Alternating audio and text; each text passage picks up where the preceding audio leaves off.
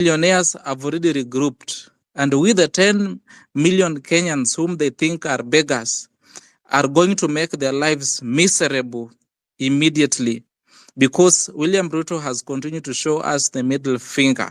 So this is my take, and this is what I've always preached. But as we enter into the new year, just let us go and finish the year very well. But from January, as we begin the year, let us not give William Ruto's government peace, because he has decided not to give us peace as a nation. And we must register as voters if that is what he thinks. We must push for the reconstitution of IEBC, so that in any case, we also need that to also recall these people who have not been performing. But all in all, we must stand and reject the oppression by the current regime of political elites. It is not working for us, and we say no. Even if it means we are going back to the streets, we shall go to the streets, and the police better prepare and expand those police many. The prison cells better be opened in numbers, because we are going to be many. We have refused to die on our knees. We have refused to die. We have accepted to die standing, and to stand against oppression by William Ruto's government. Thank you. Okay, thank you so much, Evans. And of course, honestly, I do agree with you that we really need to up our game to ensure that come next year, bana, what tunasema sijui come next what, but because 2024 it's almost done.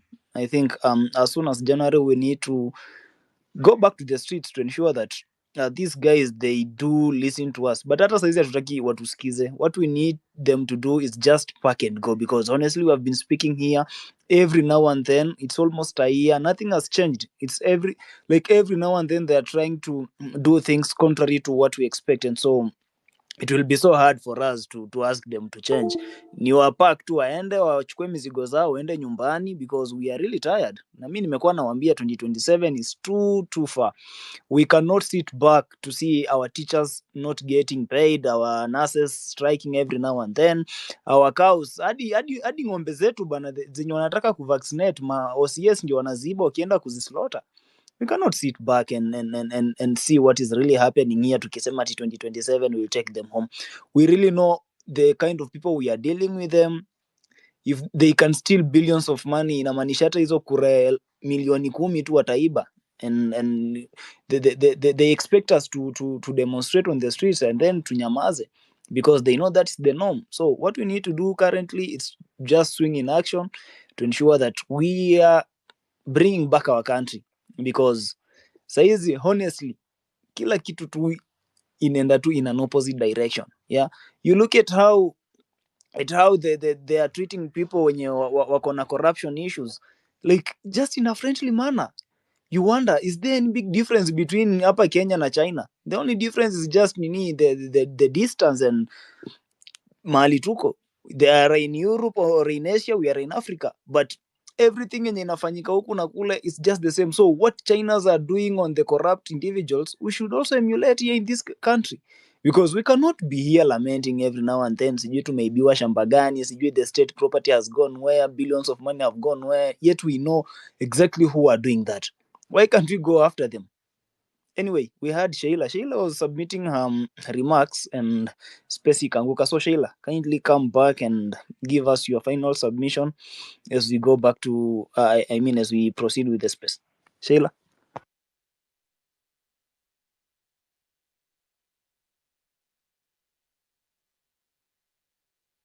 Fabish, can you try to bring back Sheila?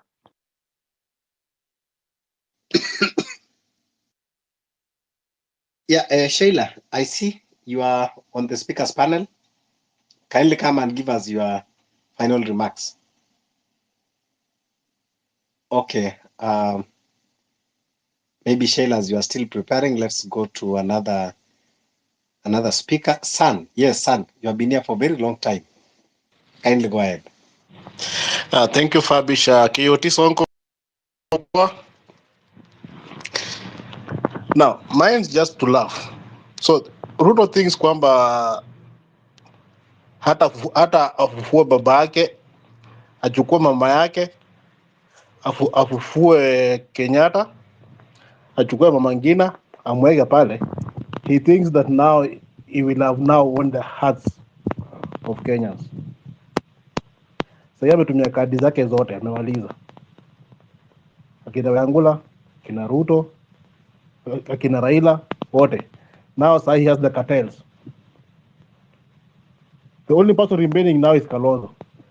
So anybody who come here seeing Kalonzo, he has to know kwamba those are they're in one basket. Only kama wanachukuliwa mmoja mmoja. The Luo Kingpin was here, but I think Morning. He was talking about Mutai Kagwe doing a good job. Kazi gani Mutai Kagwe alifanya? Mutai Kagwe, in fact, they were just minting money na kupeana orders. So Kasongo thinks that once he brings in Mutai Kagwe in that docket, the guy is going to control us the way he did during COVID. Now he has made the worst mistake because people came to learn about what the Mutai Kagwe guy was doing. Now amemleta. It's very good. Acha amlete. It's going to be bad. If he thinks that he's going to bring in the man that kuja sasa anza control ilikuwa anafanya, it's too late. We are just waiting for them. Hii si jikoni yake ambaye anafikia kwamba now today anafikia kwamba nataka niweke hizi curtain, leo nataka meko, leo I put it on the other side. The way he thinks, no. Enough is enough. It's good kwamba very group wamekuja mahali pamoja, they're in one boat. Now that boat we're going to sink it wakiwa ndani wote. It is so good. As someone was saying kwamba Raila alisema kwamba ni Uhuru alifanya nini? Alimtuma. They denied. And then what happened? Kasongo met Uhuru. Uhuru's men are in the government now. Kabogo. Actually, Kabogo, what Kabogo mwenye alikataliwa kwao, seriously, what will he help will be of any help to Kasongo? Who's Kabogo in the first place? Kabogo who did nothing. So this government just for looting, nothing else, looting. Murkomen sasa ndio atongea na kiburi. Alikuwa auze airport yetu, amekuja kwa sport. Hapo kwa sports hapa sasa, we are supposed to host, I don't know what event that is supposed to be coming, I don't know which year, next year. We have nothing to show off. Wamemtoa pale, wamempeleka kwa interior. Guys, kwani what business are we running? Are we running Kenya as a business company ama ni nini? On people's property. And they think social media inawaonea. People on social media wanawaonea. They forget, now this is where the power is. They may have all the instruments of powers, but we are the powers. And we will show them. No matter how much they group, no matter how many Ruto brings in, hata kitaka chukua watu wote aweke pale, hapa tuko hapa na yeye unyo kwa unyo. Akifungua mdomo, uzuri siku hizi is reacting out of emotions. Now he has nothing to say. Emotions ndio zinamdrive. Na bado hajakasirika. Tuko hapa na yeye atakasirika zaidi, and we will deal with him. That's it for now. Thank you. Let's hear from Farah.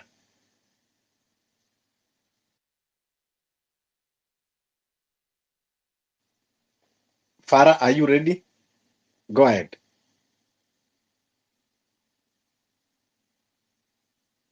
Okay. If Farah, you are not ready, then we go to Jonje.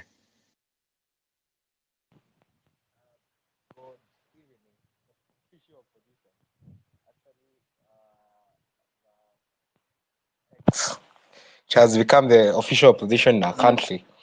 In the last few weeks, former President Uhuru Kenyatta had after discussion, he gave that dispatch and said that he said that we needed an official opposition. But today we can't believe what we have seen, that the guy who was pushing for an opposition, a strong opposition, is the one delivering his men and harvesting from the illegitimate government that we are fighting each and every day, that has killed our youth, that has imetufinya mifuko, imetufinya like everything na taxes, yeah. But I don't think the problem is there with the leaders, like what I've been listening to or majority saying. The problem is with us. Like, we have failed in coming up with strategies, and we are keeping and saying, come next year, come. But I would prefer we say we need to mobilize. How can we tackle these? Like today, if you look at how the appointment were made, like Kabogo is from Kiambu, Kagwe is from Nyeri, and the Ruto is from Nakuru. So like they are praying. They're doing mobilization in tribal. And if you go deep into our villages, yes, we are trying to do civic education. We are trying our best, but maybe we are doing maybe the fruits of, they may not be fruit of our civic education, the resistance of the government and stuff. They may not be fruit of informed, yeah. There is that informed civic engagement and informed being informed fruit of civic education. Maybe people they have that, they are against the government because of the problem they are facing. They are against the government because there's economic hardship and stuff, like the way the situation that was there in 2020, before 2022 general elections. So what I would urge each and every one of us, mwenye ako hii space, we are more than 350. Like, if we take this seriously, like, if it's mobilization, we need to be strategic in a way. Hata kaa wakiingia kwa matope tunaingia. If they play that tribal card, we do our mobilization in tribal, then we harmonize nationally, because they have a strong, we're fighting with a strong enemy. There's a song that we sing in the church that Satan is a strong Jabba in Kikuyu, I don't know. Is very strong. So if we are fighting this Ruto and his gang, we need to be strategic. We don't have to keep and saying we are doing this, we are not meeting. We need to have those balances. We need to have a political car. We have to have a party. Like ikisimama KOT Sonko akionekana pale kwa TV akisema hii party yetu kaa tuseme United Kenya. Tumesema like we need this. Watu wanashtuka. But if we keep on saying sisi ni watu wa space, sisi KOT Sonko anaenda nini kuinject peke yake, we're not going to win. So the first and the best thing that we can do is to come up with strategy of political mobilization. Without that, sisi hebu niwaambie 2028 tutakuwa hapa, Ruto na akina Kagwe na akina Kagobo, they win. They will win. We have nothing. We may say we have the votes, we have the identity card, we'll go and register as voter, but what will that make? These guys will go and pay people, and you'll see people celebrating them. You'll see people voting for them because they will be able to mobilize. But if we come up with strategy as early as now, nawambia hao watu tunatoa by saa mbili. Let's keep in exchange idea, listening to each other, and we're gonna win this war, because it's a war. It's a war. It's not an engagement. It's war, and we must win it. Thank you. Thank you. What I want to just clarify so that we don't get lost, Mzalendo, is when you talk of political party, we don't have deficiency of political parties. In fact, we have a lot of political parties, more than even we need. What the problem that we have now and how to sort out this problem is only by revolution. That is why we are saying 2027 is far and we are not ready for election that we will know the outcome. So let's not lie ourselves about 2027. What we need is how to strategize on revolution and how we are going to drain the swamp by means of revolution. That is the only thing. It might be uncomfortable for us to discuss. It might be so touchy for us. It might be even scary for us, but that is the only option that we have. Everybody need a softer life. We need to change things just by way of remote when you are sitting in your comfort, sit. But now we are faced with a serious problem and we don't have any other option. So it is not a matter of ati sijui tuzunguke kwa magari kama wao, tukae juu ya magari. That is why I tell you, these people now, they have regrouped millionaires. Uhuru Kenyatta is worth more than 10 billion. Mudavadi is worth more than, you heard what Mudavadi, the nonsense he was talking the other day, that, people online, they are misleading people that, people are confused between abduction and arrest. Can you imagine? That old fool making us as if we don't understand what is the meaning of arrest and what is the meaning of abduction.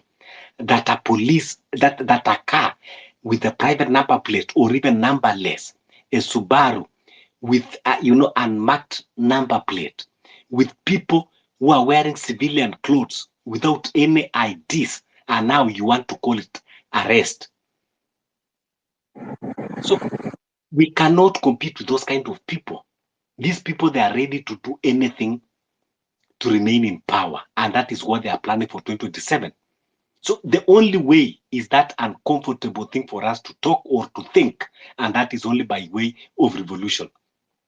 So let's hear from our comrade Wanjira, then we go to the next speaker. Yes, good evening, Fabish. Good evening, KOT. Good evening, Kenyans. It is always a privilege to address, my fellow comrades, to address Kenyans, and to let you know that it is what the situation in our country is important to me. It is important to my heart. It is something that I'm, working on and working with others on. I think it is very disheartening to me when I hear people talking about 2027 and to talk about how we should all register for, to register as voters. And my question is this: who is going to register you as voters? The Constitutional Commission that has been mandated to register citizens as voters, where is it? So obviously, and I do not even need to say this again, you are already going in the wrong direction if you're waiting to be registered as voters, because who is there to register you as voters? If you do not know, just last week, the IEBC amendment bill that came to pass as law has been discredited by the High Court. It is an unconstitutional act. It is null and void. So everything about the empanelment of a panel that is going to select the IEBC, forget about it. Every progress you think we had made in the reconstitution of the IEBC, forget about it. And let me actually add salt to injury. The reason why the bill or the act was termed as unconstitutional is because, and we have been talking about public participation in the legislation process, that the people need to be heard. So the National Assembly passes the bill, and it is passed on to the Senate, and then Senate calls for a public participation process, and then the JLAC committee, right, creates a report that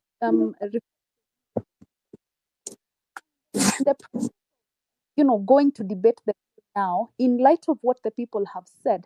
The chair of the JLAC committee, and I want you to get this very clearly, the chair of the JLAC committee removed the report that features the views of the public. That is what happened, so that that act can now be termed as unconstitutional, such that the report, that now the views of the people are not going to be reflected when the bill is being mandated. So it is being debated. So the bill is going on to Senate for debate in its original form, as if there was no public participation process, as if the people do not have have a voice, as if the people do not matter, as if the views of the public are of no importance whatsoever. That is how much Parliament disregards us.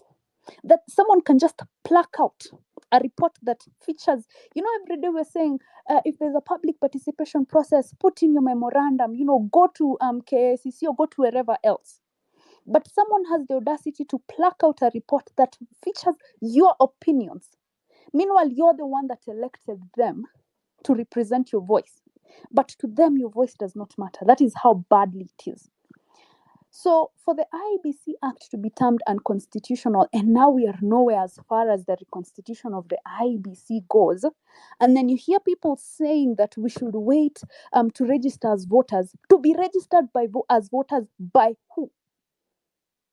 Because I need this to land. To be registered as voters by who? Right now, as you can see, William Samoei Ruto is in the business of consolidating his buddies. To consolidate and amalgamate power, to make sure that there is no way he's handing over this mantle. And I will tell you that in the history of Africa, only 2 presidents have given up power voluntarily. Power is not given, right? It is not handed, it is not returned, it is taken. So if you're thinking about waiting for 2027, sasa wewe umeuma nje. So to put it that way, if you're thinking about waiting to be registered as a voter, pia wewe umeuma nje.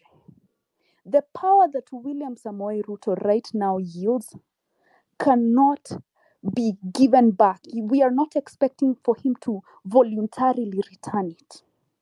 And we know that this is true because 60, if not more, of our brothers and sisters were murdered in cold blood on the streets. We know that is a fact.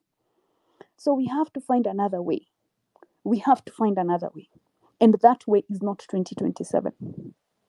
I think I saw a poster for, someone calling for protests on the 31st. Why are we not mobilizing for that? Why are we not mobilizing for that? Why are more of us not speaking about what is happening in this country? So, Fabish, that is just the point I needed to make. That the IBC voting 2027 registration, those things, put it aside. That is, to quote the Supreme Court, that is hot air. That is a red herring. You are chasing smoke. There's nothing there. Thank you for the opportunity. God bless. Have a good evening. Thank you so much, Wakili. Now, at least you have cleared that doubt and make the dust settle. So let's stop delusional and thinking about 2027. Even if we were to be registered as voters, these guys, they already strategize. We talk of many things. We talk of refugees, 700,000 of them being given IDs. We talk of the African Cup of Nations that will be hosted in Kenya in 2027, nearly the same time with the election. They have already made all the parameters necessary to steal the election. We talk of, fighting to install Raila in the AU seat so that when he steals election in 2027, Raila, as the chairman of AU, will be able to rubber stamp and legitimize that election. So this guy, he already make everything, all the plans of stealing election, they're already in place. Now he is now consolidating, his friends, his billionaires' friends, so that they can pull now resources together to have other mechanism now of just winding up that plan. The only way that we need to do, Kenyans, is that uncomfortable thing that we are not comfortable to talk about or even to think about it. And that is only through revolution. And this revolution must happen in this 2025. And we must know that we have to sacrifice ourselves, because we have been sacrificing ourselves all this time.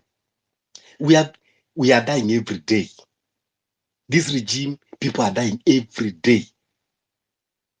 Talk of dying even of simple sicknesses because you cannot get, proper medication because of the rotten system. Talk of road accidents because of poor management and corruption. Talk of people being abducted, being killed. So what are we fearing again? We need to go to the street and make sure that we remove and overhaul this regime totally. That is the only option that we have. That is the only option that is left for us. We cannot continue to be governed by criminals. We deserve better. Kabogo is a criminal. He was even rejected by the Kiambu people. And now you are telling us that he's expert in ICT. What does Kabogo know about ICT? He was just brought there because of the illicit money that he have amassed himself through corruption and other illegal means, so that he can support William Ruto in 2027. And so, likewise, Joe, who has 4 billion that he cannot explain how he acquired the 4 billion. Likewise of Mudavadi. Jamaa anaitwa akikula akishiba asumbui. So William Ruto is consolidating those billionaires. And now they're still working with the people claiming to be opposition. That is why unaona Kalonzo Musyoka cannot come and make any sensible to criticize the government, because they are doing other things together. So Kenyans, we are left alone. We must understand that. People are coming and saying, mbona analeta Kabogo? Kabogo atafanya nini? Mbona analeta huyu? You don't need to question Ruto. Why is he doing this or that? William Ruto is not doing for you. He's not doing for your child. He's not doing for your brother. He's not doing for Kenya. He's doing for himself. If he's not doing for himself, Kipchumba Murkomen should not even be even a DO. No talk less of becoming a minister of security.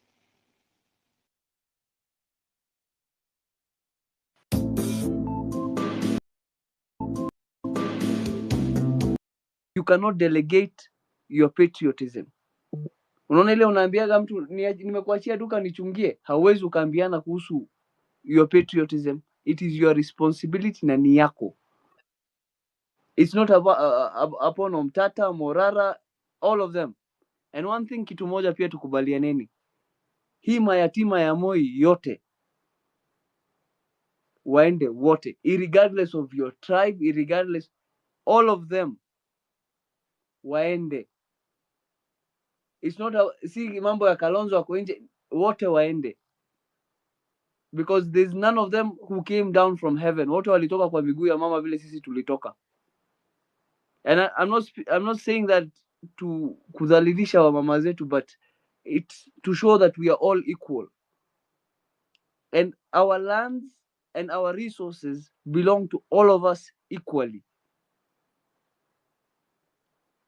You need to demystify the government. Kila mtu anakuambia serikali imesema, serikali imefanya. Serikali ni nani isipokuwa mimi na wewe?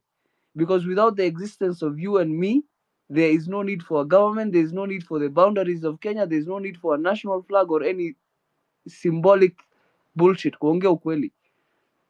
So let us take it upon ourselves, tuamue hii ni yetu na tutakufia, whether it will be by the streets or by the ballot or whatever the means it will be, but tutakufa nayo. Thank you. Asante sana Farah. Yes, that is the reality. Kenya belongs to all of us. Decisions are supposed to be made by all the stakeholders, of which we are the stakeholders, because we all have our share in this country. We are not born in this country to be micromanaged or dictated by few individuals, because this country, we were given by God. So we don't need permission from anyone. We are not here at the mercy of anyone. This is our own country. And we have a right to make any decision that we want. And that is why majority of Kenyans, almost 55 millions, are saying that they don't want leadership of William Ruto. And I don't know why is it difficult for someone, when people have rejected you, get your life somewhere else. It's not a must that you must rule.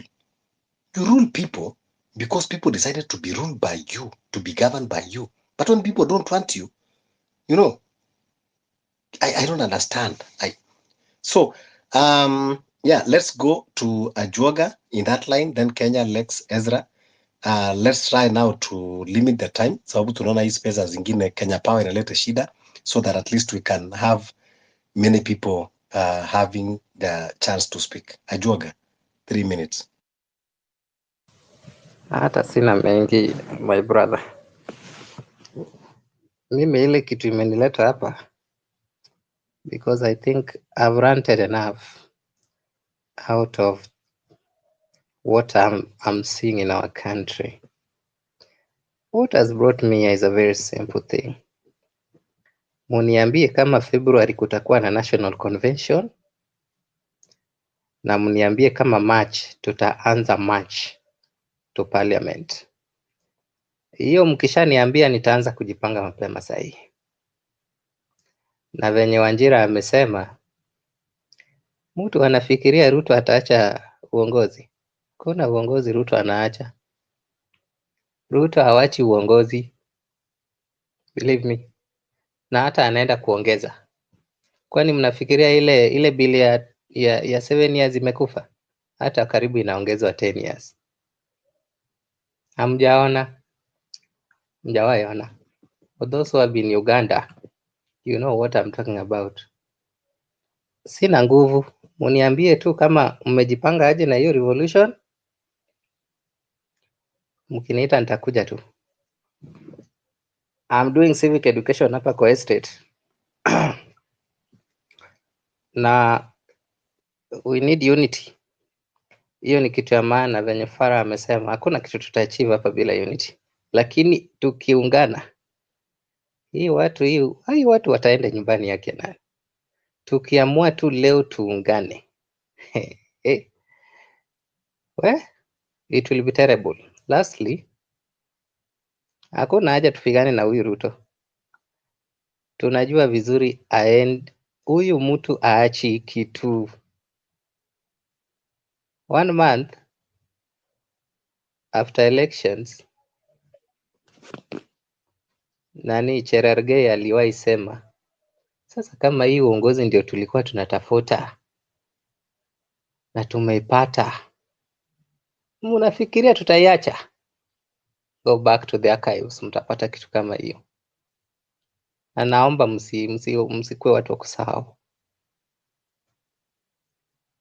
Nimechoka, lakini ile kitu imenileta hapa, mimi hata sitaki maneno ya Kurant. Niambie tu ni lini hiyo convention ya February itafanyika lini? How is it mobilized? Hata pesa nitatoa. Just tell me a way forward.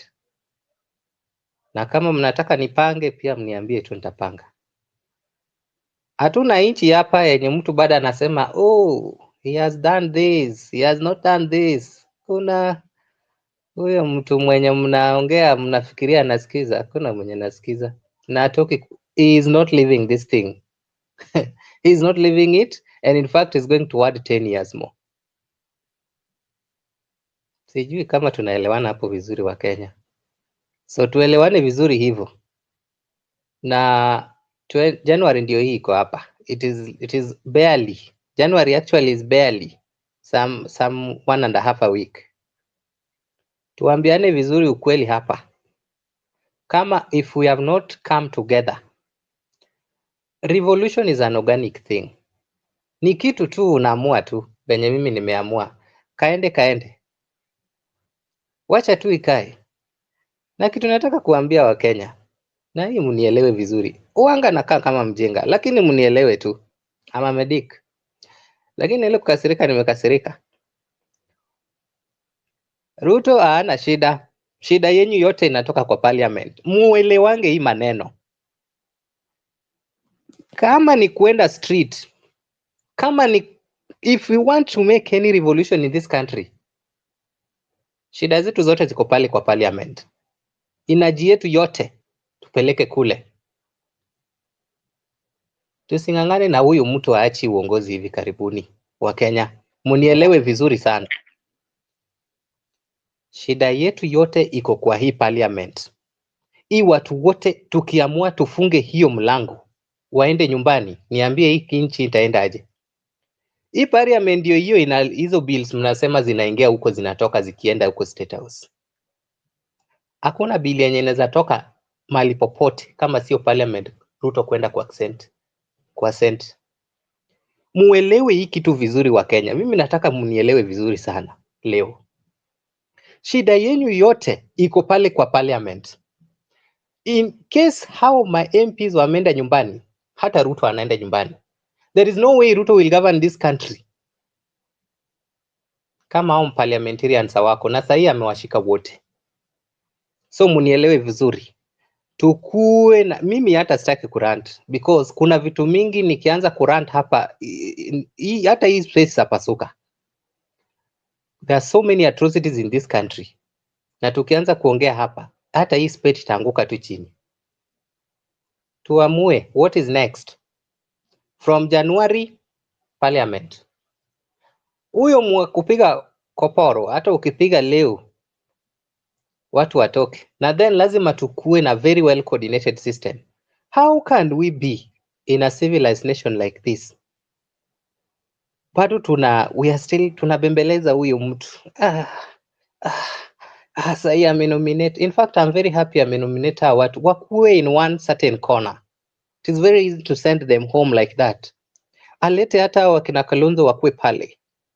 It is very easy to send them home like that. Ile kitu nataka tuelewane.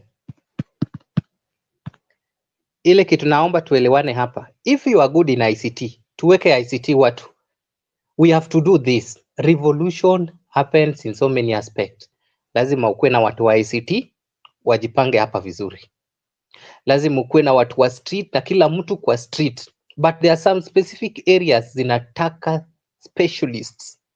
Kama ICT, we can do a lot of wonders with ICT in this country. A lot of wonders. This government cannot perform when systems are breaking down. They can't. Sasa tukiongea hapa, tuongee tukijua vizuri what is next. Shida yenu yote kwa parliament kule. If that parliament can be closed today because those people are literally sleeping with this guy. If that parliament can be closed and we create a very violent war to these members of parliament watoke hii nchi, niambie Ruto atapata wapi nguvu ya kujivunia? Asante sana bwana. Tupange hii maneno vizuri tukijua vizuri Januari iko hapa na lazima tukue na mpango. Mimi sitaki kurant. Asante Fabish. Asante sana daktari. Thank you so much for that. I agree with you. You know, ndio nipatie the next speaker. We missed an opportunity on 25th.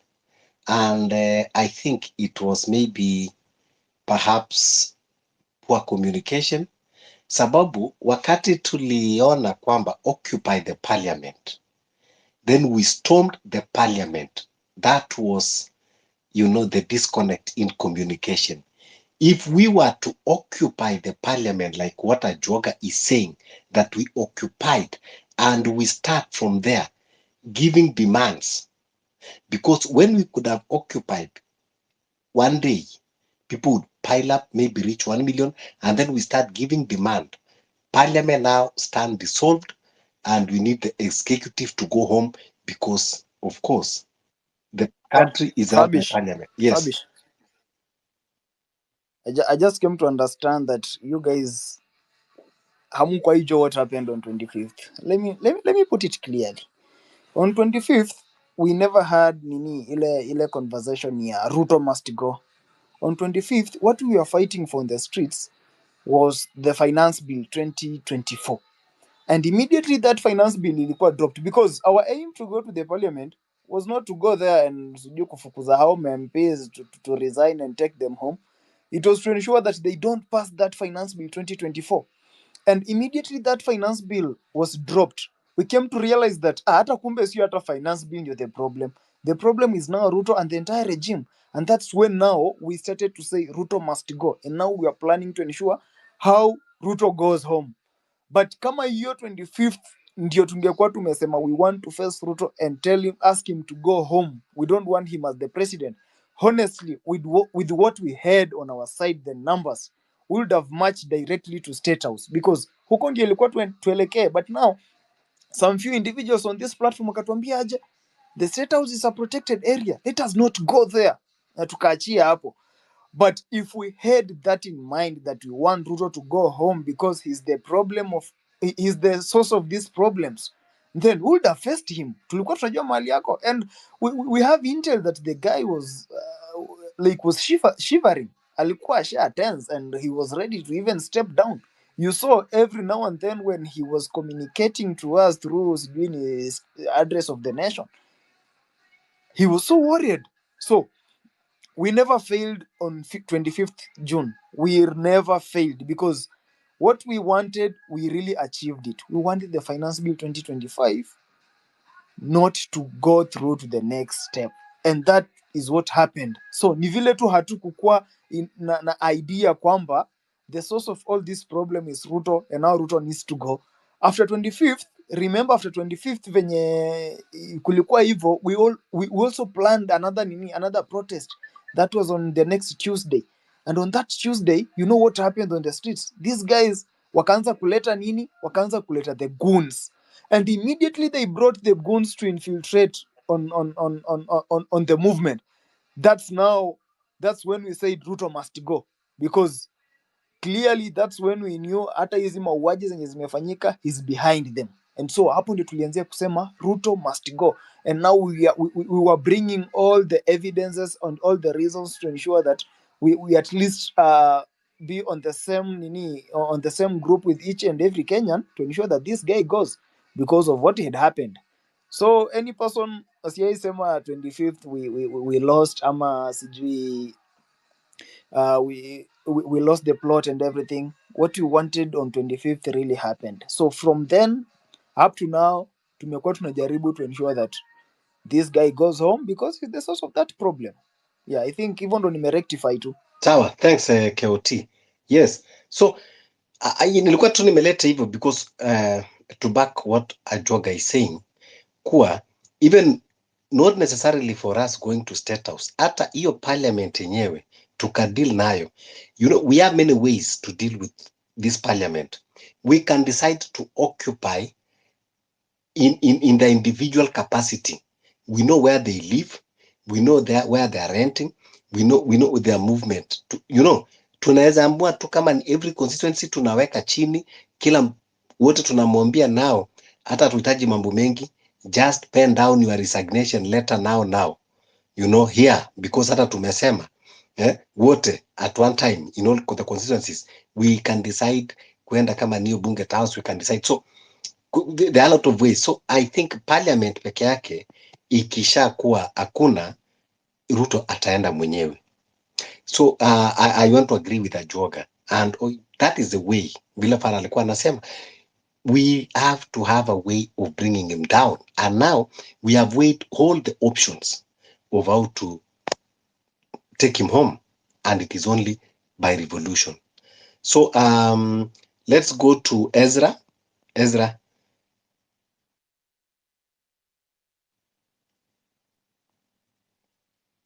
Omari. Yes, I can hear you. Yeah, go ahead. Thank you for the chance, and I want to be straightforward on a number of issues which I've observed. At first, I want to thank KOT for being at the front line. I know the risks he's going through, and he's already assured us he's seen light at the top of the mountain. So we're behind you, KOT. Thank you for the fearless spirit you're showing. So into the point which I was saying, anyone who thinks that waiting for the ballot will get William Ruto out of office is a fool. The only way to get this issue done is by the road. Going to the road, hitting the streets, and not going back home.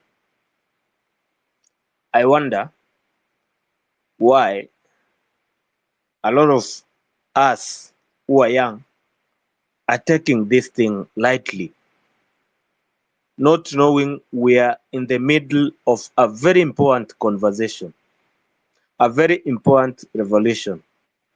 Mozambique did it. Even as we're talking now, Liberia, a country in West Africa, its parliament is down to the knees. Au vijana wameichoma hadi ikalala chini kabisa. Why did they do that? They had unity of purpose. They had a list of what they wanted to achieve, and they went for it. The problem we're having here in Kenya is something like a blame game. I remember we some few 1 month ago, we promised each other to go to Uhuru Park and sit there while the Ruto was having a holiday in Coast hii ya kuaddress sijui ilikuwa ya madaraka ama gani on October. Guys didn't come out. I only saw KOT. Actually hata tulikuwa na KOT on the streets and some few youth who had come there. Why are we experiencing a disconnect in our forces? We're getting this because we haven't made Ruto the sole purpose. There are guys who are forging for Kia Omtata to be the president in 2027. And my question is, 2027 is 3 years ago. It is 3 years ahead. We're 3 years behind to reach 2027. In these 3 years, tutavumilia aje, tutakaa aje waiting ati sasa ndo tukuje kumtoa hiyo masaa ya 2027. In my thinking and in my way of wanting these things to be done, Okia should take this government even as early as January ama mwezi wa 3, mwezi wa 6. We are having a guy who is showing us the middle finger. And if you're not angry enough, kama hamja kasirika ya kutosha, I want to tell you, even hiyo 2027 itakuwa ni kama ni story ya jaba.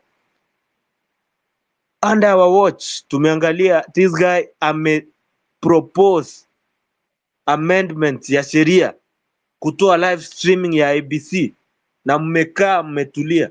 Huyu jamaa amesema kuna mtu atashikwa ati because of obstructing transition. And do you know what he means? Ni ule msee wa kupinga hii election haijakuwa sawa.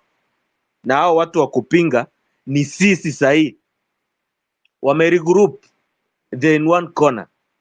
These political cousins wamekuwa side moja and they want to protect ile mambo ambayo wameloot. Sasa sisi tusipoangalia vizuri, to hit the streets as soon as tomorrow, hakuna kitu ati February ama lini 31st usiku iko. We as the young people have a future which we want to secure. If we're not going to be serious about this, hata hiyo future yetu will be taken away from us. I want to encourage anyone, either young or old, who is listening to this voice. You are the agent of this revolution. Please don't underestimate your power. Your effort, my effort, and someone's effort is needed. When we talk about one thing of William Ruto going home, let's agree hata hiyo 31st tuamue tuingie. Wacha kubeba ati bendera, unabeba bendera na simu. Are you thick in the head? You will carry the bendera and the phone and the water bottle and they'll kill you. So what are you going to do? You are innocent, they're killing you. Ubebe kiberiti, ubebe mafuta, you burn down the parliament, they're still going to kill you. So it's you to choose how you're going to be killed. Because at the end of the day, you'll be killed for this change to take place. Right now, Rex Masai is not going back to his lovely mama. Denzel Omondi is nowhere to be seen going back to his SDA parents. A lot of young people are not going back to their families. Parents are not going back to their kids. Fathers and mothers are not going back. And they'll never go back until eternity. For one simple reason. They were killed for protesting for their rights. And you want us to take it lightly? Unless we want to dance on the blood which they shed. That's why I want to tell for the last time, everyone who is listening, make this a personal fight. And there has never been a good time as now. The president is very exposed. The church is no longer with him. Our old parents are no longer with him. The international community is standing at a safe distance. Jamaa is resorting to Uhuru Kenyatta, the looter, huyu the old senile orangutan Raila, na mwingine hapa ni hawa watu wa kwao hawa, the likes of Murkomen, who are performing dismally and stealing Kenyan taxpayers' money. They'd rather start running away. They'd rather start booking their flights because their goose is already cooked. Let me end there and encourage us. Let's not underestimate our power. And on that the 1st of December, at midnight, I, Ezra, will make sure the Kenyan parliament is not having peace. I've been taken several times, and I know they might come for me. That's I'm already aware of that. But in case any voice misses, forge forward and achieve the common purpose. God bless you. God bless Kenya. Thank you. Thank you, Ezra. So let's go to Waziri.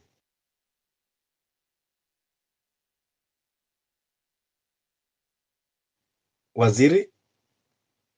Okay, if Waziri, you are not ready, let's hear from Redemptor. Then we go to Dr. Wangila. Good evening. Yes, good evening, Redemptor. How are you? I'm well, thank you. Welcome. Yeah, Santi. Thank you, KOT, for clarifying what happened in June, and having been on the front line. That clarification really helps even frame my message. That I've heard people are very, very hard on others, and people will always say we failed because, and yes, that was a big success. Kenya will never be the same again. The kind of shaking that has happened can only be comparable to Enlightenment eras in Europe. And in Kenya, we have preferred to use the Mau Mau comparisons. And in as much as we are comparing with something, some things are just a novice. This is the first time it is happening in the history of Kenya when we are seeing, because tukisikia Mau Mau, tukisikia second liberation, some of us saw the second liberation. and all the planning was being done underground. The most beautiful thing, even in the hardships, I feel people very frustrated, is saying, let's leave tomorrow, let's go to the streets in January, we are tired of talking. The most beautiful thing about being part of what is happening, the sad thing is, of course, people have paid a very heavy price to just say enough is enough, press the reset button, and the group consciousness, the class consciousness you see that is arising should not annoy you. It should actually embolden you to now stand on your 2 feet, because every single day they are making their declaration that we belong to one class. And I think it was Farah who said, no, he actually quoted the Quran, and I think the Bible also has a verse that you will not be given more than you can bear. And because I don't even want to do it from a religious point of view, I always talk about a spiritual moment. We have to realize sometimes there's something called suggestive propaganda. And suggestive propaganda is when they keep telling you you will never make it. These people are stronger than you. These people have regrouped, they have got all the power in the world. I think there's no force and power greater than that of the people. I hear a lot about unity. Unity is not going to be acquired in a group, in a country where everybody has interests, and some people have already joined that class. Even if they don't belong, they are ready to be at their beck and call. Enda skiza wanasema nini. So every little grouping of people that is meeting assembled anywhere, there's someone listening in and going and giving back feedback. Now, recently, I don't have the names, but I'm following this case. We heard of a shooter who killed the CEO of the health insurance company, and it has raised a storm in America. And now people are studying that man. Every book he has read, they are following his digital print. They want to see what his political ideology is, what this is, what this is. You're also being studied. But the strength of Kusoma, a few people who are online, and that's why the president is always reacting to what is going on online, is the majority of people who are in agreement. The unity that you keep talking about, that unity is in people's hearts. People are unified in the resolve that this is unbearable. Where people disagree is where people want leadership. That's where the disagreement is. The disagreement is not about our common enemy. The disagreement is, no, I have this party, I have this, oh, you people, you can never win against the established. I think the system is falling, the political system that has been in place for over 100 years, it is falling, and people are in shock, and people are trying to scamper. It's like, I think the biggest, the easiest example is when we watched Lion King. And that moment when the animals, there's a stampede and the world is shaking. So I think everyone can hear a storm is brewing. There's a stampede coming away. There's a tsunami that is coming away. And what everyone is doing, who is protecting something, is they are building bigger walls, they are building bigger gates, they are just putting every imaginable system in place because they know what is coming. And so what happened, and I always give tribute for the departed, but also I give encouragement to the young people. If you've heard me speak and say the torch is in the hands of the young people, I get a lashback. People say, no. I'm not saying when I say the young people are the ones holding the torch, I never say they're the ones who will become the president. I just say every society has a generation that is set apart to save a situation. That a generation that is born for a cause. It happened with the Railas in the 80s, and now they're also in denial. They do not want to believe that their era has come to an end. The biggest mistake that I'm seeing, and that is going to continue to happen, is to assume if you buy or silence a few of the vocal people that you've killed the movement. You've killed the resolve in people's hearts and inajua nimenyamaza lakini naongea. I was young and now I'm almost old, not too old. I have never seen the people reject a leader like we are experiencing. Now, the thing is, I've asked a lot. I asked people who know him, who interact with him, who interact with people who interact with him. And the general message I keep getting is he doesn't care. You know, sometimes you think, oh, because you've done, no. He is a man on a mission. But that is not to scare us.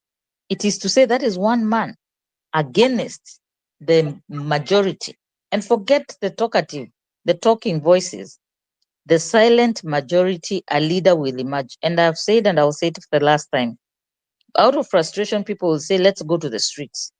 And the day people have said they'll go to the streets, some that have gone out there just to see what's going on, a few people are arrested, and that's the end. Now, if it's an indicator that I will not allow any other group to do what you did in June, it was the femicide march.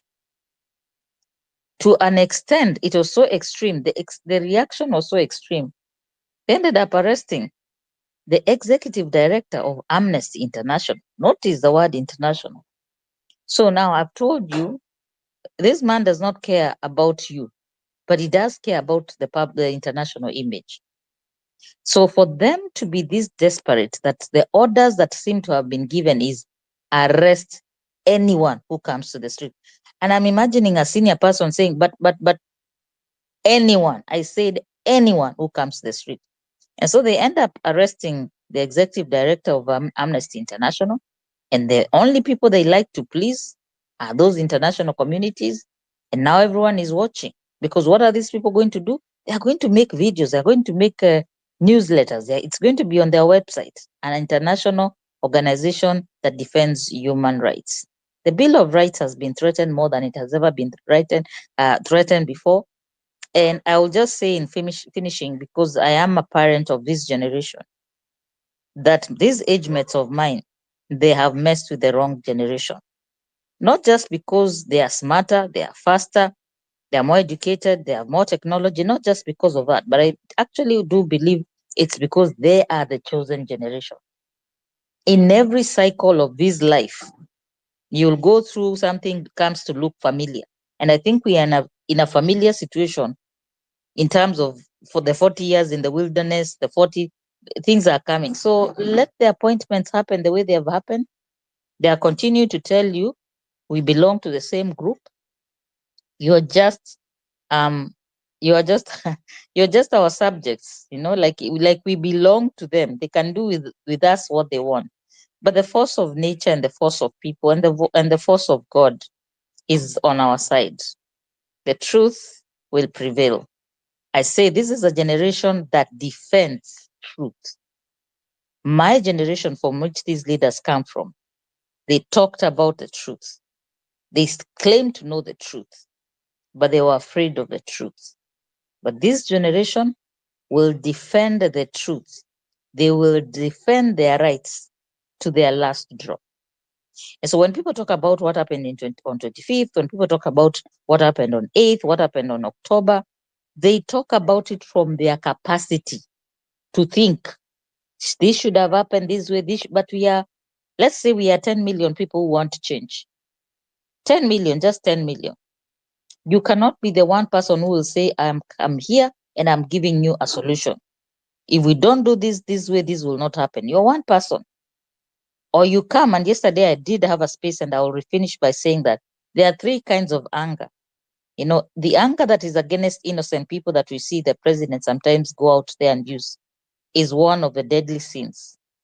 But there's another kind of anger, three kinds of anger that are reigning like a cloud in this country. Three types. It's passive anger, and these are people who are so angry, thousands and thousands, millions who are angry, but they'll do nothing about it. Some of them are just drinking themselves. Others are self-exiting. Others are doing a lot of harm to themselves because it is a passive anger that there's absolutely nothing I can do. And then we have aggressive anger. The aggressive anger, you hear the voices, you see the memes, and then there's assertive anger. And I want to call on the people who have the assertive anger, because if you are a Christian, then you know it is the wrath of God, is that you're feeling within your spirit. The assertive anger says, we will keep having sober conversations. We will still try to do things the right way. We are not going to say, let's go and kill people. Let's go. No. You're going to be so assertive in what you think should happen. And our responsibility is to yourself, that if I've set out to be someone who speaks to our conscience, whether it's the pastors and the reverends and the bishops who converge, we talk to them. That's my responsibility, to tug on our conscience. If you've been voting on tribal lines, if you've hated your brother because of what you are taught, that is the group that I always talk to. And if you're thinking because you have the political system and you know how it works and you know how to mobilize on tribal lines, it is you that I speak to say the system has come down. A lot of people are in denial. A lot of people are doing suggestive propaganda by keeping repeating the words, it can never happen, it will never happen. It will take 6 months, ladies and gentlemen, under 6 months to finish this. Nobody will see it coming. You can plan for 1 year because people saying we are getting late. It will take 6 months or less for the right people. When the people hear that voice of the right person, say, let's go to the streets or let's do this or let's take our votes when they hear that voice, they will respond, because what voice was used in June? People try to take credit for it and say it was me who mobile. No, no, no. You are responding to a need like KOT at a very personal level. And the need was, I have rights, I am a Kenyan, I can speak up. And so at the right time, we will rise again. And this time, it will be Gen Zote. And we will continue to say the torch is in the hands of the young people, but we do not know who will light that torch again, because torch iliwashwa and it was snuffed, ikafunikiwa, but it is still there. It just has the potential of just ignite a match and wakisha your torch, and we cross through the finish line of liberating people from the oppression that we face today. All the people who died did not die in vain. And when they died, they say tribeless, leaderless, fearless, partyless. And people keep saying that is a wrong message. And I always ask you, if someone was dying and they gave you their dying wishes and they said, this is the secret to unlocking that mystery. This is the secret to that treasure. This is the secret, the key that opens the door. You're not going to argue and say this key doesn't look the way I expect the key to look like. You say, before these people died, they left us a message that the system that exists around class, around tribe, around party, it's going to be broken. So if you are an enabler of saying, kushikanisha na masking tape, what is already cracked in the middle and separated, you're wasting your time. At the right time, the voice will be, it is like kengele ilipigwa na the young people na siku ya kutoka ikafika. That was a warning sign. The day that kengele itapigwa tena, I think I will be shocked, and I want to be pleasantly surprised. We all want to relive June 2025, 25th. Has it ever occurred to you that there can be a greater moment than June 25th? And hopefully no bloodshed. It is possible. Yote yawezekana. I wish you a good evening, and let's stop overreacting when the people regroup and they show us where they belong and where we belong. Usishikwe na pressure ulale ati na blood pressure ati they've won. This is going to be a journey, and people say, oh, it is a marathon. I always say no. I believe it is a relay. Some people have to hand over the baton to the next group. The first people who started, some might finish. Some are the captains of this team. Others will retire. Others will be bought. I think it is a transfer season for those who like those international sports. I wish everyone who is courageous enough to save their nation. I wish them luck.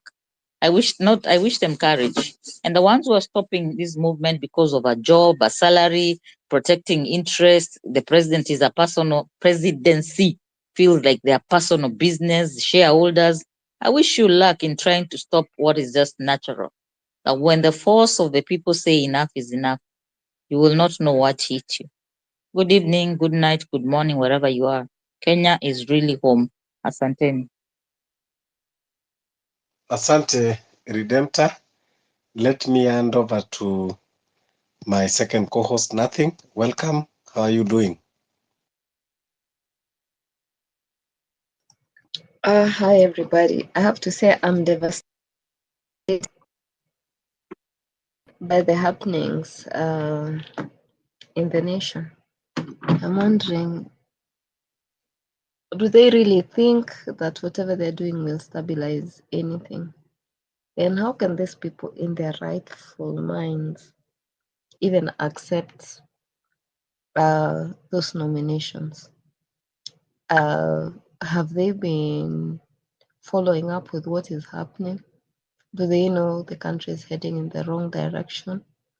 Or are they trying balancing acts? So the beauty is that it doesn't matter how many people they bring in to balance this sinking ship. This ship is already sinking, and we need more people to sink with. And we wish them luck in that direction, because a regime that cannot be salvaged not by politicians, because it looks like they needed Mount Kenya to tilt it. But I held a space and a lady, she called New Horizon. New Horizon said, Mount Kenya is leading itself to wherever direction they want to go. And he said people should not misconstrue that Rigathi Gachagua is leading the direction, is giving direction in Mount Kenya. He's actually following the people.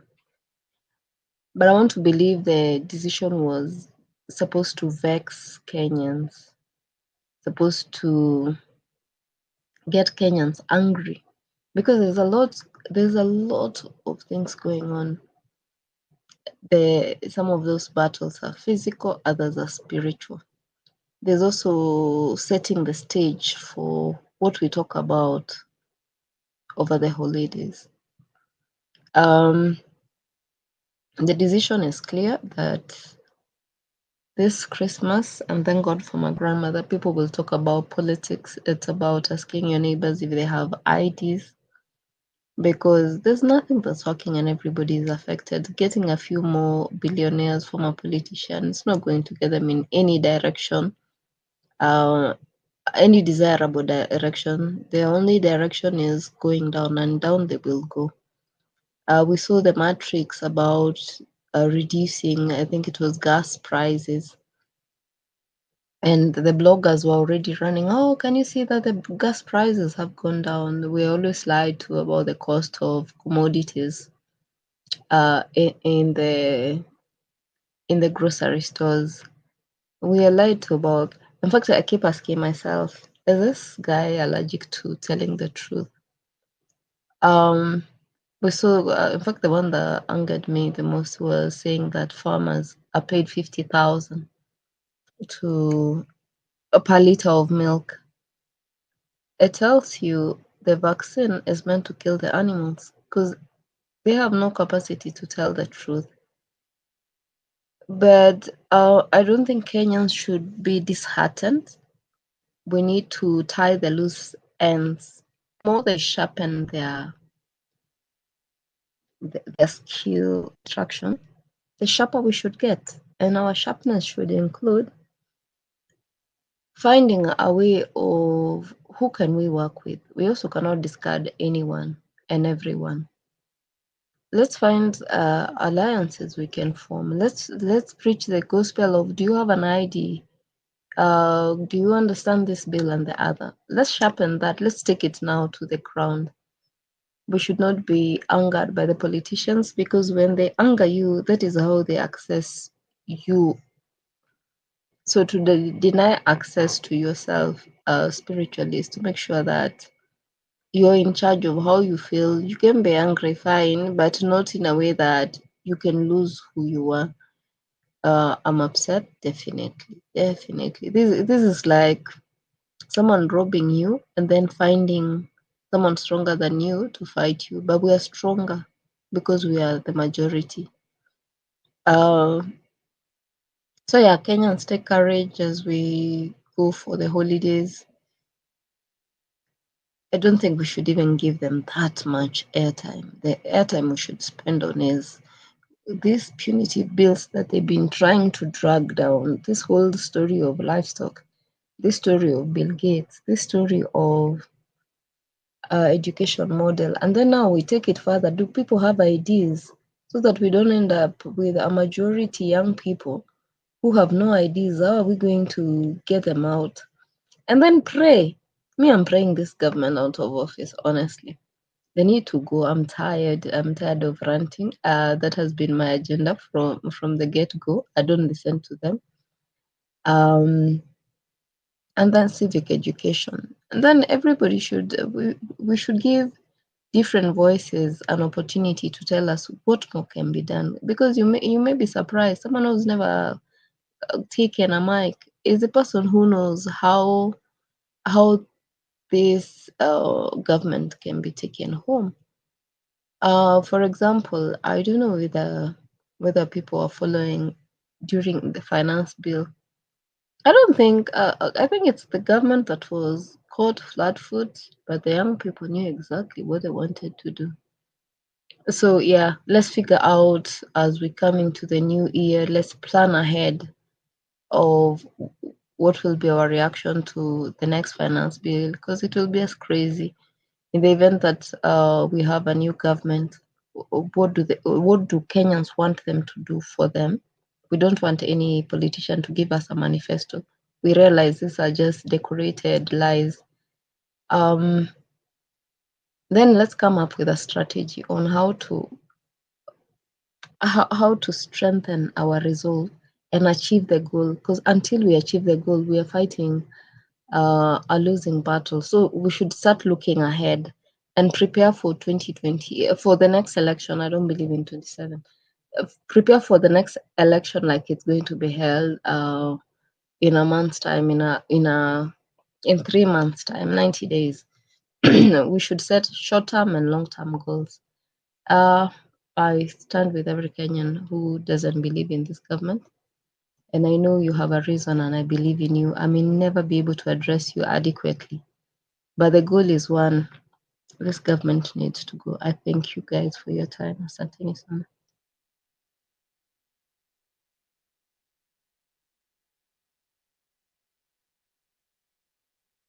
Thank you. Nothing, KE. Even as we are talking about those people that they are still, conflicted whether to wait for 2027, something happened in our courts. I think the High Court has declared the IBC Amendment Bill 2023 as unconstitutional, and it was the same bill that formulated the selection panel of the IBC. So that leaves us with that now we are going back to zero, to square one, because that means the commissioners that actually were still contesting some at the courts, now they have like been declared null and void because the panel that selected them have been declared unconstitutional. So that means we will not get even that voters card. It will take us maybe another 1 year again to go to the process of IBC. And that is exactly what William Ruto is looking for. So, yes, nothing is saying, of course, we should be, objective and plan ahead. And we should understand that we don't have any other option. There's no any other option. These people are regrouping day by day. They are standing together. You cannot be surprised that maybe even in the near future, you will see Kalonzo having joined them. These people, they are one. So I think this political manipulation, sometimes even you would even want to ask, why are we going for election? Because you see, in 2017, we went for election only for Raila and Uhuru to come and work together. In 2007, we went for election with three different parties competing. It was the ODM, it was here Kalonzo, and it was Kibaki. Only for all the three of them to come and work together. Raila being a prime minister, Kalonzo being a vice president, and Kibaki being a president. So now we come again in now 2024, where now, so people who are alleging that they were competing, now they are working together, be it Uhuru, be it Raila and Ruto, to tell you that these politicians are not, dictated by the ideologies, but that they are self-greed, self-preservation. They just want to stay afloat. They just want to get somewhere that they will see for money. And that is why you see, they don't have principles. They don't have ideologies. That's why it is easy for this one and this one to join together, because of their common agenda of just looting this country. So I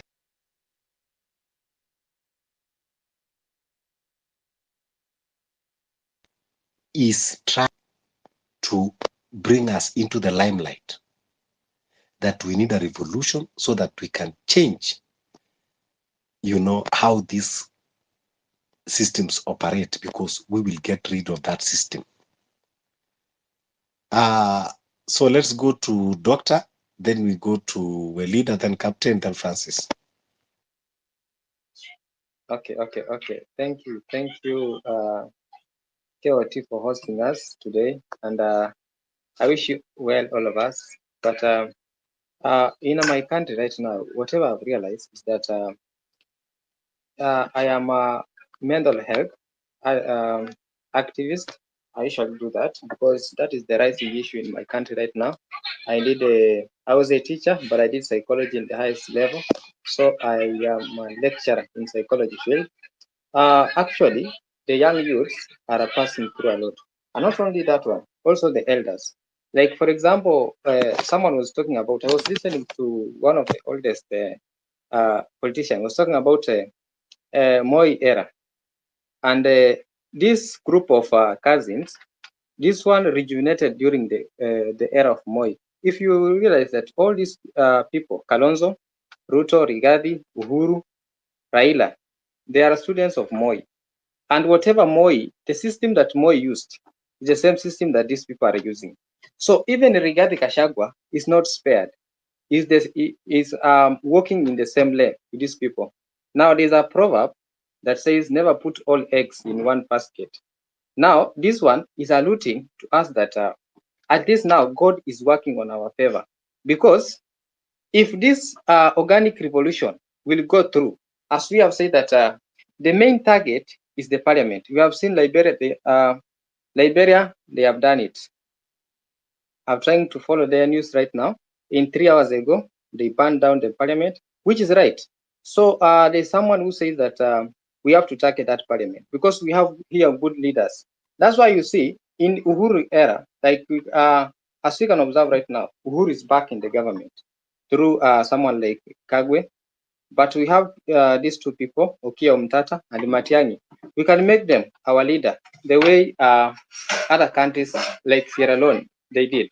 Now, for that moment, we have to remember our heroes that live, like, for example, Rex Masai, Eric Sieni, David Cheke, Charles, and all others, even Abdikatri, who is a Muslim. So this revolution that took place, whereby many youths participated in that parliament protest, it was according to, it was like we can say, it was not according to tribal. Every youth stand up, and even myself, I was in Nairobi. I attended, though I was at that time, I was not maybe I was not known to people. But if we, in this revolution that is coming, I will take place in that. So there is this president, the president of Argentina, President Milei. He has reformed the country, and if you can follow very well the economic status of Argentina, it was about to fall apart.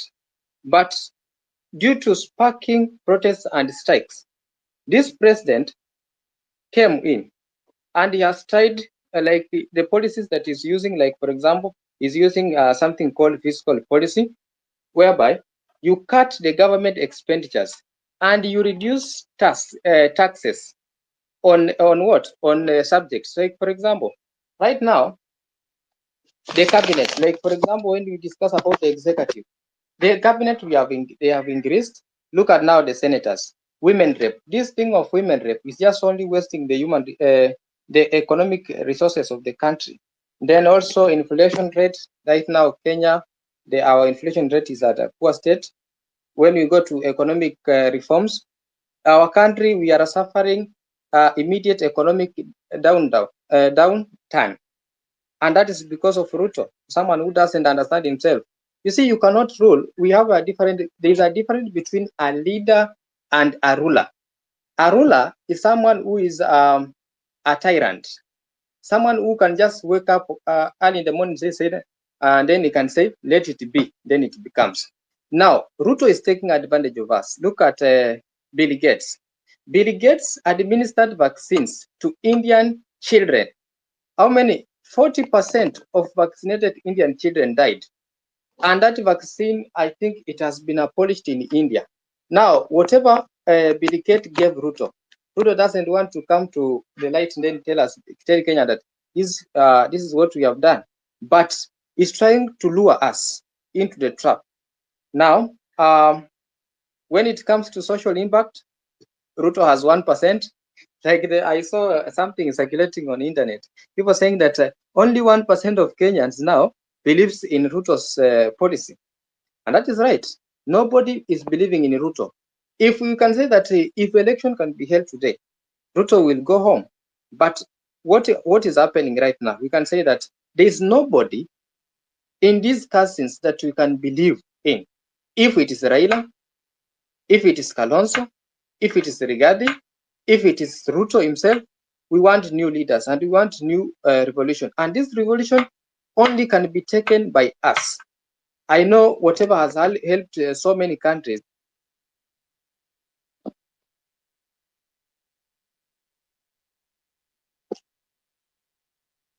I know something that has helped so many countries is that these set books.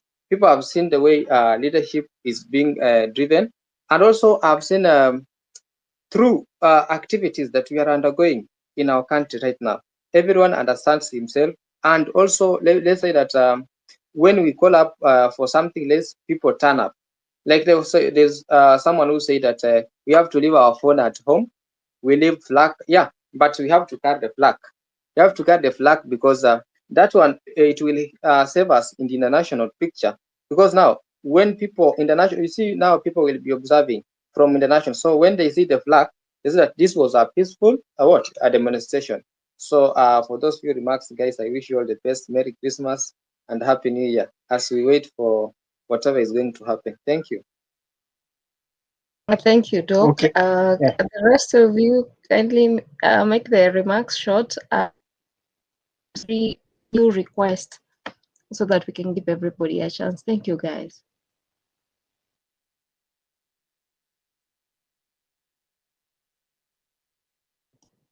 Fabish, who's next? Elida. Hello? Hello? Yes, go ahead, We hear Elida. you. Proceed. We can hear you. How are you, Obarizenyu? I hope you guys are okay. Thank you for the platform, and just thank you for giving me the opportunity to just chip in a few words, actually, and because whatever is going on in Kenya is, maybe that's the thing the Bible would call an abomination. As nothing Kay was saying, and I've always said that our problem is really spiritual. And if I was to go to the spiritual part of this, of Kenya, where our problem is coming from, the spiritual part of it, I will spend the whole night here. But then having said that, as nothing was saying that Ruto, as if Ruto has a problem with telling the truth. You know, the other day I saw where it said that farmers were being paid 50,000 a liter of milk. I don't know if that is true. It sounds so ridiculous, actually. And I was telling my sister, and my sister said, maybe I just made a mistake, but the guy just has he has a lying problem. No, he has a lying spirit. That's what I'd call, because as it is, life is spiritual. Ruto, anytime he opens his mouth, he will just lie. I mean, we should give him lie as his second name. And as for these things of wanting to vaccinate our livestock, and I mean, these people, they've reached a point where actually they're just treading on Kenyans. And it's like, what are we going to do about it? If a whole president can stand there and say things that I cannot even repeat, I can't even repeat what Ruto said. I mean, where are we heading as a country? What kind of a leader is this who actually he just has a condescending attitude towards Kenyans, actually. The madharau this guy has shown Kenyans is out of this world. It's unprecedented. And so sometimes I always just sit here and I'm just thinking, really, where are we heading as a country? And these things, I really admire you people like in a Fabish. You're there, you're fighting, but sometimes I just, I really went into kind of a depression that I just wondered, really. And like I'm saying, the other time it was with Uhuru. Of course, it's a fact that these people, it's a cabal. It is the ruling, the elite, the ruling class versus the common mwananchi, the Kenyans who went to the street and died on the streets of Nairobi. And then people just came and took the cake. Raila took the cake and went and shared it with his cronies. So I think for us Kenyans, even as we are preparing, we are talking of 2027, which I think really is far. It's too far, because as it is, these people, they will not give up power. They will. Ruto is already putting things in place so that he can't win the next election. He's planning on how he's going to steal the next election. So we must, as this young generation, we are thinking outside the box. That is what we must teach other people. It is not about, who is Ruto appointing, whether it's a Kikuyu or what, because is the person competent? It's about competence. That is what should count, but that is what is lacking in this government, because they are looking for each other's back. They are protecting themselves. Ruto is protecting the Kenyatta family, who actually looted. They're the ones who set the president for looting this country, and then Moi came in, and so this thing has continued up to today. But you see, this new generation, like I have my niece, she'll talk about somebody, and if you ask her what's a tribe, she'll say she doesn't know. So we must get out of that box and think, it is not about who is, I don't care what tribe somebody is from. Really, personally, I don't care. Because what I want the best for my country. And therefore, if it's Okiya Omutata, who actually has a track record, and even I think Matiang'i did a very good job, but although he worked for during Uhuru's time, there are people who are out there who can do good job. So we must be careful that these people will not put us inside the box, that it is ni mtu wetu. That is how they manage to divide and conquer us. And that is what I'm seeing they're trying to do, maybe actually not only in Mount Kenya, but even in Luo Nyanza, where I come from. So it is like Ruto is behaving like, it's like this affirmative action where you are rewarding people according to their tribe. We must stop that, actually.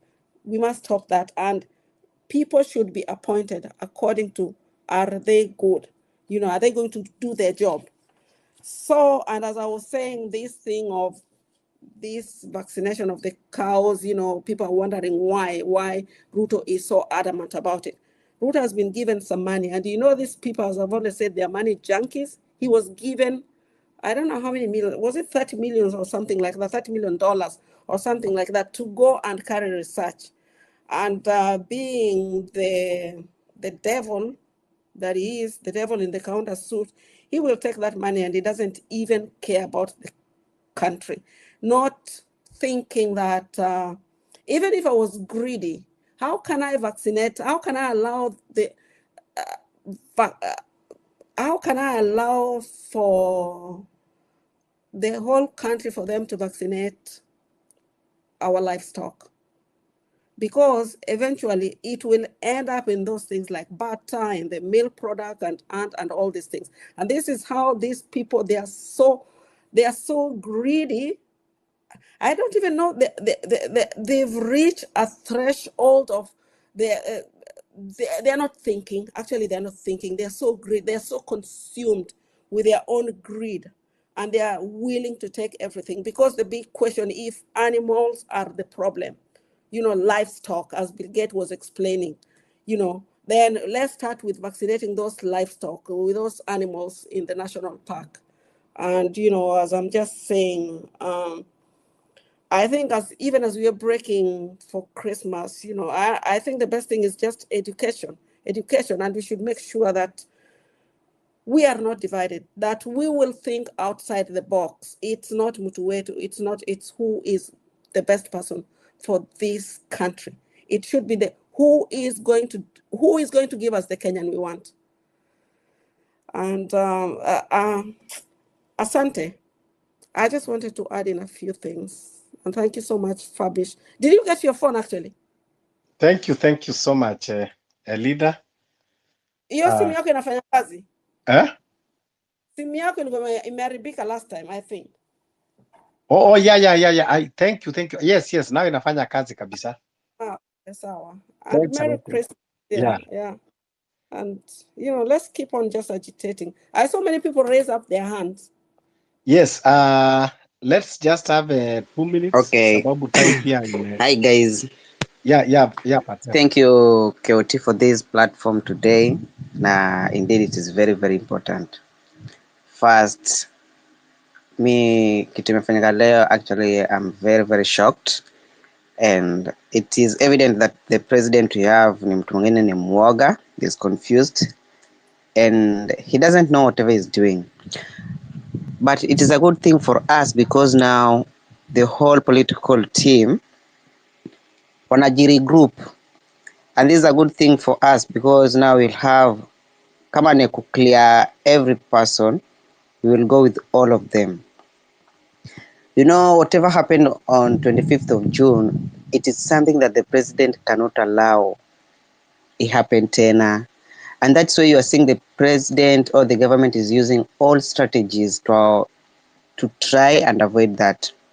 Like you see, they are trying to ferry a lot of youths outside Kenya in the name of abroad jobs. Hiyo ndio kufanya the population of youths in Kenya reduce so that we cannot mobilize and have a lot bigger numbers in the street. Si ati mambo na kazi, the president ako tu haizi kubali whatever happened on 25th of June to happen. So if you're planning to have another thing, last time, I remember before 25th of June, we were having a lot of spaces, both on here on X, TikTok. I think we should also think of that again before 31st of December. KOT, let's have a lot more spaces where we create awareness, we talk to people. So we remind each other before that date. And those people are talking about Matiang'i. Guys, remember Matiang'i is Uhuru Kenyatta, and Uhuru Kenyatta now is Ruto. Those people belong to the same cell. There's no way Matiang'i anaweza peleka Uhuru kwa jail na Uhuru na Ruto wako pamoja. These people are together. We need a new system. We don't need those people who are in the previous government. They know each other. These people are gatekeeping. They have their assets that they've stolen from us. the corrupted money. They won't allow to lose those big amount of money. So they will do everything to secure their properties. Actually, it is not their properties, it is our properties that they have stolen from us. And another thing about IEBC or 2027, guys, venye mnaona tu Ruto ameregroup with these other politicians, this man is now planning for 2027. Nini nawadanganya ataiba kura 2027 through IEBC? Because now, constituting that IEBC, they will choose people who belong to them. Raila ataambiwa alete watu wake, Uhuru ataambiwa alete watu wako, Ruto ataleta watu wake, and the system will still remain the same. So IEBC is not even a solution. The only solution we have is we get out of our comfort zone, to a street, and we keep fighting. That's the only way we'll kick these people out. But IEBC won't sort us. Who will approve that IEBC? It's still Ruto. And do you think Ruto will agree to people who will kick him out? He can't. He can't. So let's get up. Kama ni 31st, let's get that 31st thing. Na watu wa mobilize, let's talk to everyone. And this thing about vaccination of our cows, guys, let's talk to our parents back at home, wasidanganywe na chifu. Let's make it known that this vaccination is not good to our animals. Because for us tutaongea huko online, but our parents back home, chief ataenda, mzee wa nyumba kumi ataenda, atamwambia serikali imesema iko sawa, and they will agree, which is not good. I think the years to come, tutakosa hata ng'ombe za kupeleka mahari, tutakuwa tunapeleka mahari ng'ombe zenye ni GMO. And will our ladies and our in-laws be happy to receive such things? Tutakuwa tunakula nyama ziko aje, nyama zimekuwa vaccinated, which are not good for our health. This thing of vaccination will have a long-term complications. So we must stand up and we must fight for our country. Ruto, Uhuru, Raila, those people wametuweka to the mess we are today, and they won't agree with the group. And actually say we are going to see many of influencers wakiwasaidia gava. They will fight for the government, they will be paid. Tutaendelewa kukua divided.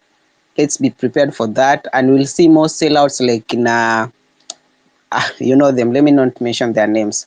So we just have to fight. That's what I can say. Let's fight, and we be united. And to do it too, we have one enemy, and the enemy is Kasongo with his all 47 brothers and thieves. Poor, thanks. Yeah, thanks. Let's go to Lex 199 ndio tukuja kwa Mzalendo, ndio Francis, alafu tumalize na Dante. Tuchukue muda mfupi tu kidogo, maanake time imeenda. Yes, Lex. Good evening, everybody. Can you hear me? Yes, go ahead. Okay. Okay. I'm in agreement with everybody else, but I don't repeat the points too much. So I'll talk about what we can actually do. 2027 is too far. We can't wait for that. But there are some things we can be doing, and there are various ways of protesting. One of them is boycotting the businesses of these people. I don't think we've thought about that. We know the likes of Ruto, he has hotels everywhere. Uhuru has Brookside, he has Peponi schools, he has all those businesses. Mnazijua, all these politicians have businesses. What business do we have going there? Rongai iko na matatu ngapi? I don't know how many matatus. People are flocking Ruto Sons matatu and then posting photos and saying, hii matatu ni poa. Who are you supporting when you're doing this? So there are those silent ways that you can protest by boycotting the businesses of these people. Nairobi West Hospital has been mentioned in that Adani scandal. There are so many other hospitals that you can go to. Why are you going to Nairobi West Hospital? So those small measures collectively, because we are millions of people, will trauma these people, and it can have an impact. There's a previous speaker who talked about parliament. I think that is a very effective route. You know, they say there's many ways to kill a cat. You can decide to corner it and throw stones and kill it. Or you can decide to close where that space it is in and deny it water and food. So in this case, that was just an analogy to say Ruto relies heavily on a broad network of people to do what he's doing. He relies on parliament, he relies on counties. So why don't we say and learn a lesson from June 25th? We need to salimia these people. We need to double down on what we did on 25th. I don't know what we're doing. Were we calling them? I don't know. I don't know the details of that. All I know is that it was working. We saw people, these MPs, standing in the House of Parliament, apologizing, regretting. Kuna wengine wanaenda wana print shati wanakuja hapo XO ati I'm sorry, I'm sorry, I'm sorry. So it was working. So why don't we do that? And in this instance, what will we be doing? We'll be telling them, look, you have to raise a motion in Parliament to impeach the president, or else. And we are firm on that and firm on that. You see, now we're even following the Constitution. So it might not even have to, use physical force. We can actually just do this through Parliament, through the MPs. Tunawafinya, tunawaambia, you have to raise a motion to impeach this man, or else. We call their wives, we call their kids, tuwasumbue paka waseme hapana, we have to do this. Self-preservation. I think we just need to realize that we are alone. This has been said before by a few speakers. It is up to us. No one is going to do this for us. We have to take initiative ourselves to do these things. There are many ways to protest. You can post a video on TikTok. Kuna watu wengine wanafanya hivyo and we are sharing them. We do that. Do it yourself. Do a video, post. Tukiwa wengi. Put it on YouTube. Yeah, so that everyone, you can attack this cat in many ways. So, yeah, that's my contribution. Asante sana.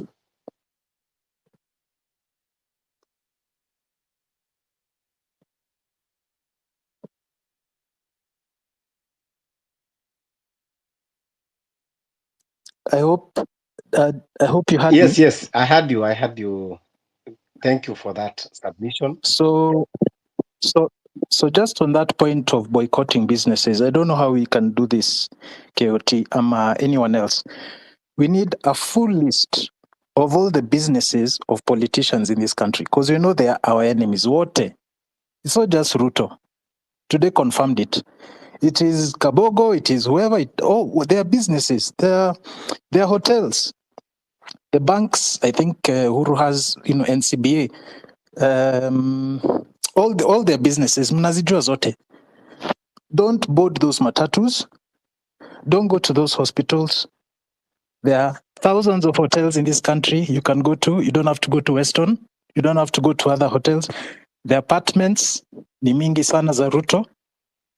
There are many others I think Kapogo has quite a number in Kiambu. Why are you going to get an apartment there? Because what you're doing is that you're enabling, you're financing, you're giving them revenue to do what they're doing. So you starve them of that revenue completely. So yeah, I agree. Yeah, there are many ways to protest. I agree. We need to. There are many. I agree. Yeah, we need to identify and not only boycotting them, even bringing them down, because after all, hata ni mali ya wizi. Even that Western Hotel imewekwa. Ngoja tu nimalize. Even that Western Hotel okay, ni shamba ambayo iligrabiwa na watoto wetu walipigwa tear gas. Yes. So ni kweli, that was land of yes, and many properties, it was public properties that you see ni za wizi. So I know wewe utasema hapana, ukiangalia like wale wa biashara wamekuwa Gikomba. These guys sometimes when they want to grab a land, watakuja wachomee usiku, wanakuja wanachoma. Yes. It happens a lot all over the country. But when it is coming from them, sisi tunaona ni kawaida. But for us, wakati sisi tukianza kufikiria kwamba we need to bring their businesses down, hapana, tunaona kwamba for them they are so sacred. So let me tell you, there is nothing like sacred about those their businesses. Those are stolen properties.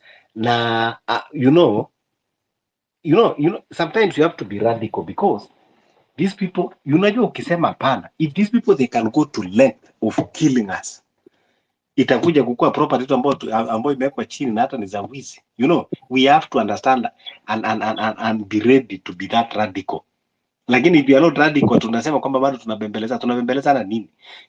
Starting afresh is not a problem. It is better. So mahali naelekea tutakuwa radical, and that is the only way that these people they will understand that language, not massaging them, not showing them like they are demigods. Like an MP, tunaweza patia two option. You either pass this bill of resigning, or we come for all these stolen properties.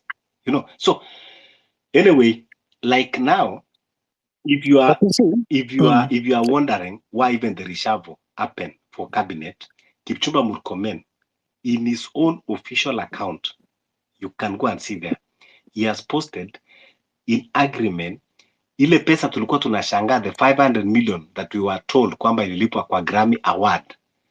It was no any other cabinet secretary that was involved. It was Kipchumba Murkomen ambao amekubali kwamba he paid 2,500,000 to Grammy Award to be hosted in Kenya. We don't know where that money was budgeted from, because Parliament haiku budget for Grammy Award 2,500,000. That is 500 million Kenya shillings. It's not small money. But Kipchumba Murkomen amekubali kwamba is from his ministry that he paid that money. And that is why anakuwa reshuffled. The time that alikuwa na problem na Adani, akatolewa akapelekwa kwa sports. Now tena amekuwa na ingine kwa sports, because this one will come also as another big scandal. And they already detect it. That is why anaanza kutolewa, anapelekwa into another docket. This is how this country is governed now. Haya, wacha tusikie mzalendo. I know.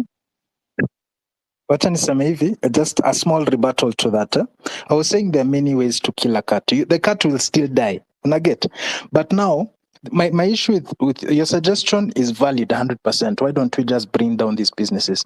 But how much? You see, we talk about these things so much on these spaces, but where is the action? The one that we can do right now is to say, I'll not go to that hospital again. I'll not go to Weston Hotel again. I will not buy Brookside milk again. I'll not take my kids to Peponi school wale wako hiyo level. I'll never take them again. I'll never take an apartment. You're starving them. Haitakuwa na biashara, they'll close down. So even without doing anything, just not going, choosing not to go there. You know the reason why I'm telling you that one will not work is, these people, why? If we are starving them wakati tumewakata from the source. But remember, they have the source. Even if they close down those businesses, they have the source. They are still, drinking from the source. Sasa William Ruto, ukikosa kwenda Weston, na yeye ndio bado ako pala akinyonya revenue, akinyonya tax, akinyonya za corruption, akinyonya za loan, akinyonya za nini. Unaona, hiyo itakuwa imemfikisha wapi? Hakuna cha kusema kupitia kando kando. You cannot starve people that they are still sucking you from the source. How do you starve kupe ambao bado iko katika ndani ya vein yako inakunyonya? You can only starve wakati you have get rid from your body, but this one is still intact in your vein, akinyonya damu. How are you going to starve your kupe? So the only way ni hakuna cha kusema kupitia kando kando. It is we have to talk, we have to radicalize, na tuende tu kwa sisi tutoe hiyo kupe. Ndio sasa kama kwingine tutafanya wakati tunaendelea na makesi zao za corruption, tunasema we starve those businesses, that one will make sense. Sindio, that's what I'm saying. We starve all the politicians because we know now it is us against the class. We don't have any politician on our side. I think the only one is Omtata, I think, and maybe Martha Karua. I don't know. But we should not support them at all. I don't know why you would go and buy. It's very upsetting, actually. Why you would actually support somebody who is oppressing you. Yeah. Yeah, thank you. Let's hear from Mzalendo. Asante. Asante sana, Alex. Mzalendo.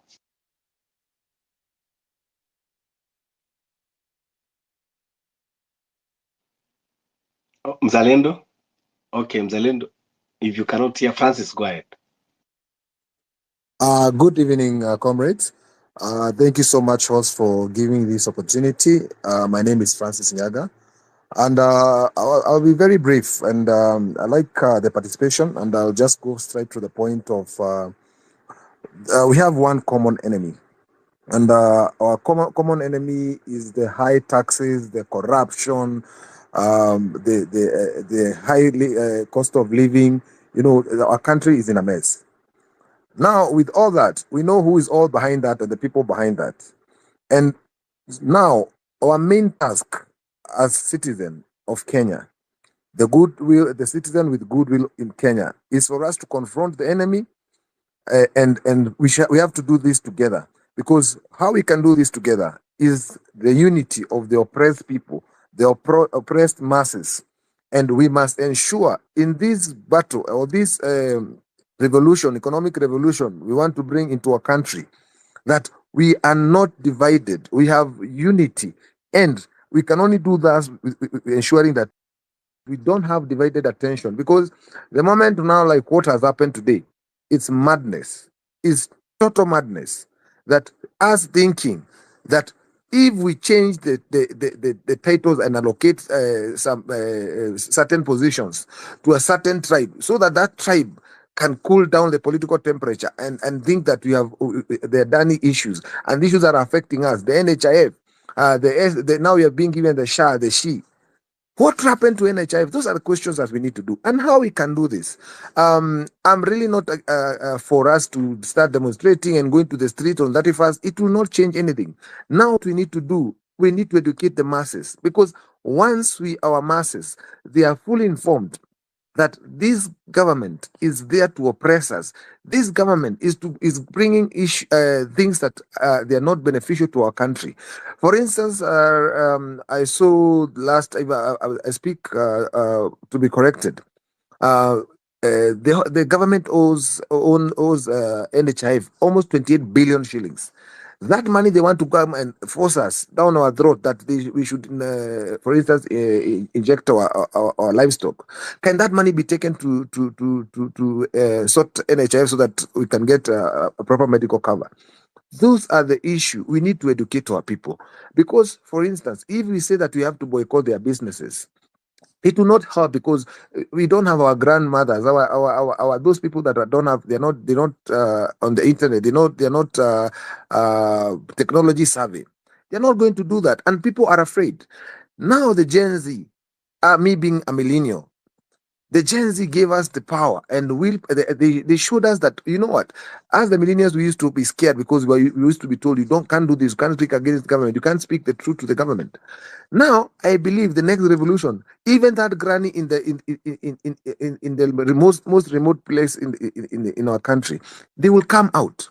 So what I can say, as we have said, there's a lot of way of demonstrating. For instance, I was in Cameroon last year, I think on October, November there, last year. I tell you, in Cameroon, in the Francophone regions, there's nothing that happens on a Monday. All Mondays, they call them ghost town. If you have seen opening a bank, if the public transport you are seeing there, you will be dealt with. And they don't go demonstrating on the street. But they do that and shut down the country on every Monday, and they have been trying to do that for a while, and it's working. So it's for us now to go educating the masses that we have this year that we have to end in 20 as we start 2025. We give ourselves like 3 months, is educating the masses, that telling them this is why we are fighting. We are fighting for liberation of our country. We are trying to bring ourselves together so that we can fight a common enemy. The common enemy is not even that Ruto. Is the common enemy is not even that whoever has been appointed. It's corruption, and who is doing that? Bringing that corruption is this guy now coming for them and bringing people together and allocating people even dockets that they don't even have any experience. Is madness of the highest order. So I want to stop there and say that we can do this together as Kenyans, and we make sure that we educate our people what it means to be governed and what leadership or what it is leadership. And to end this, there's a simple calculation I've been doing to my constituents.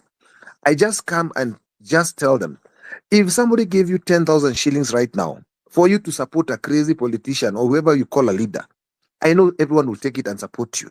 But if you do a very simple calculation, 1 year has 365 days. We elect politicians for 5 years.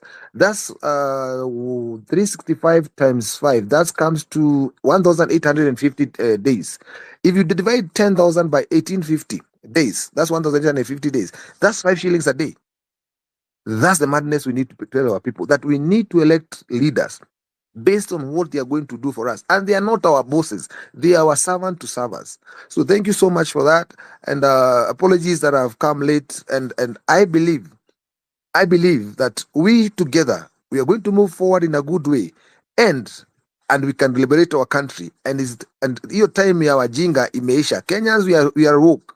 And no matter what they do, we are woke. I want to wish you all of you a happy Christmas and a happy New Year, and let's tupatane tu kwa mtandao. Thank you so much, host. Asanteni sana.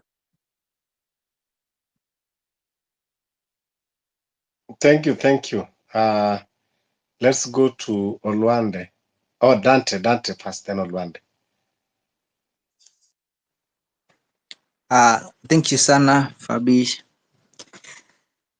I've waited, but at least at last I can speak. Now, one thing I can say about today's conversation is that actually I'm happy and I'm glad that we have come to a conclusion that at least all of us, that it is we against them.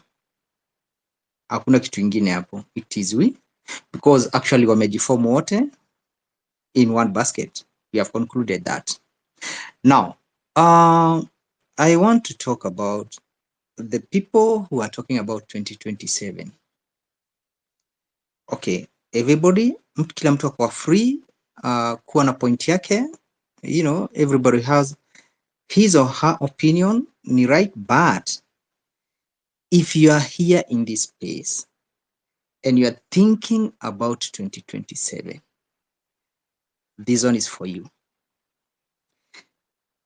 Why don't you sit down and ask yourself, why is this guy passing the bill of no live streaming of the results, of the election results? Why no live streaming? Can you sit down and ask yourself, why should we be having that? And then the second thing, there is the issue of power transition. Sijui wanaleta fine ya 10 million or 10 years. Yani ikitangazwa, yani kitangazwa venye imetangazwa na haikuwa live streamed. Yani umekaa nyumbani umegojea itangazwe na haitakuwa hata kwa TV. Umevote, you go home, you wait. And then ikitangazwa ukijaribu kuandamana unashikwa. Why is all this? Mbona haikuwa hivyo kitambo? Just ask yourself that. If you're one of the people who are siding or who are in the group of saying that you are to wait for the 2027. Actually, I was there at least a month or 2 months back. I was saying, mambo ya streets ilishindikana, so let's wait for the 2027. After all, tuko wengi. But venye sahi imetokea with juzi hizo stories hizo mabills. 2027 it's a no-go zone. Something should be done. Fabish, there's a time nilikuwa nafuata space yako, sijui ilikuwa you are talking about sijui kama ilikuwa ni 11/11, you were talking about maandamano 11/11 and it was only your space yenye ilikuwa inaongea kuhusu maandamano. These other spaces hakuna space yenye ilikuwa inaongea kuhusu maandamano. And then okay, haikuwork as in venye ilikuwa inafaa. And then you guys kuna kitu mlikuwa mnaongea kuhusu ambayo kuna hata speaker mmoja ameiongelea, sijui ilikuwa Ezra or something. Why should we like, we unaenda kubishana na mtu mwenye amebeba mabunduki, he's ready to kill you, and then you are here umebeba simu na maji na already uko na experience ya several occasions yenye tumetokea kwa streets, watu wameuliwa na live bullets, watu wamekuwa abducted, wanapatikana wameuliwa, and still we are here campaigning ya kutokea kwa streets with simu na maji na bendera na I don't know, sijui itakuwaje, but on my side, mimi nikiulizwa, I'm talking about my side, and any other time kama mimi nitatokea, actually kujipin nayo ni lazima, hiyo nayo si uongo. Like Fabish ulikuwa unasema beba chenye utakuwa nayo ya kujihami, like, and then most or majority of the people are like no, it is not good, but in the real sense, imagine umechukuliwa, umewekwa kwa Land Cruiser, you are being abducted. Kuna maskari wawili hapo ndani, ama mmoja umeachwa na yeye hapo ndani ya gari, and then wameenda kuokota watu wengine, uko na screwdriver mahali, mpaka mtu ashingwa chomoka. After all, unabebwa and maybe utaenda kufichwa. I think I'm not campaigning for this, but me, I'm talking about myself. Mimi sitatokea bure. Kama ni kutokea, mimi sitokei bure. Kujihami nayo ni lazima. Hata si lazima ubebe panga, hata sisemi ati ubebe rungu ama ubebe kitu ati unajionyeshana ati umejipin, lakini we jipin kivyako. Beba upini. Hata kama si kitu kubwa, at least ujifiche. Wewe ujifanye tu like tuko huko mbele tunaandamana, unajifanya like uko tu kwa maandamano na chupa ya maji na kafirimbi na kasimu. Mtu akikuja kukudandia tu hivi, unamtengeneza. Wale makara wako huko mbele wakiona mwenzao wako chini, of course my friend, lazima watabak, lazima watarudi nyuma, wajaribu kuregroup, washindwe kunaenda aje. That's the reality. That's the reality. Mambo ya kutokea kwa maandamano, surely unaenda kufisi mtu wako na gun, ati unabeba chubwa tu na utapigwa tu ride. I add up. Sisemi ati mbebe masilaha, but I'm talking about myself. Wewe tokea na chupa na maji na firimbi, sikatai, lakini mimi nimeongea side yangu. Kujipin nayo ni sure bet. Asanteni. Thank you, Dante. Yeah, sometimes difficult times in a call for hard interventions. Wacha tusikie kutoka kwa Olwande.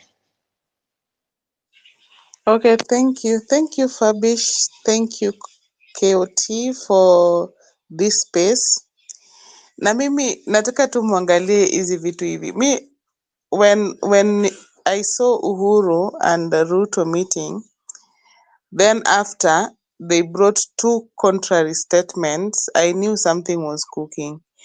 But for me, I'm not even emotional about it because this thing is going to work to our advantage. When I look at it, actually, Raila naye anaenda kuanguka huko AU flat.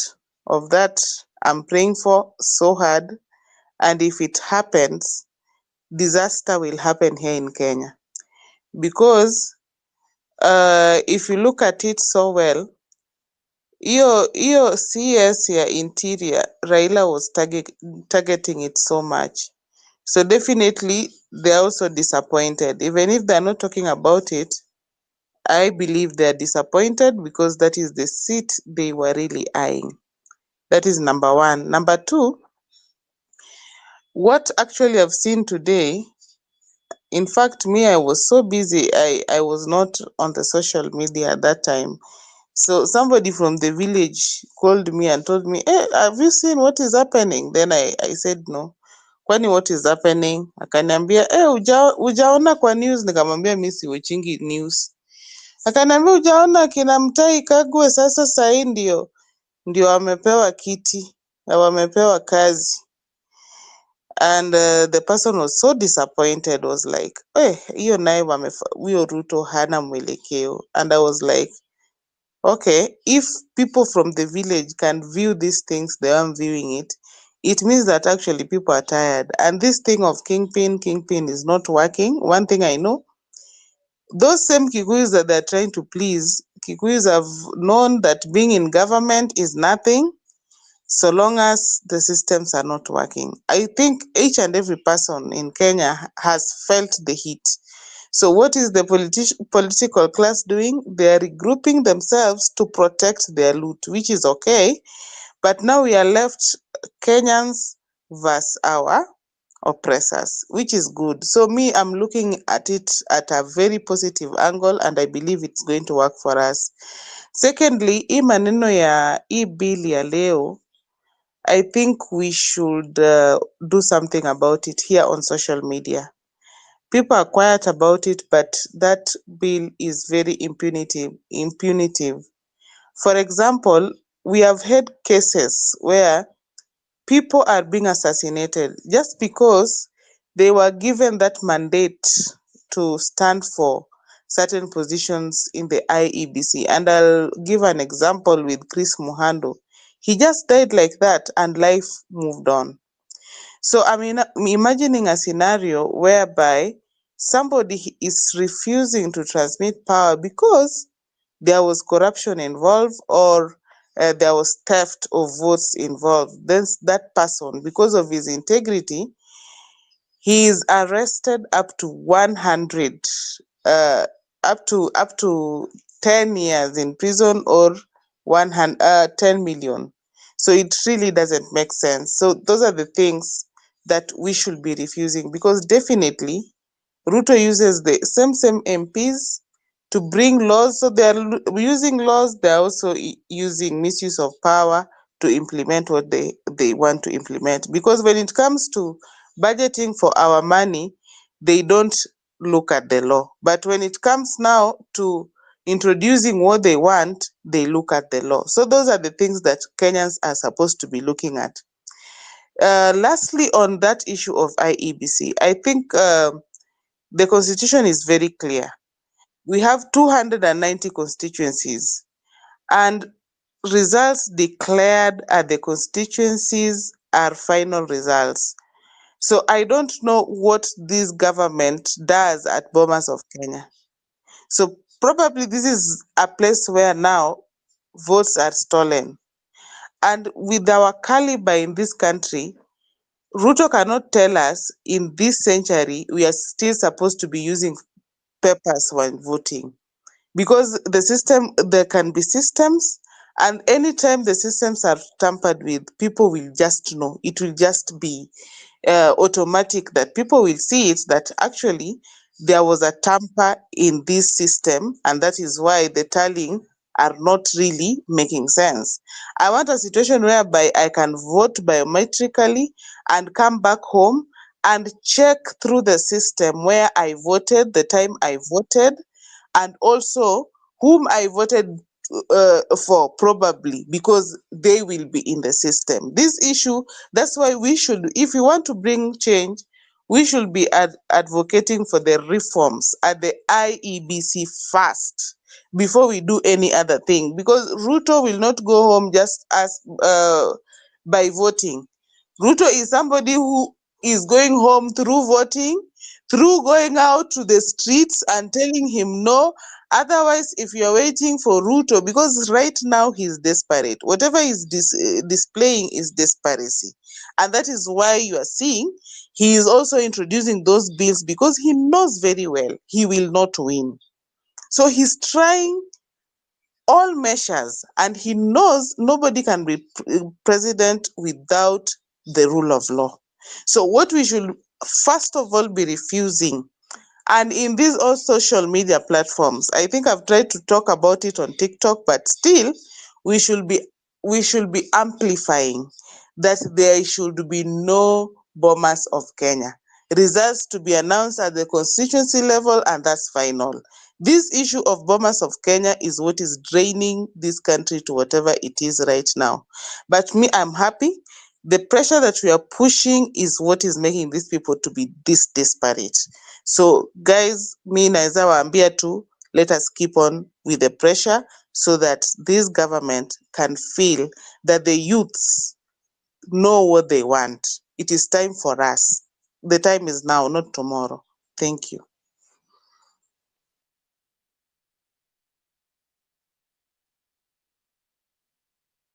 Thank you, Olwande, for that powerful one.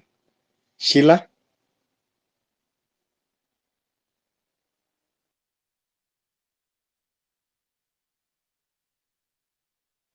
Go ahead, Sheila.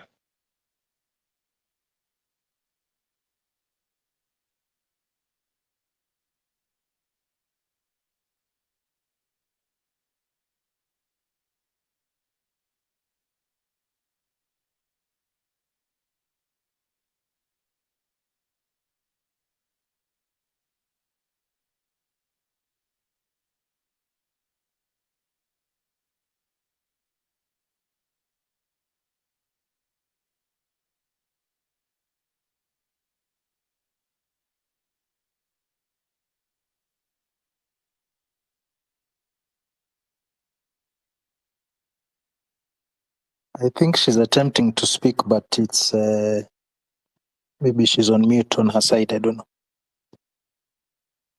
No one is mute. I think probably might be the network problem. Or Yeah, most KOT? likely. KOT?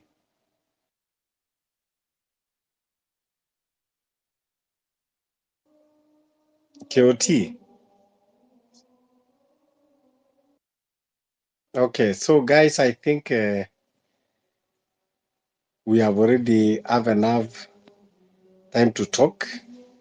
So KOT, I think we will end up here. Kesho tena we will have another space, God willingly. So thanks everyone that have participated, who have contributed, either by typing, by requesting the mic, by speaking. Thanks everyone. And let's continue always having engagement, having conversation, having the collective voices, because in order for us to succeed, we need unity, we need strength. Oh, yes, Sheila.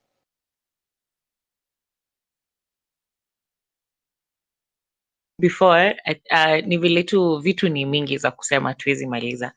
I wanted to say hii story ya I think we've had regional and tribal politics for the longest time since independence, and it is now this time that we have to, kwa sababu we have to do away with that kind of politics. I don't know if we have to intermarry, if we have to educate the people in the villages, because at the end of the day mkate ikipanda inapanda across the country. Bei ya fertilizer ikipanda inapanda across.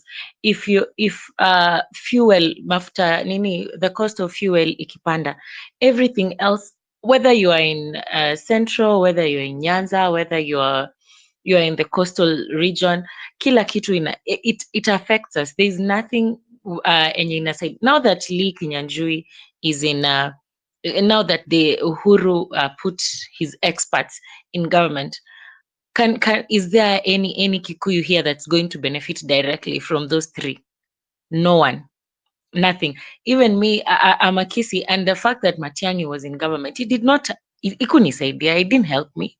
So we have to look at things that are actually benefiting us at the end of the day. If the economy is working, all of us will benefit. And I also wanted to add water to what Lex was saying about boycotting these people's businesses. I think that is one way, because not everything will work immediately. But once you starve these people of their private money, you make them fall short somewhere. And on top of that, Jimmy Wanjigi was also talking about a tax revolt, boycotting taxes as well. I think those anything that inafinyilia our watu tufinyilia, because tell me why. We have so many competent. Someone like Mutai Kagwe has a multi-million PR company. I think it's called Telem. Yeah, you can. He has a multi-billion. So you look at these people who've already been in government. We should even have some policies where if you've served in government before, you should not come back. We have very many educated scholars. We have very many people experienced. The Kenya School of Government has watu wengi wamegraduate from there. If we have to go the government route and how the government works, we have so many graduates from the Kenya School of Government. People who can be, if we have intellects who have traveled. Someone like Ekuru Aukot, he's not given a chance to serve. I'm sure many of us in here have the capacity to come up with policies and things that work for our country, but we're not given the opportunity just because we don't network in those corridors where those people are. There needs to be a mechanism where Kenyans have equal opportunity. There is no need to bring back somebody. Someone like Kabogo was not chosen. He lost elections. So there is nothing like he has the back of the people. No, he doesn't. Lee Kinyanjui lost elections in Nakuru. So why are these people back, even if it's not about the people? Just think about it. It's not about us. So any means, I support the tax boycotting. I support boycotting those businesses. There are many hospitals that can work. There are many, if it is essentials that you need, there are many places. There are people who have businesses. I think we need to start uplifting one another. Let's know what we do. I think it would even be nice when we come on spaces and someone introduces themselves and says the business they do and how we can support them, so that we start shifting from giving everything to politicians, because these people are getting tenders. These people have tenders in government, so that is where they are eating. Now, if you have the tender government, why then are you needing me in why do you want my money? So if there's someone here who can, maybe you do import and export, let people know so that we can support your business. We don't have to be going through, I don't know, all those how do we call it? All those people because they are used. It's not even about being used. They're just familiar with how they can manipulate the system. And once you have so many Kenyans as your customers, and you're being frustrated by government, people will come and support you. Let's say, for example, I'm a real estate financial consultant, and maybe I have a business somewhere and I'm being frustrated, and a lot of people are coming to me for consultancy to guide them. I can use that. I can use my fellow Kenyans to help me streamline for the next person who is in the same industry. If you're an engineer, if you're a creative person, I feel so sad, for example, when we have when artists because Kenyans are not giving them money and they decide to support the government by going and singing, let me tell you something, that giving Ruto that face that he's accepted, that is very wanting, because you're taking us back. Someone like Major, someone who so many young people resonate with, watu wa ground, people across from the ghetto across to the suburbs, they resonate with his music. And then someone like Esther Wahome, it is so disappointing that as we are fighting, other people are taking us back because of the same greed for money, which we are trying to address. It is very important. Me hata na support ku boycott even those people. Anyone we might love your music, but we are willing to finyilia you kidogo. We will come back to you later. We will come back to you later. So many people are singing good music. There is so much good art. And it might look like it is important that we sacrifice something. People sacrificed their lives. People died. those children who went with a flag, hakuna mtu alikuwa anajua tutakufa. I remember when it was on TikTok and we were saying tujipake sijui Colgate kwa macho, beba flag utashutiwa, and then we went there and people were shot, and then we hear news that the Kampala, there was an in that Museveni's snipers are the ones who are here shooting us, so there is really no treason charge over that. And you wonder if you're willing to support the cause of such a government, are you really worth the support of Kenyans? It is not so hard kusema no, I'm not going to come there, and just sacrifice a bit. We all need to sacrifice, and then you come out and tell Kenyans, okay, we are organizing a separate concert, we will be charging 500, 1,000, come and support us, and Kenyans will come. I don't think it was very hard for them to do that, but they chose. That's just an example of where our division comes in. And we aside from suffocating their businesses, we need to suffocate their reputation. We need to suffocate their voices. Every time they turn up to talk to us, the way we suffocate them up at Twitter, I'm sure it's when they talk about social media, they're talking about TikTok and Twitter.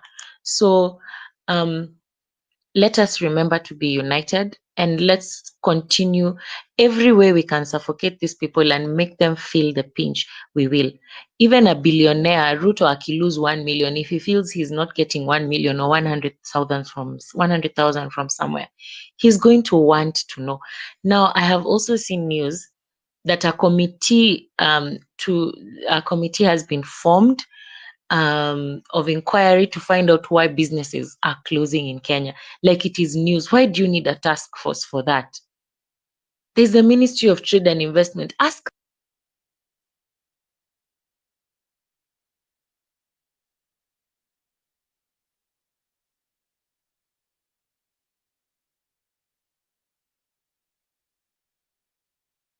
Sheila, I think we lost you, eh? Can anyone? Yeah, Sheila. Yeah. So as we are winding down, what I want to tell you, Sheila, is I agree with what you are saying. You are very, very right. But we need to be united na tuache watu ambao wanasema sijui mimi sijapatiwa chance. I give an example, mtu kama our comrade Court is a very a good activist ambao wanapigania, but he should not be crying and saying mimi sijapatiwa chance. No one will give you power. Is not given, power is taken. So Ikura Okot, yes, in as much as toka punguza mzigo bill huko wakati wa Uhuru Kenyatta, and yet he should be at the forefront now, not again tomorrow kusema kwamba I have not been given. And that is why even we are saying in this generation we need to fight, remove this regime, and then you go for what you want. You want to be member of parliament. After we have removed Ruto, you go for member of parliament. You want to be governor, but don't wait again until after maybe when you really remove this regime, and then you sit down, you're waiting for someone to come and give you to be a member of parliament. No, power is taken. So those people that they have been in the political space, but they were crying, they say, I was not given this or I was not given that. Who was to give you? You have seen them. They are regrouping and taking. They're not waiting for you to give them. They don't care. They don't even know that you exist. They just to go and grab the power and go.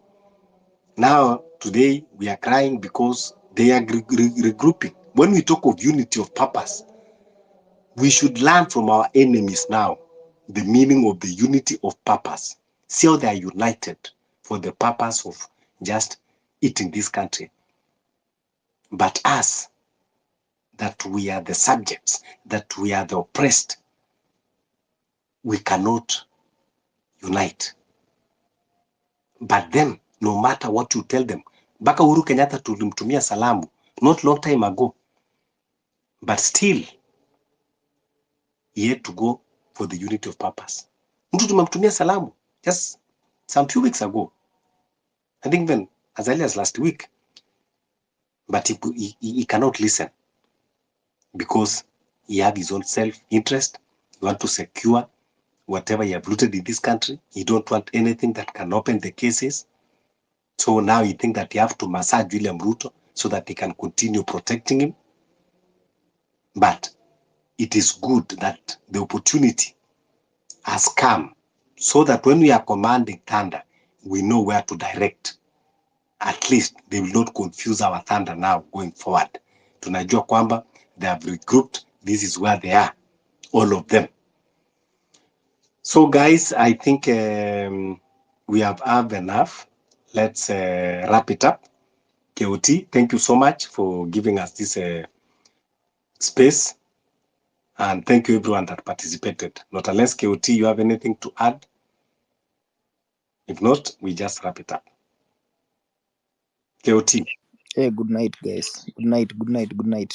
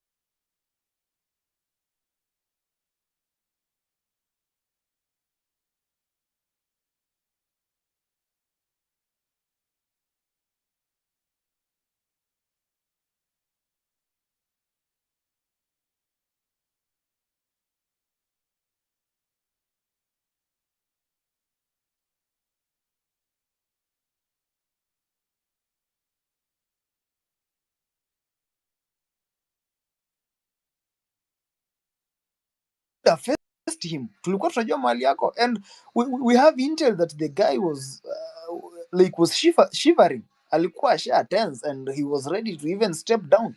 You saw every now and then when he was communicating to us through his address of the nation, he was so worried. So we never failed on 25th June. We never failed because what we wanted, we really achieved it. We wanted the Finance Bill 2025 not to go through to the next step, and that is what happened. So ni vile tu hatukukua na idea kwamba the source of all this problem is Ruto, and now Ruto needs to go after 25th. Remember, after 25th venye kulikuwa hivyo, we also planned another protest that was on the next Tuesday, and on that Tuesday, you know what happened on the streets? These guys wakaanza kuleta the goons, and immediately they brought the goons to infiltrate on the movement. That's when we said Ruto must go, because clearly that's when we knew hata hizi mauaji zenye zimefanyika, he's behind them. And so hapo ndio tulianzia kusema Ruto must go, and now we were bringing all the evidences and all the reasons to ensure that we at least be on the same group with each and every Kenyan to ensure that this guy goes because of what had happened. So any person asiyai sema 25th we lost ama sijui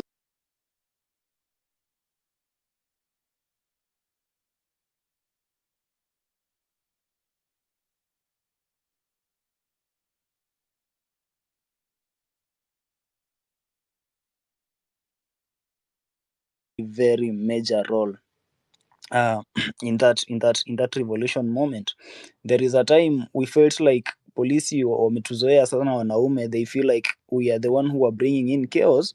So when we are on that forefront, they were shooting even live rounds and the tear gas.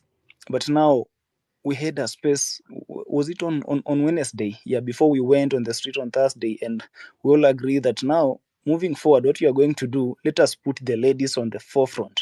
Yeah, they can hold hands together, then we as young men tukue hapo nyuma, so that when the police see the ladies, they will do nothing. And at some point we even had other pretty ideas. They were like, now because these policemen, most of them okay, these police, most of them are men, and ladies are always what should I say, ladies they're always a weakness to men, and they were like, what if now we just take off our shirts and remain with our bras and see what they can do. Yeah, we had a lot of ideas here, and you find out that at some point when we had the ladies on that front line, we never the police couldn't meet us with that a lot of brutality than we the gentlemen were on the front line.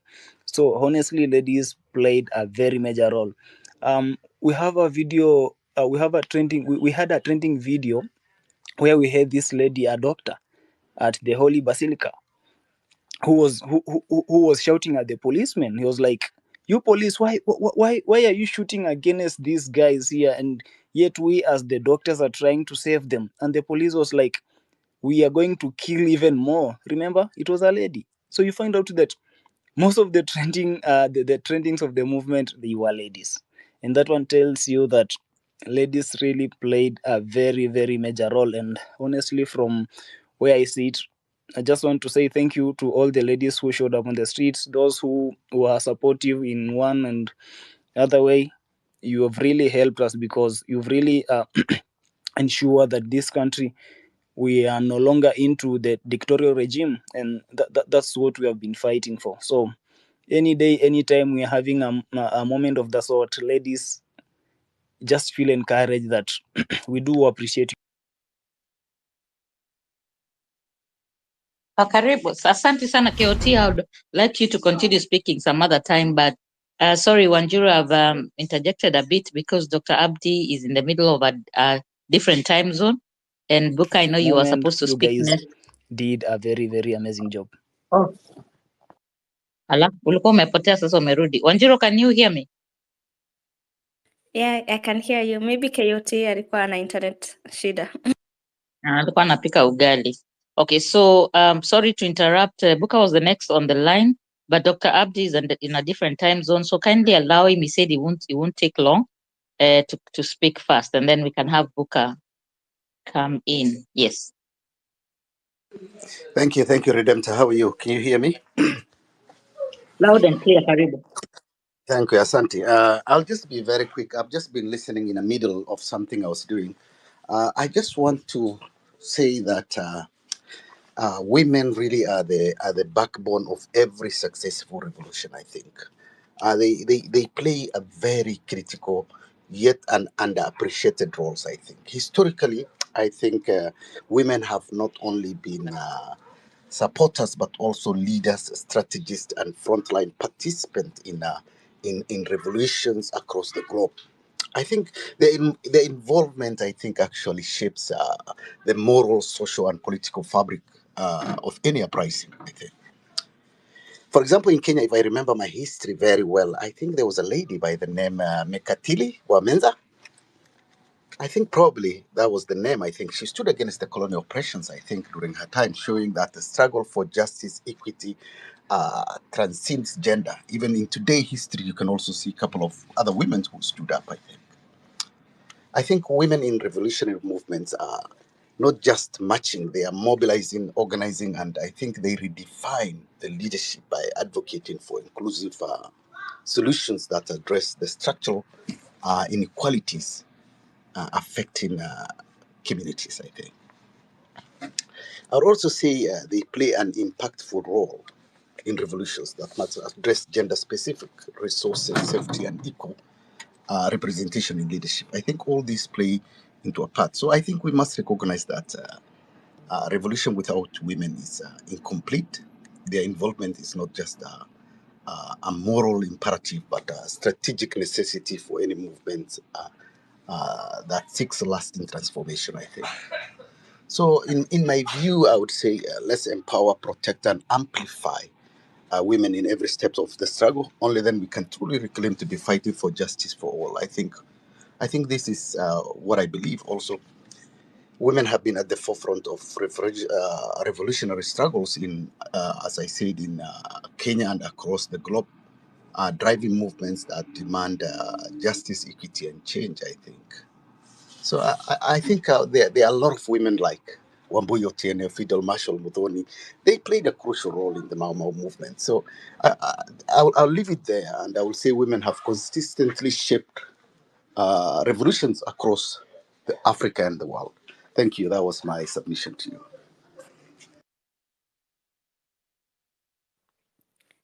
Thank you so much, Abdi, for the contribution. Yeah, we do. Thank you for the flowers as well, and appreciating women for their very good role on the movement and as on history as well. I would like to welcome Buka. The mic is yours, and good evening to you. And what do you think about the women factor in the revolution? Thank you. Thank you very much, Redempt and Comrade Wanjeru, for putting up this space, particularly to focus on the women issue in regard to a political struggle, in regard to a socio-economic struggle, and a fight to defend homeland, to defend motherland. I think the role of the women, particularly in the Kenyan context, cannot be understated. That the women has paid the heavy price, even though the system that is in place is very unequal and unfair in terms of judging the women, particularly that we have already institutionalized patriarchy as part of the system. And this patriarchy doesn't care the role of women plays, but still views women in the category of children. So we could do some analysis to see how the patriarchal system that is infused within the neocolonial system or within the capitalist system outmaneuver the roles and even suppress the women, even those that have been in the front line. But I would like to take this that the from the struggle for since the struggle for Kenyan independence, there are some amazing women that I continue to read, their contribution. One of them mentioned here, that is the Giriama leader who led her people in resisting the British colonial rule in the early 20th century, and this is Mekatilili Wamenza. This was, we are talking about 1800s when a woman breaks all the patriarchal vestiges to stand against and lead their people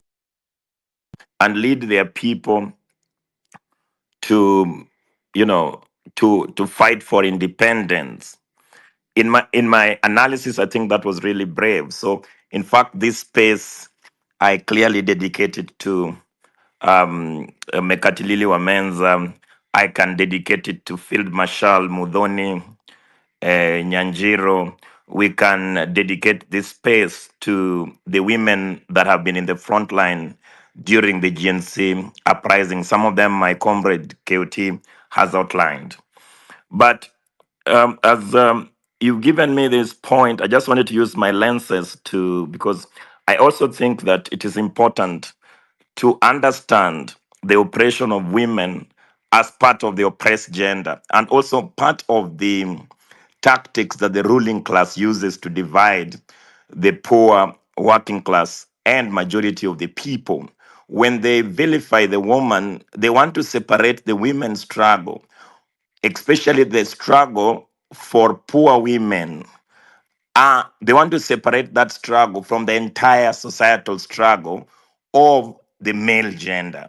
So it basically means that gender is being used as a tool to divide the majority that are actually just like they use religion or ethnicity. Gender is a very powerful tool that they want to use it to isolate. They try to divide the entire societal struggle only within the male and female. But we know that for a fact, the women working class and the women poor do not share the same struggles as the women that are in the oppressed class. For example, if you look at President William Samoei Ruto's daughters and mother and wife, and the same can be, you can look across the political divides. You'll find that there are women that actually use the majority of the poor working class women to negotiate for their privileges within this oppressive capitalist system. So when we're looking at the women issue, our solidarity must also align in terms of the poor and the majority of the women who have been denied, an opportunity even to voice their realities.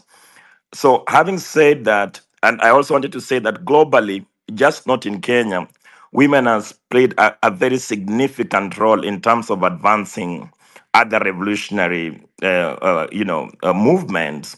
And if we are to really understand how certain revolutions across the world has been able to triumph, you cannot be able to analyze the success of those revolutions and alienate them from the women questions.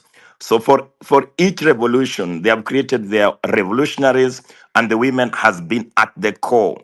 And Kenyan movements has not been, an isolated case, because the Kenyan defiance women, the defiant spirit of the Kenyan women has continued to burn, to burn in our war fronts. So if we are to look at for a fact is that a patriarchy in a sense make sure that even though the women are primary laborers, even in agricultural sector, or even caretakers of family, uh, the women are more increasingly being significant even in the informal economy. But this labor normally go unpaid. So you find that the women work, but their unpaid labor in terms of running homesteads is normally either not recognized at all.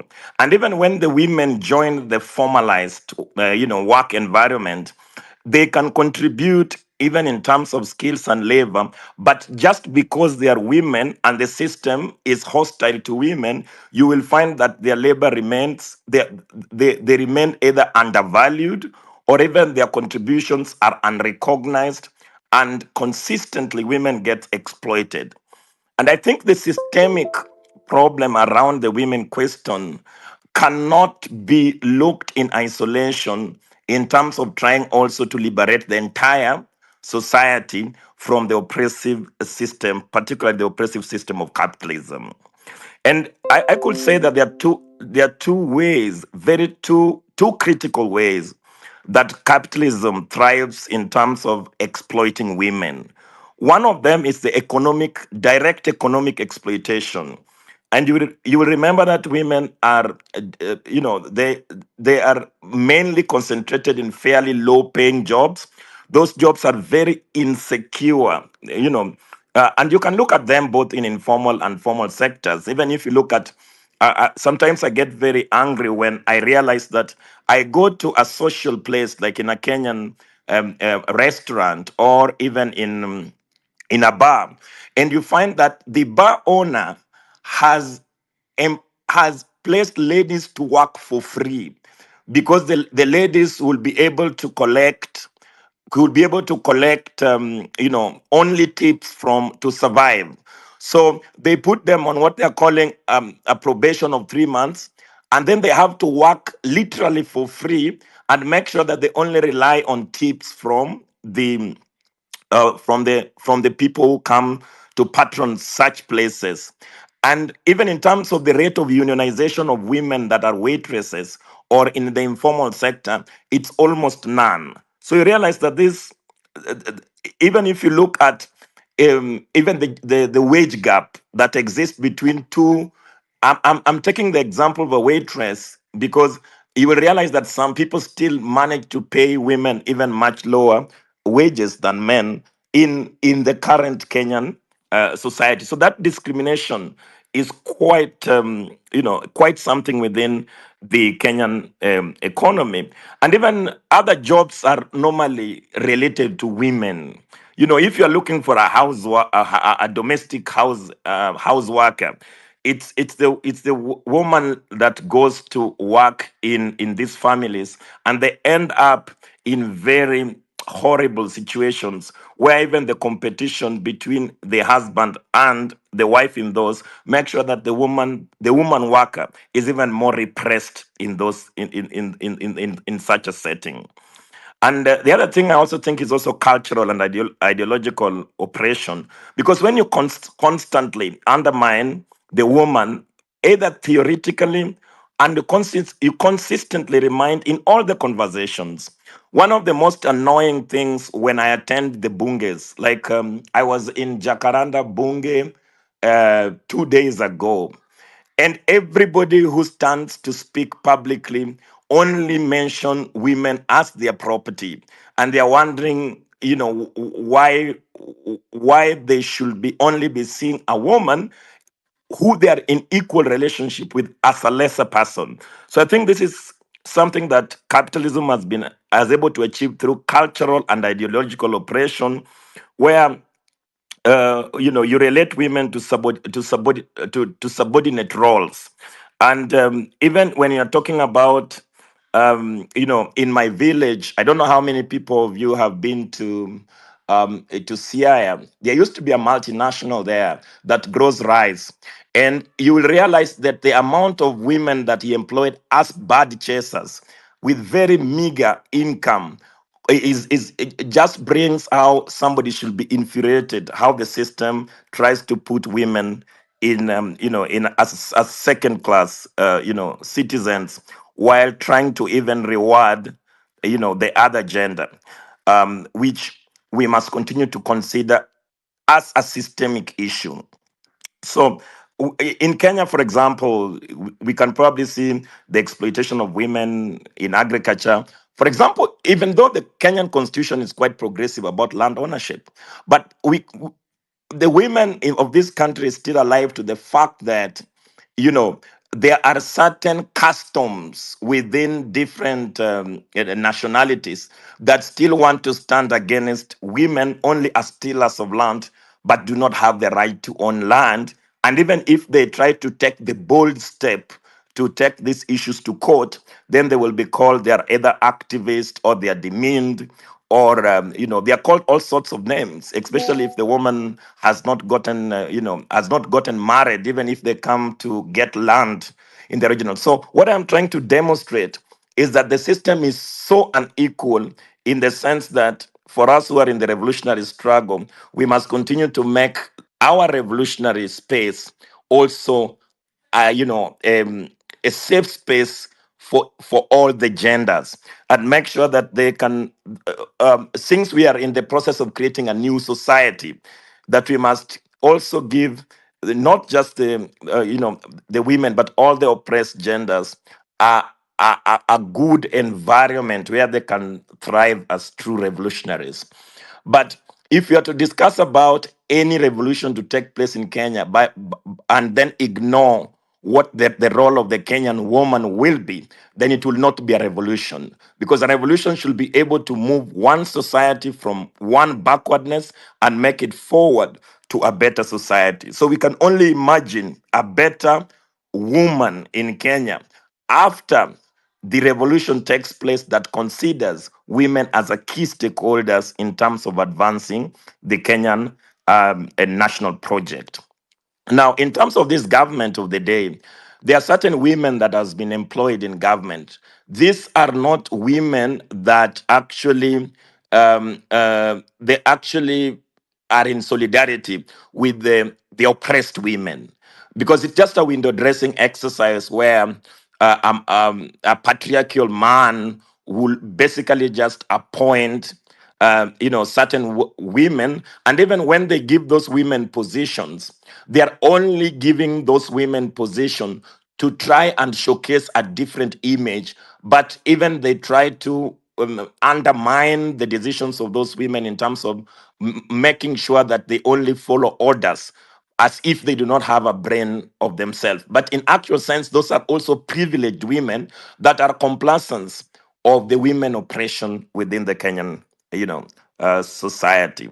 So I think it is our role to continue to advance this debate. I think our task that we must if we imagine of a Kenya without oppression, then we must uproot all forms of oppression, including patriarchy, because for me, patriarchy fundamentally does not just isolate the poor working class men, but it also sets, it creates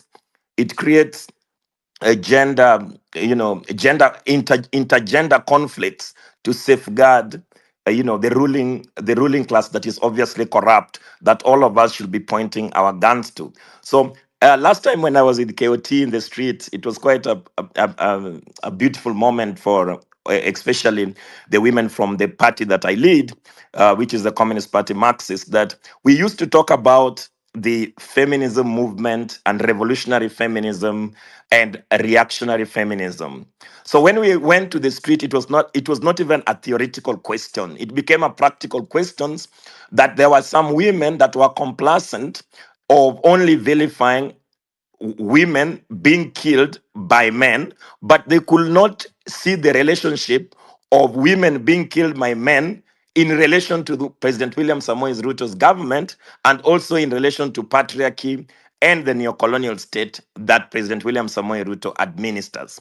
So they wanted to limit other working class and poor women to only say end femicide, and not to say Ruto must go, or to say any other terms that challenges the political hegemony of the class that actually is complacent of killing of women. But basically, President William Samoei Ruto and Kindiki have not been able to protect the women, even the poor women.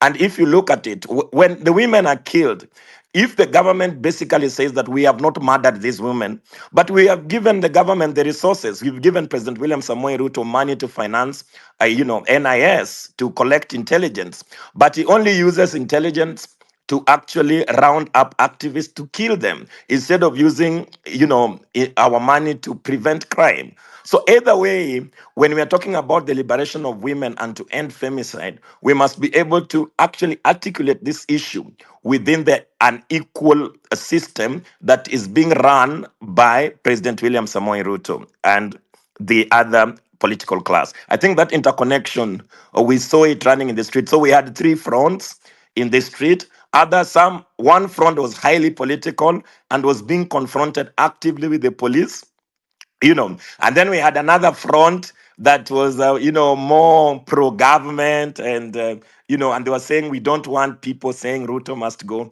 But we have to also interconnect the struggle of the liberation women in regard to the struggle for the total liberation of the Kenyan society and the failure of the political class in our country to administer a fair and a just system where women can also be able to access equal opportunities just like other men.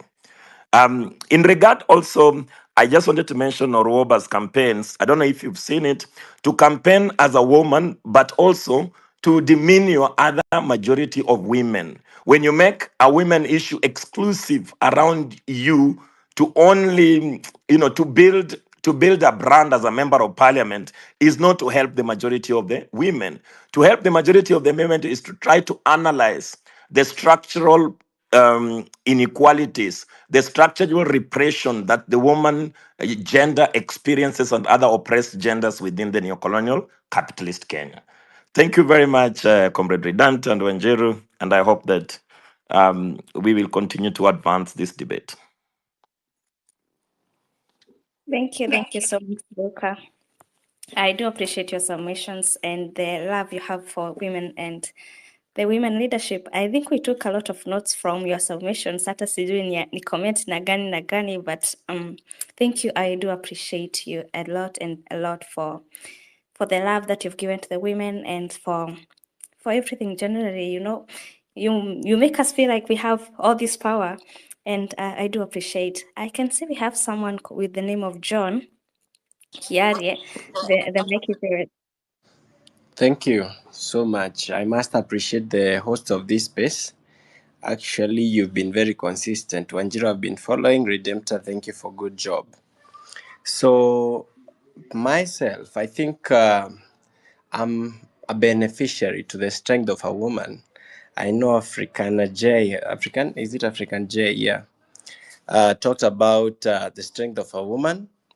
And personally, I've been brought up by a mother. She brought the six of us single-handedly since 2000. Actually, I was 5 years old. So I've experienced what a woman can do in the face of hostility that exists in our society. So after that, of course, I've worked with a woman I refer to as an alpha female.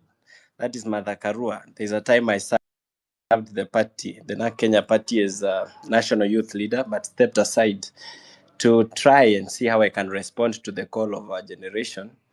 And I joined another movement called Mwanzompia Movement. So also during the Maandamanos, I was lucky to be locked in one of the cells with so many women. Actually, we were locked at the Central Police. And women, women hawako wanaogopa. You see, I've been locked in a cell before, but the courage I saw women exuding that day, my friends, women were quite something. And I've also participated in maandamano za Azimio, but I can tell you the difference was like day and night. What made the Gen Z revolution the revolution and the success was the presence of women. Because I can tell you, even the police, I think it's KUT who said that the police were afraid to shoot women because women were daring. And I remember there's a time I went to Nakuru to participate in maandamanos there. And so a certain lady had alikuwaga tu anakaa hataki kujua nini inaendelea back in the school days. But I saw her in the streets. And actually something told me, if this lady amejitokeza, then who are you? Who are you? And I think they challenged some of us and most of us so much. So what I can say about women is that women are the heart of every revolution, and Gen Z purely the success that we all talk about. Were it not for women, I can assure you that Atunge succeed. Azimio movement or Raila Odinga's movements, or those kind of protests that we've witnessed in the past, they failed because there were no women. Walikuwa na mobilize my boys. They used to mobilize boys to go into the streets, or men to go into the streets, and you realize that he never really achieved much through such protests because they were chaotic. But if you are keen on the in the protests that were initiated by the Gen Z, then you realize that everything was so orderly. I think it's because women are naturally orderly. You realize that the movement was so orderly. Even the police would have to look for something, for a trigger to throw in a tear gas canister. But women were brave. Walikuwa wanakimbia mpaka kunishinda. Yani those are days I remember, I know, because I've never witnessed that in my life. My short is this. Personally, I don't really even believe in the two-third gender rule. I believe women can do much better because you realize there's a time back when CJ Maraga, yeah, I think CJ Maraga advised the president to dissolve the parliament because of its failure to comply with the two-thirds gender rule requirement by the constitution. And I've engaged in this debate so many a times. In my belief, I know that if women can come out as they did during this revolution time, because really they showed men that we can do what you've been doing much better and in style, yeah, and in a more orderly way than you guys have been doing it. If that could be escalated just a little bit more and be structured nicely, I believe that would be the end of the way men have been viewing women, especially in the political space, because I believe we are focusing more on their revolution, the role of women in the revolution. I believe people like Redemptor, African J and Wanjiro, and so many others that KOT mentioned, if they can come up together, they would rewrite history. We would not need to mention those women that have been mentioned, the historical women that have been mentioned, because Gen Z movement proved that we have spirited women. We have women who really can redo what Akina Mekatilili Wamenza did, even much better, because leo wako na more information, wako na everything at their disposal. They are more empowered. Kama ni kazi wanafanya, we have so many CEO women. So I believe if that would be structured kidogo, and then kuwe na one agenda ya kuset a new precedence, especially how the Kenyan society views women, politically and otherwise, I am telling you that would be the end of the crisis that women have been having, especially when it comes to the involvement in matters leadership. Actually, as a parting shot, I've seen the appointments that are being done by Ruto. Personally, mimi natembeanga, I walk around with my voter's card just in case nisikie Ruto ako nyumbani na election immediately ninapiga kura. Hata kama ninajua would have to travel to my polling station, I walk literally around with my voter's card so that jamaa in case kitu tu isemekane, I would not need to go back into the house. Ni kukimbia kwa polling station na kuweka nje. So, but I've just looked at what he's doing and I've realized that ukiangalia hizo appointments, you laugh. As if we don't have women who can be appointed to those jobs. In as much as I don't support him and literally I wish him out like yesterday, I believe because these jobs are supported by Kenyan taxpayer. So if there are opportunities, then women should also be given those opportunities. But if you've watched at the nomination list, these jobs that he has been giving since yesterday, you'll be shocked. I've just been seeing Mr. Until I wrote to my timeline, don't we have women in this country? Are we short of women who can serve in those high level jobs? You can imagine. It shows you how even though the mentality that the political class has on women, and nimekuwa nikisikia watu wakisema, and I think ni Aoko, I've been following Aoko as well, and Aoko has been lamenting how politicians use women, especially in the political space, you know, sexually abusing them just to give them a job or a space that they deserve in the political space. But the revolution that we saw on June, women that are in this space and those that are out, I believe we are going to reach them. I believe if we can organize ourselves, we would end that. Hii maneno ya politician kufikiria ati akiona msichana amesimama kiti lazima alale naendi ampatie certificate. If we can organize ourselves properly, we would bring that suffering to an end. We would alleviate the suffering that women wamekuwa nayo over the years. I vied in 2022 as a member of parliament in Nakuru, and I would hear the female counterpart saying the demands that men are making just to issue them certificates. This is something that needs to end. And what I saw in June, if that can be harnessed, if that can be structured properly, women, nakwambia, especially come 2027, 2032, it would be men wenye watakuwa wakikimbia kujaribu kupewa ile one-third representation, because women came out so strongly. Tukijipanga tu wanawake wajipange, na niliona saizi they don't even wait to be given, they are going all out, wameshajituma. Tukijistructure vizuri, hii story ya kuhurumiwa ati mambo ya one third gender rule, women will be two third and men will be crumbling for the third na kukimbilia hizo manomination. For the first time ninataka kuona ile women representative ikipatiwa a man, because the constitution haijasema that's a preservation of women. So the day women will overtake men in terms of representation, a man will be atatake your representation yenye imetengwa kwa katiba, and I can't wait to see, especially now that I know what women can do in our society. Thank you so much, Redempted and Wanjiro, for the time.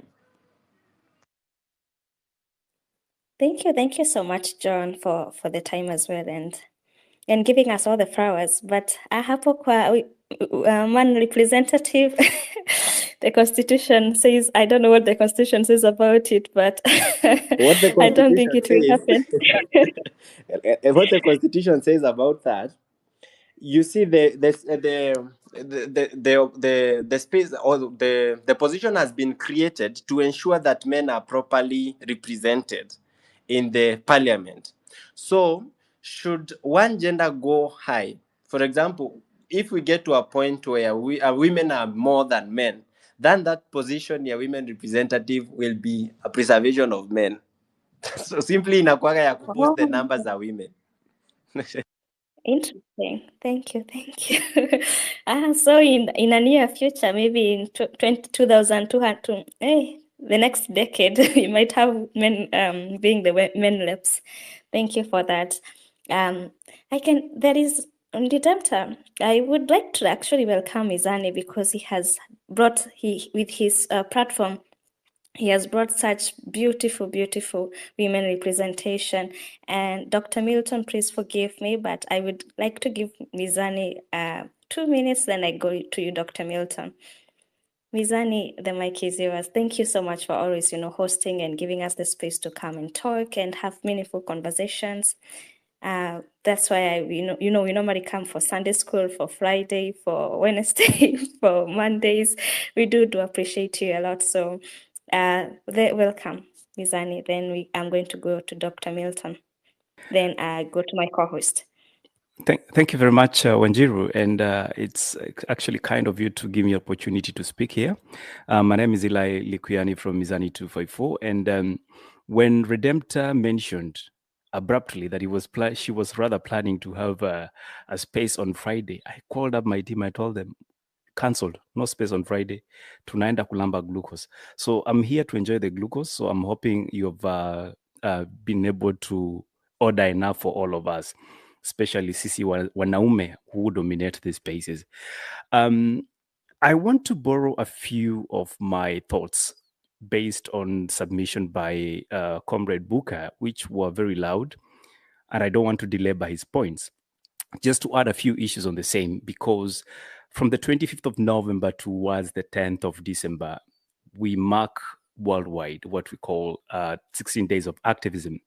And one of the fundamental problems we are facing as a country today, and that listening to the Prime Cabinet Secretary during his security update brief, which was done, I believe was yesterday, if I'm not mistaken, he talked about the issue of gender-based violence, specifically on women, and the worrying trends in numbers, looking at 7,107 sexual and gender-based violence cases from September 2023 to date, as of yesterday, when they were making that report public.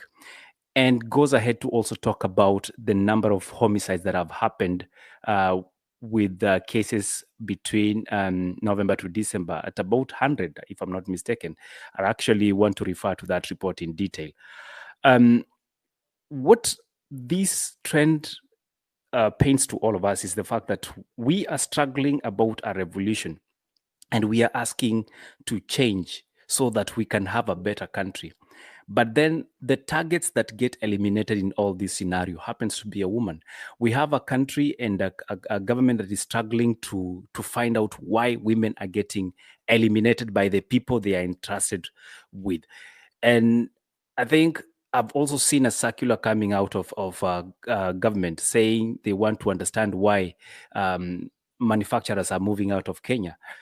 And then you're wondering, can't they connect the dots? The economic issue in this country is hurting a lot of families. And unfortunately, the people that get to insulate the problems that come with it happen to be women. So today afternoon, I was reading one of my friend's updates. And strangely enough, there is a woman who in Imara Daima is being evicted forcefully out of their home. And this woman is a widow. Strangely enough, connected to the family of a former government official, actually governor. And looking at the inheritance conversation in this country and the fact that femicide is a big issue, one would be expecting that the law of the land will actually tend to, how I say, protect the weak in the society. And unfortunately or fortunately, we keep discussing everything else and forgetting that this gender that we call the female gender, that is actually a revolutionary factor in our country, is being targeted specifically because they hold the wheels of revolution in this country. My appeal to all of us is, even as we discuss about the women factor in this country, why can't we make it our business to protect the rights of women? You look at the nominations that have happened and the appointments that have happened. John correctly put it. It's all Mr., Mr., Mr.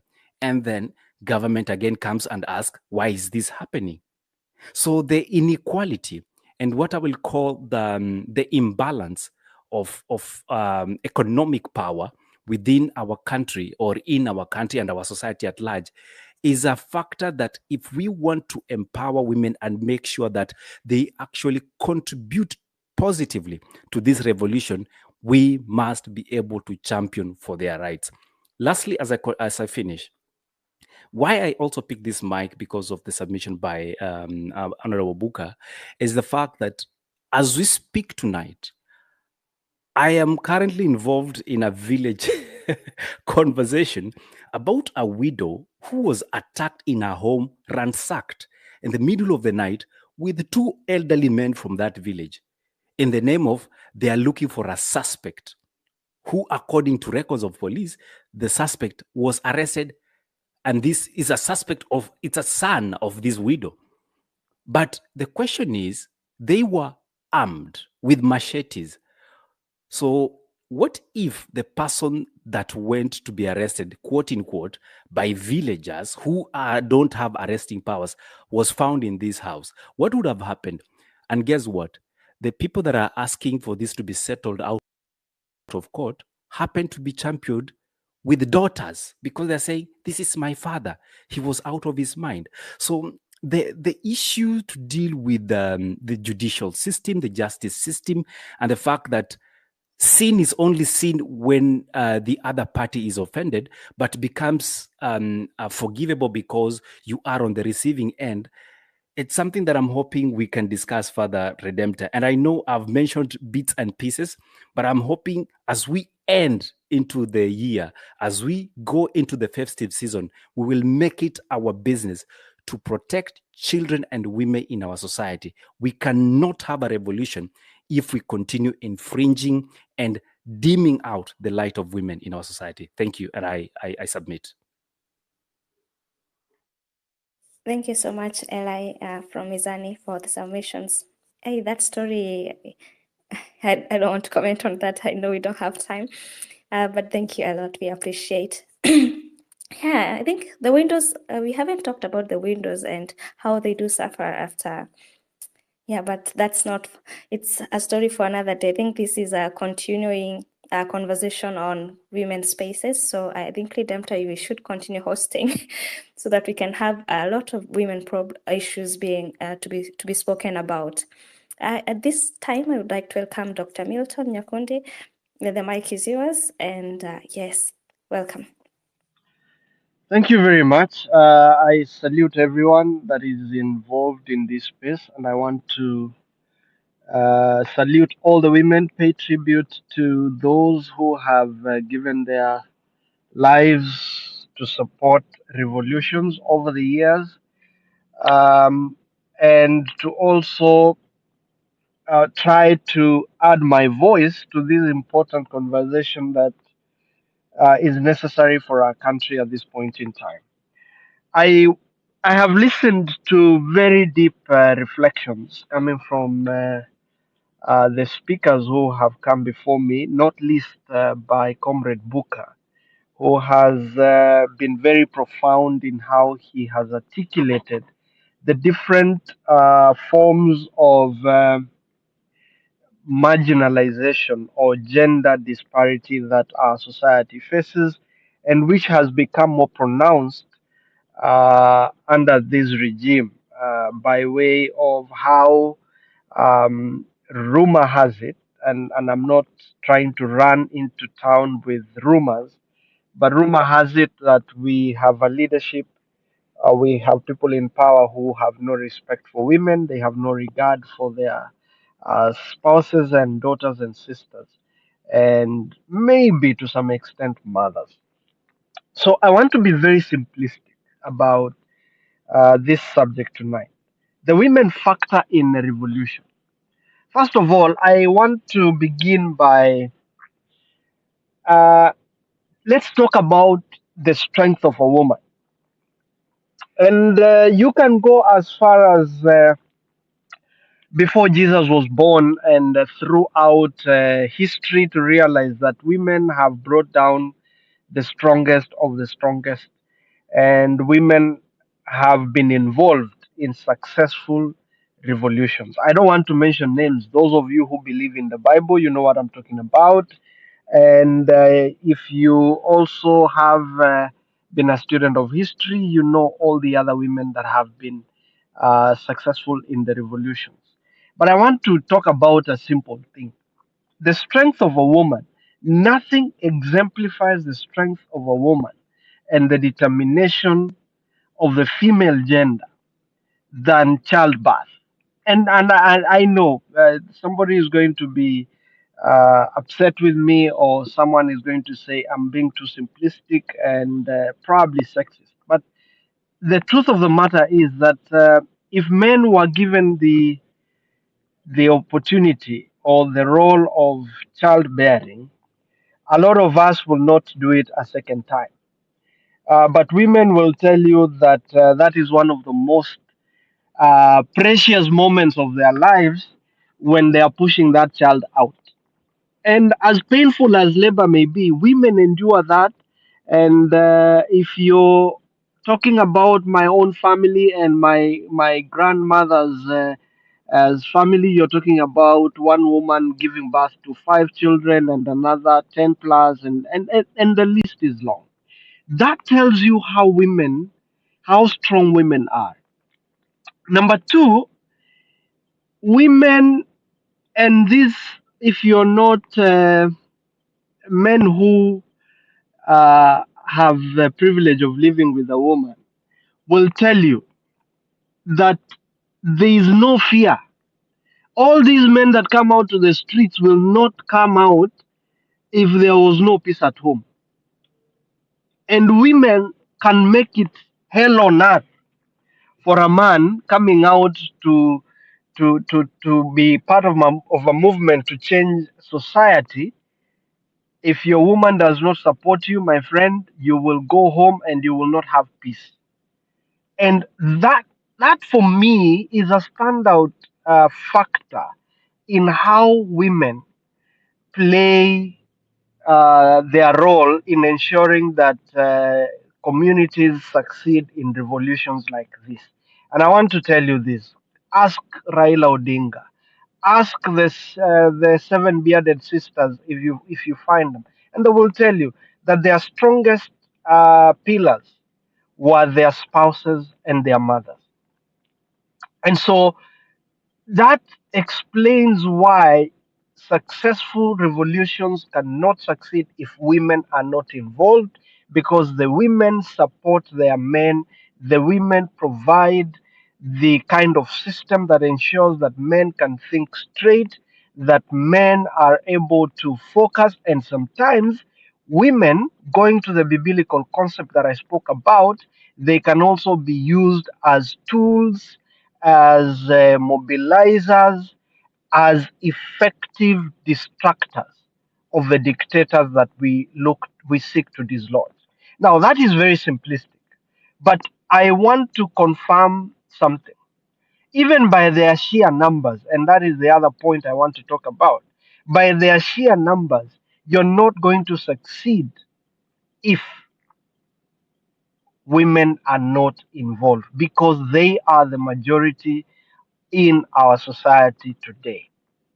And that is and the extended reason for that point is that women naturally, again, this has been said, psychologists who are in the house can tell me or correct me, that women have a higher word count than men do, and therefore women are being emotional, they communicate more effectively than men would do. And nothing appeals to the human mind and the human psychology than emotions. That is why when people talk about femicide, for example, it is easy for us to appreciate and understand the veracity or the seriousness of an issue, because a man could be suffering, but they will not bring it out or give it the emotional connection that is required, because we have been raised to believe that men do not cry, men do not show emotions, and men are made or cut out from stone. That is something that we have to deal with, and that is why you have people who are in situations where they feel they are upset by this regime, they feel they are suffering, but a man wants to die from inside. Women don't. And that is why the Gen Z movement was successful, because mothers encouraged their children to go out. And I want to land on the last point that on this last point. How many of us here, and I have challenged men on many a fora, where I ask, do you have respect for women? Or some men will say, oh, you know, my wife, these, you know, these women, these feminists. But I ask them, what is your mother's place in your life? What is your daughter's place in your life? And they're like, you know, my mother is my mother. And you know, you don't touch my mother, you don't touch my daughter. And then I ask a simple question: is your mother and your daughter a woman? So if they are women and they have such a sacred place in your life, then it means that women have a sacred place in society. And therefore, I want to conclude that that sounds very simplistic, but again, I said that is my line of thought tonight. women will be the most important pillar in the revolution, and they will be the most critical mass that will send this regime home. And women are also makers or breakers. That is why even the Bible says that he who finds a wife finds a good thing. And Proverbs goes on to say that a wise woman will build her home, but a foolish one will bring it down or destroy it with her own hands. I land at that point and challenge all of us to make sure that as we talk about the revolution, we have to have a deliberate endeavor to make sure that we onboard women in our decision making, we onboard them in everything that we are doing. Because without them, the movement stands doomed to fail. Thank you. Thank you so much, Dr. Milton, for the submissions. And yeah, I do feel so appreciated as a woman in this space, and I think every other woman can speak about it. And how everyone is encouraging, on how everyone is saying women and the revolution. It's actually applauding. Why didn't we put this earlier? It's making me feel so good. It's making me feel not insignificant, and knowing that we all have that role of that we are playing as women in this revolution and the moment at this specific moment as well. I would like to welcome my co-host, Ferik and Johnny. You can give your other submissions on how the topic is going on, and yeah.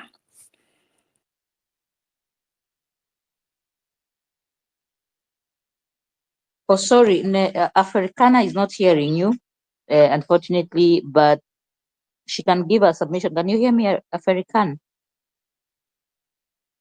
The mic is not going on. Our mic is not going off. African, I think you're having issues if you cannot hear me. So I will inbox How about her. now? Oh, you can. Okay.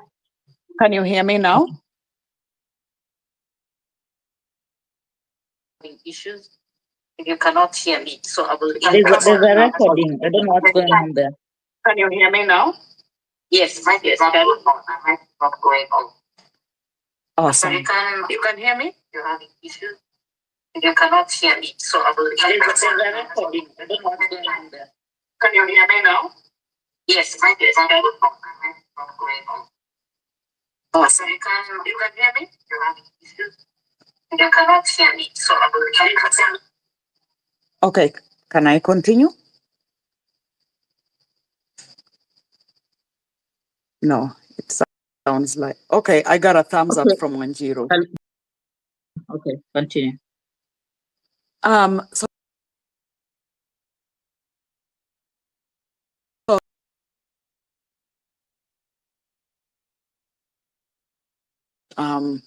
for many women who are here, we feel a powerful call for rising, right? As mothers of nation, stepping forward, this is our moment to shape the future, to lead with strength, wisdom, and compassion. I was very encouraged with what KOT shared, even as far as women helping with hosting space.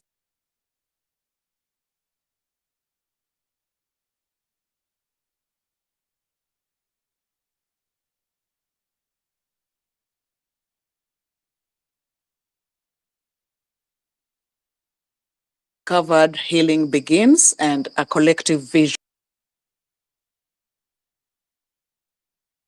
can take root. So everyone's voice matters here. Our experiences are both diverse and vital, and this both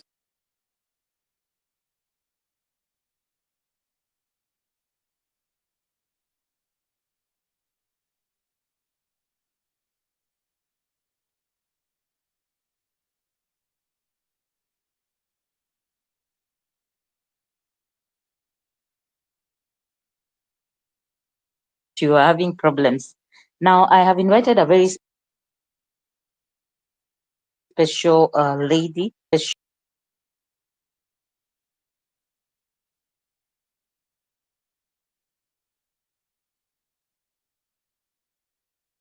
A strong woman, and we are all strong women, but this particular woman has served her community very well.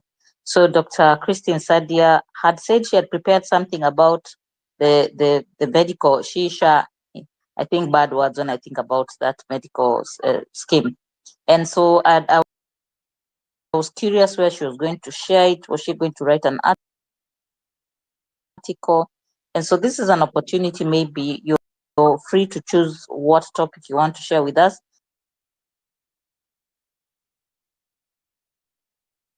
So allow us to give her a little bit more of time to make her submission, because I had invited her especially because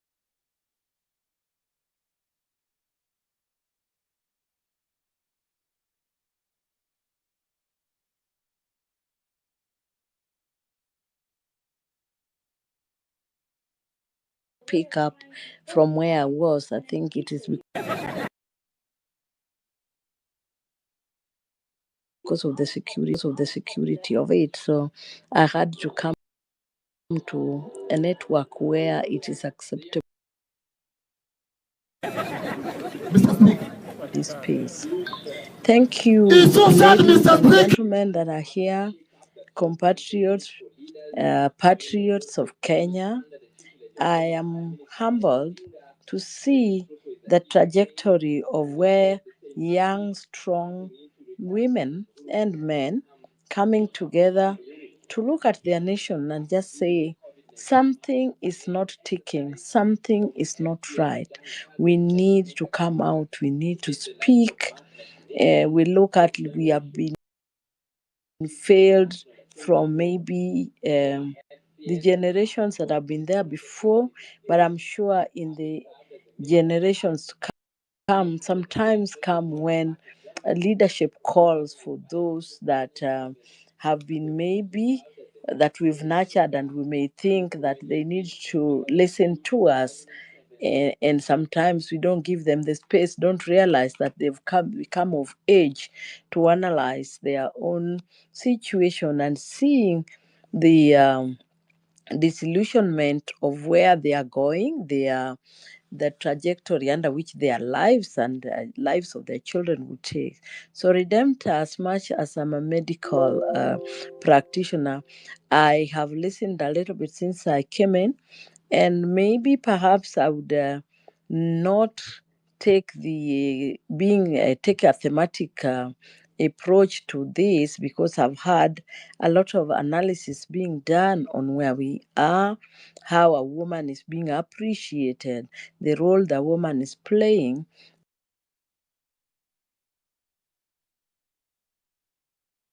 and the space that we are in right now.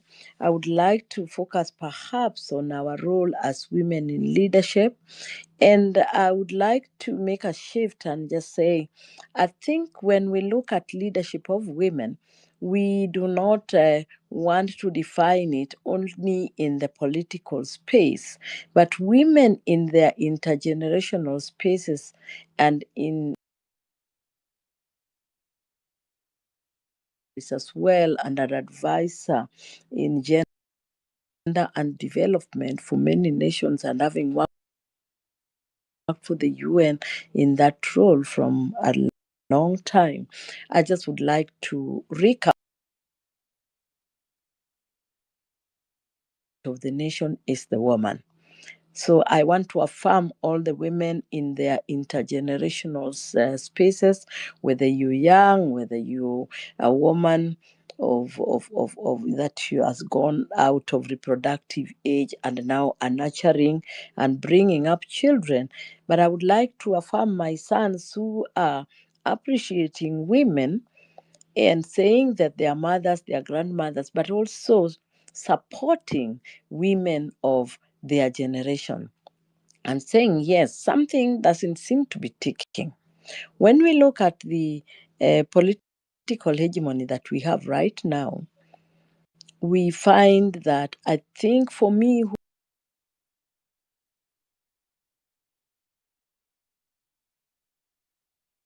Us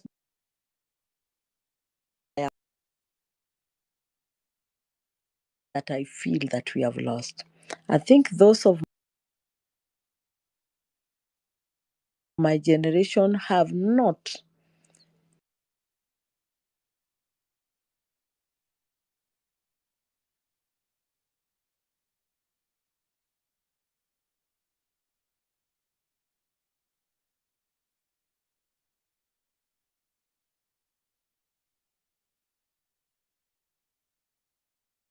for women to have gotten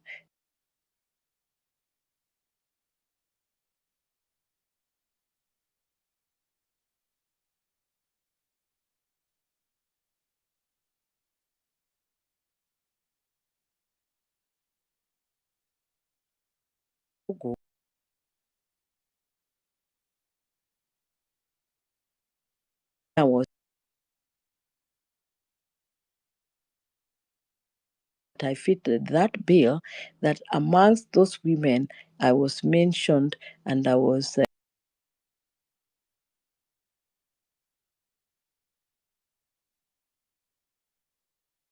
who had actually run our former president, the late President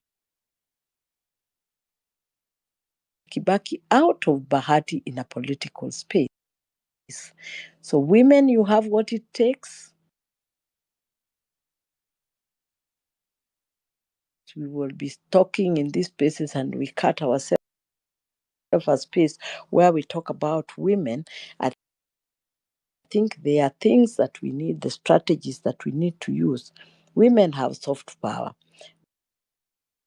but they also have, they heal with a woman's heart.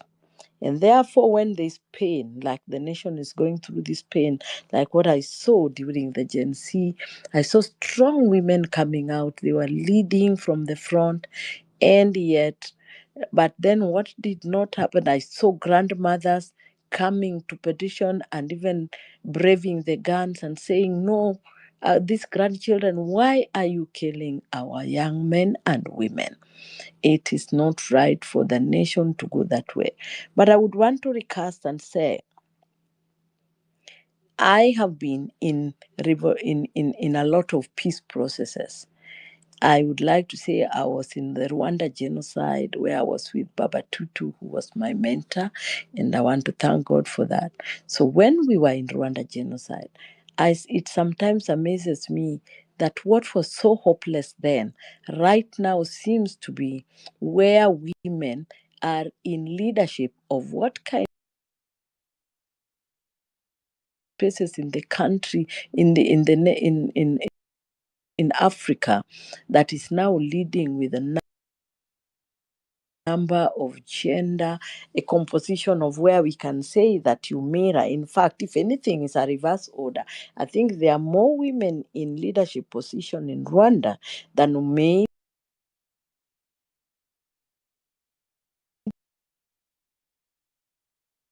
that we should realize that our society was wired to affirm each of the genders. What do I want to say? That women, you are strong. Women, you have what it takes. You have been educated. But even a woman who is not in the space, even a woman, I was brought up by a woman who never went to school. And that story is for a lot of us of my age group, that we were nurtured by women who never saw the inside of a school. But the strength of a woman was there. And if you look at Wangari Maathai, if some of the spaces that are now being taken, if Wangari Maathai and Mama Koigi Wamwere did not go out to the corner, Uhuru Park would not be there. And some of us, we were with them as young women. They would call us out and we would go there. So the trick is, who is mentoring you? Whose journey? Who is your mentor? Who prompts you? When you have a shoulder you want to cry, I know now there are a lot of aches than anything else. Who then encourages you? I was encouraged by the people like Mama Asio, Wamboi, Otieno, and I can name all of them. But the rallying point was they were not leaving us behind. When we started FAWE, I remember Mama Gachukia, Dr. Gachukia, taking me with Sheila Wamoyu. So long as you had an interest, you had somebody to hold your hand. What I find now, which is disheartening, that women are left on their own. The young women are left on their own. We have not given them the story of the women's movement in Kenya. And that's where we have lost it. We used to have very strong institution like the National Council of Women of Kenya was the umbrella body for all women associations. What breaks my heart that women are now working at cross purpose, women are working on solo outfit. Would we not think that perhaps we need to coalesce our power together? Because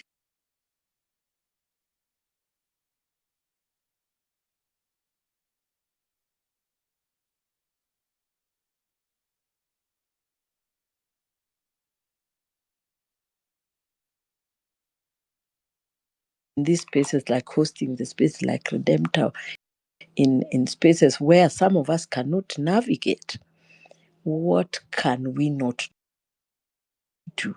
But I want to speak to the heart of the nation.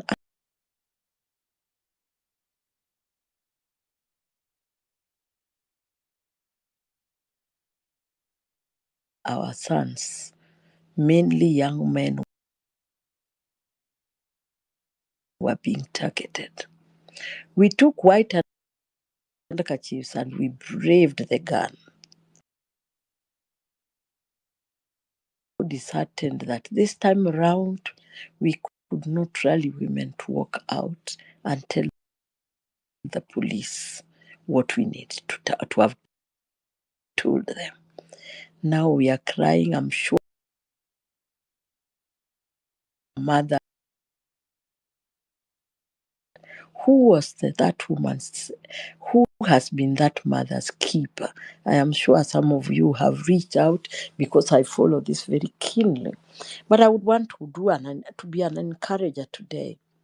Revolutions like one somebody has said can be done by even women. The power of the woman can change the tide. And I want to call out women that we begin to organize ourselves to change the tide so that we do not lose the space and the gains that we had made. When we went to Beijing, we were Kenya women, strong women in their intergeneration. I was young, yes, leading Christian women to Beijing in Africa. I was barely 40, and I led the women's movement, all Christian women to Beijing.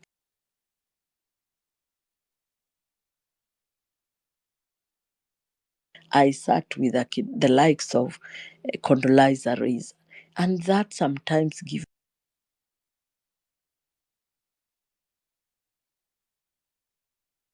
help those that perhaps would want to hear the story of how women have been, how our journey has been here in Kenya. It has been a tremendous journey. Strong women. You are stronger than ourselves. You are more cleverer than ourselves. Your IQs are higher than ourselves. The ones that I saw braving the streets. And I think I admire you and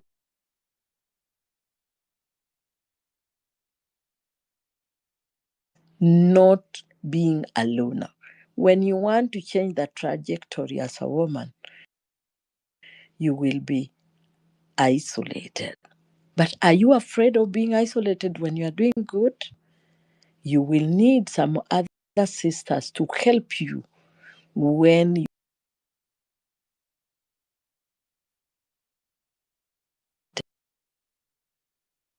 have a psyche, you have to have a good psyche. But also securing our backyard, the male engagement. How do we secure so that your partner would be able to understand you? Sometimes when a woman goes up the ladder, you threatened your home environment. How did we do it? We were taught by the older women.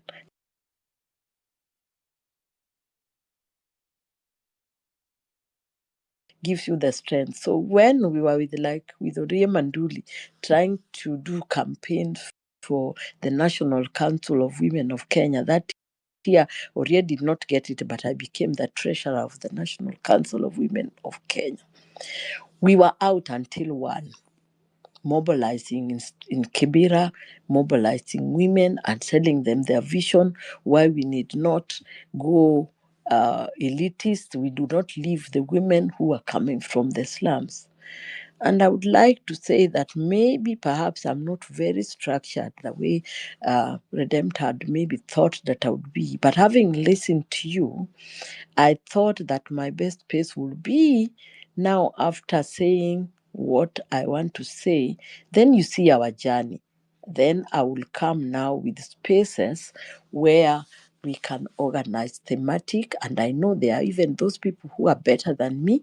We can look for them out. Then they can speak to all women of all intergeneration, because we need each other.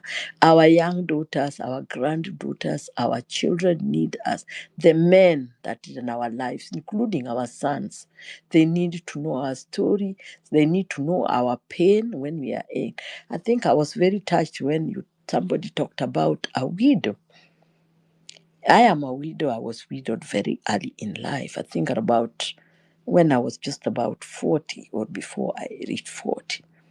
I have brought in strong women. I have 2 in my life, my 2 daughters, and 1 son that I was left with, a younger one. I have brought a strong man that affirms women. If you find him in the space of women, you will think the stereotypes that are normally being peddled. When you get into my house, the first person to offer you a cup of tea or to sit you down is my son. And I have seen him doing the same to the fiancé, because he's not yet married, but he has a partner, he has a fiancé that we soon hope that he will take. But I've seen how he's treating that lady, just as he would treat me as a mother. And when we work like that, then the security that women have, the security and these issues that we are talking about, the power play will be downplayed. Because if a woman, if they what disorganizes us, and we get into the space of gender-based violence, are quite many. And I would be able to look the intersectionality and the nexus of the power dynamics, the gender issues, the discrimination that we go through, like the inheritance issues. What are the issues? There are very many issues, and I think I've written a lot of pieces. The recent one being for WHO on the analysis, the gender analysis, and the nexus with when COVID struck.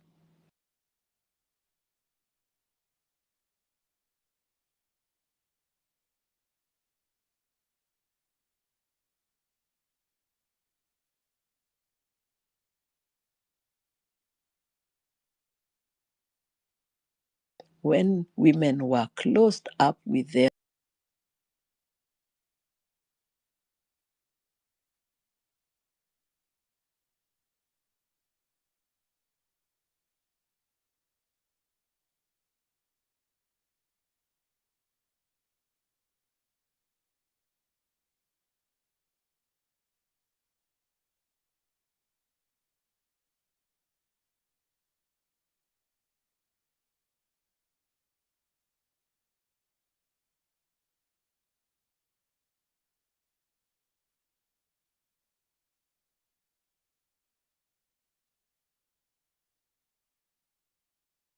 because the young women were on the street on their own. I remember a few grandmothers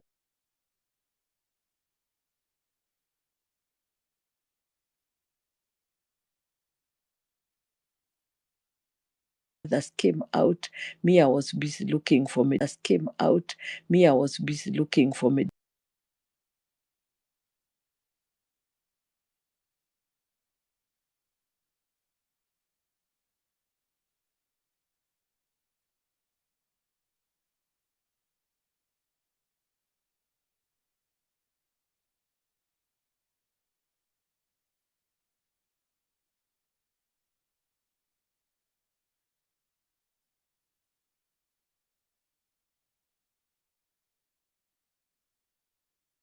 our country. I would want to tell you the spaces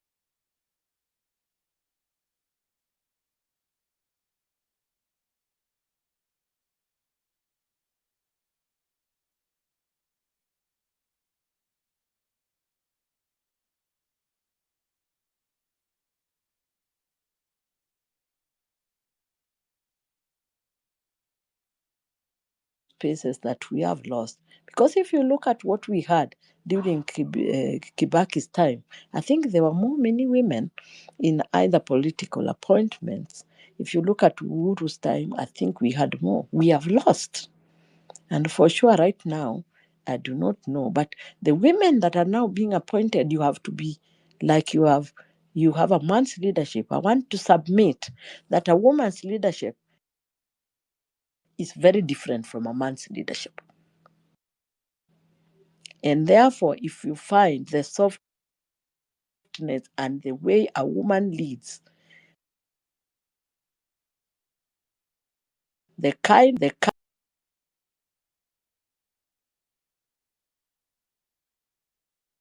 no will not come to parliament, or we will block parliament if our children go through this. So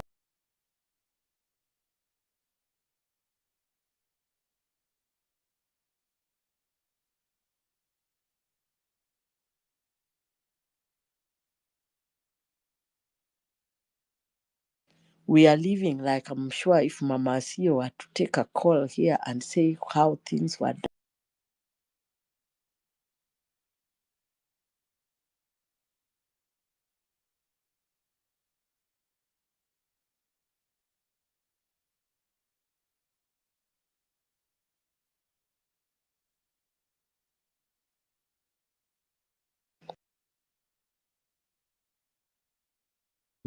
Redemptor would tell you sometimes being ridiculed in Afia House when you are making this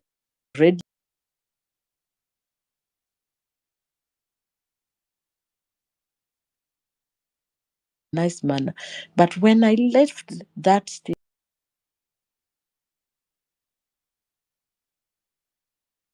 house because the men had taken me to be lynched there, what it did to me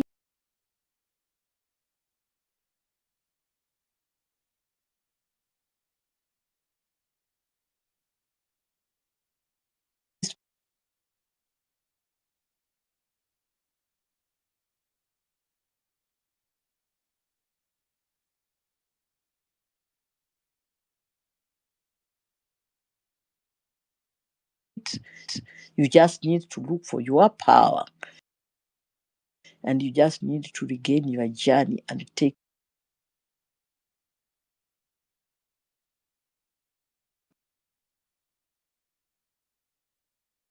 Sorry, Dempta, thank you for the space. I've just not been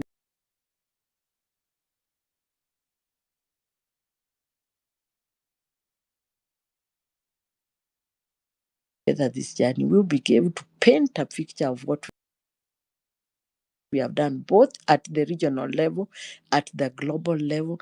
But coming to Kenya, after we came from Beijing, how the women's machinery started working. I remember working with Alison Chelaite, a minister coming to my house for me to just write a paper on how the women's machinery will be started. What is now NGEK in this country? You have what it takes. We just need to hold each other. And with our strong men that we have here, with our sons that we have here, and we pray when we get to protect you when the enemies are there. The bile that we are seeing in this nation is like what I witnessed in Rwanda during the Rwanda genocide, when I had to go with women, and the first time we faced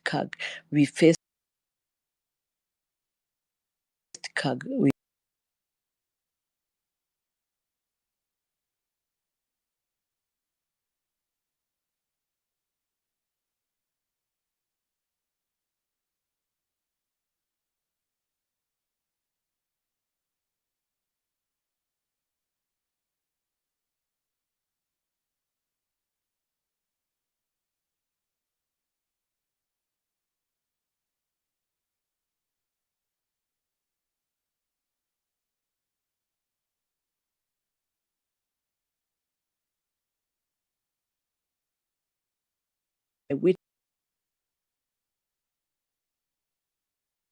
click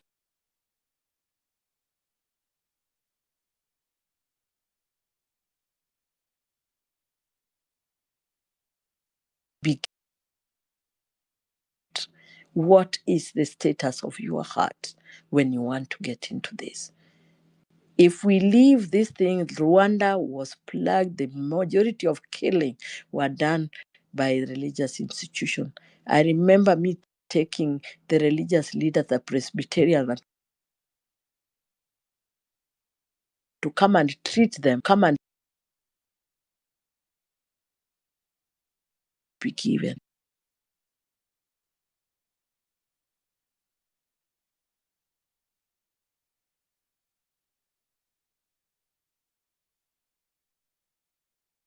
How to be buried. I was given the privilege and the opportunity to go to be in Rwanda to witness their burial, so and to walk with their families. It is a lonely journey. Thank you very much, Redemptor, for giving me the opportunity. Wow, I think I have tears in my eyes. Seriously, we've needed this, and I'm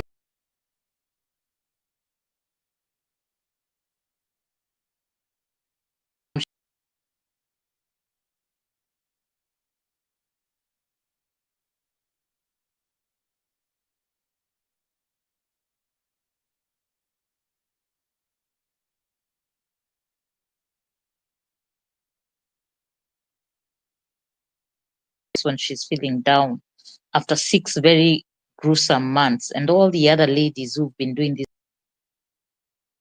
for many, many years, since they were very young. Nothing, KE, and maybe Wanjiro, if you have questions. Yes, Papa Silaso, I see you. I think Ogoya was here before you. Ronyo, I'm seeing you. If you have specific questions for Dr. Sadia, I think that would be a good way to utilize an opportunity to speak to a wise woman. Whoever gave you that award knew what they were doing. We see a lot of awards going to a very, very funny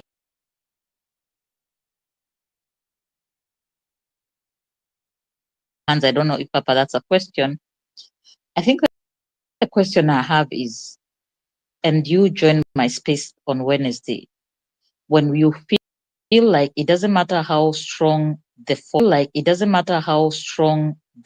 of the people are, the kind of impunity,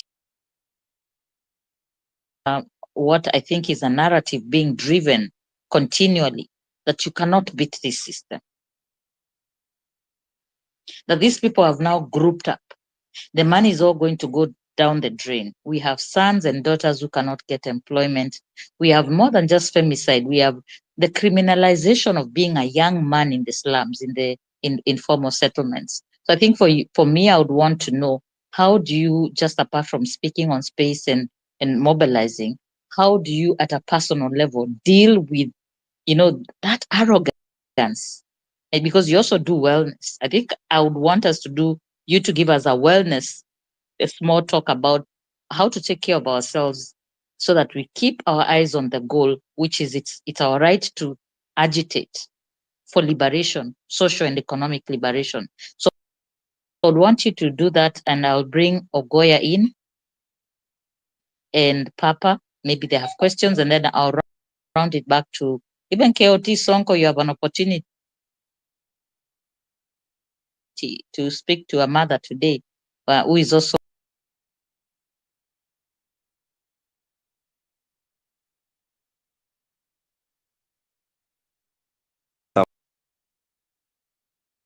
submission on the same topic. First of all, I'd like everyone on the space to realize that we are speaking of the women factor, and the journey the women ran yesterday during the earlier years is something that is very good and shapes us for what we are facing today. It is good for shaping us for an earlier tomorrow, but we must also realize that it is totally different from what we have to deal with now.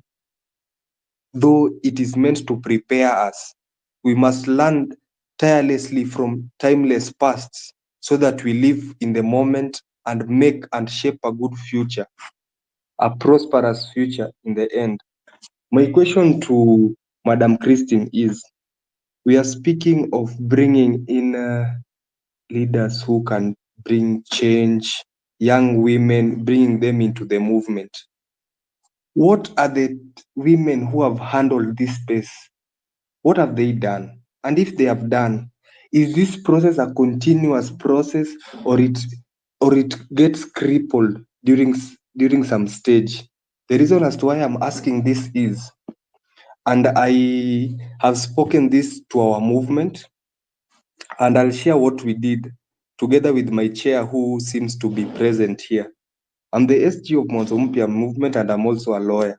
So during the formation of the movement, I stood up and told them that for the first positions we are going to have, we will have a lady vie for the top position. If a lady comes out to vie, we'll give her the position so that she leads for some time. And then through whatever she does through the leadership, we'll have time to re-elect her.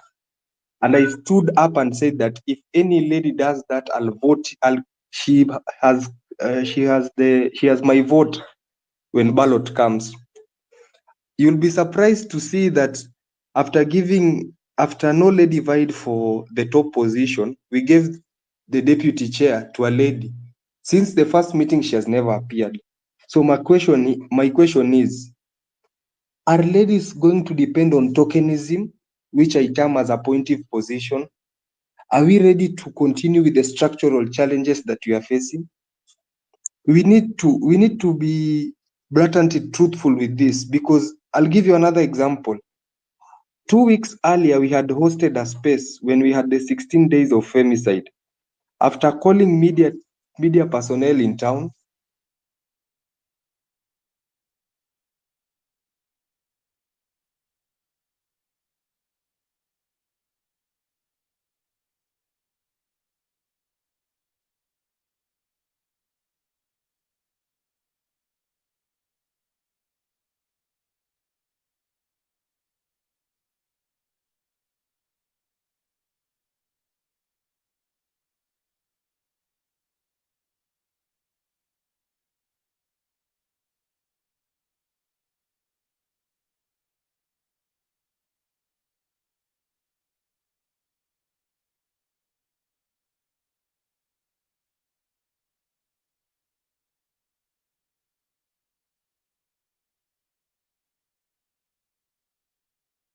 for how long will we be reading of will we be talking about history?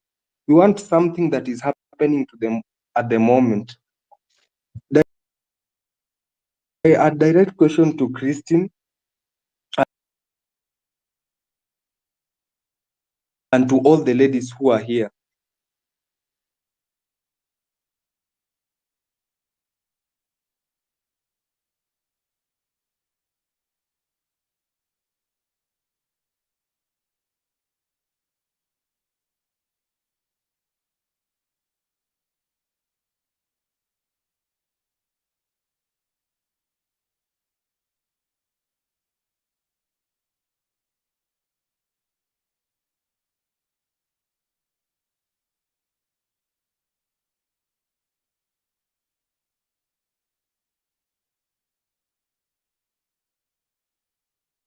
I've seen.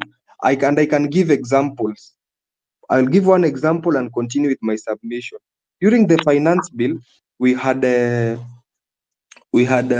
followed the finance bill totally.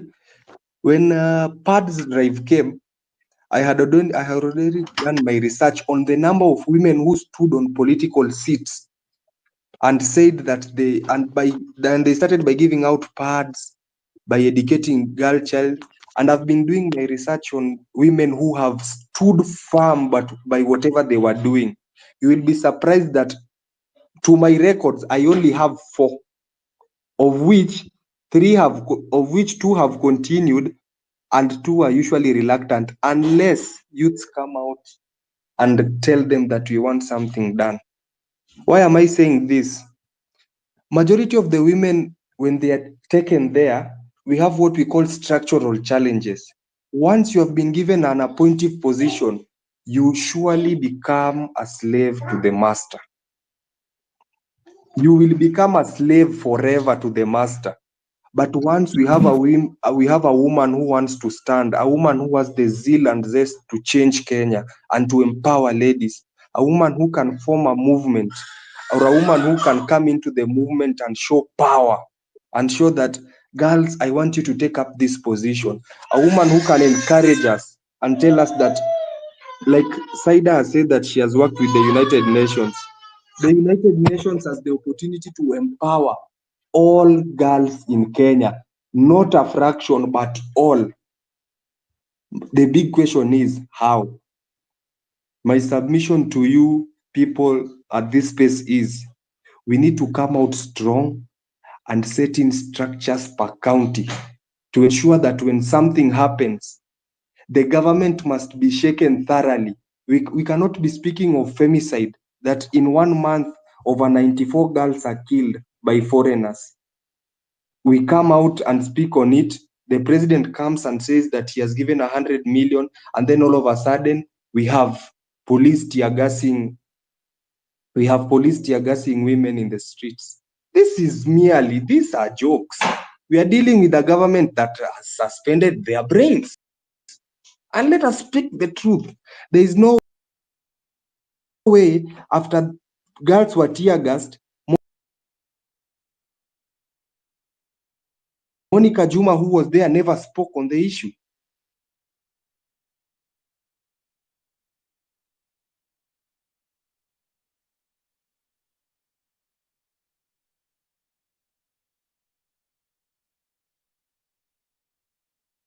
Yes. Let us stand firm and let us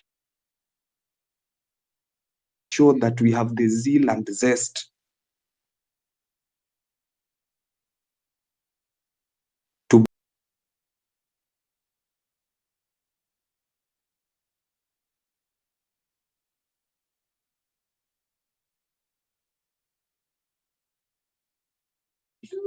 One, I want us to, and Wanjiru, if you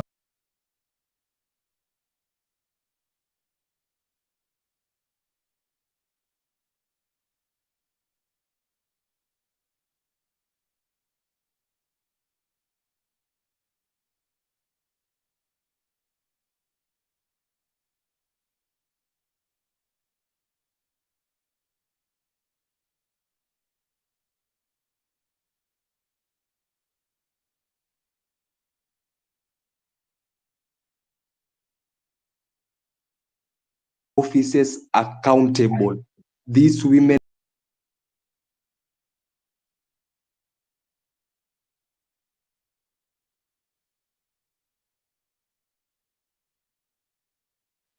we have already done our drafts and we have issued.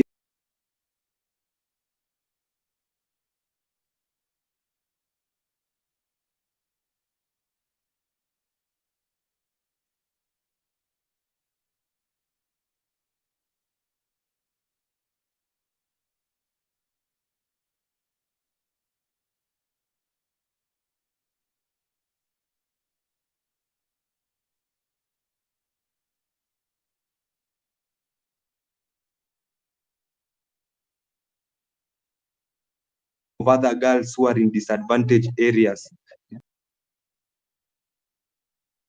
Women who have gotten this position, the truth is that they use this as a campaign tool.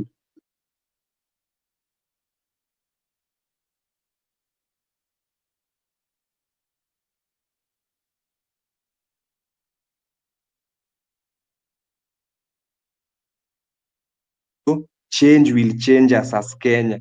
There are women who have done it. There are women of influence who have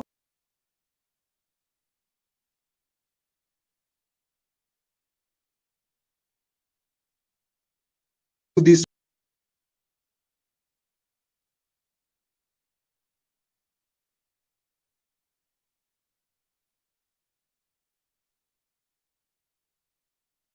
to traverse this nation. And I want to urge you that we need to tell ladies, absolutely abscond from vying from women rep position. We want 47 ladies to vie as governors. The probability of 30 of them winning the seat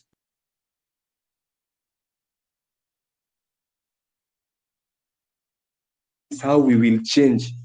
But waiting for pressers when people have undergone femicide, waiting for pressers when girls have been tear gassed, you know that a girl does not have the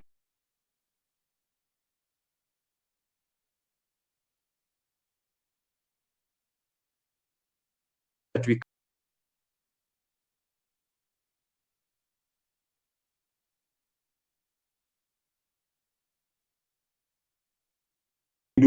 do not want something like the 2/3 gender rule. We want to split it on a movement. We want to form a movement that will champion over 200 manifesto and the right focus. We can change Kenya. As we continue hosting these spaces, ask yourself, what do we get? What have we achieved from hosting?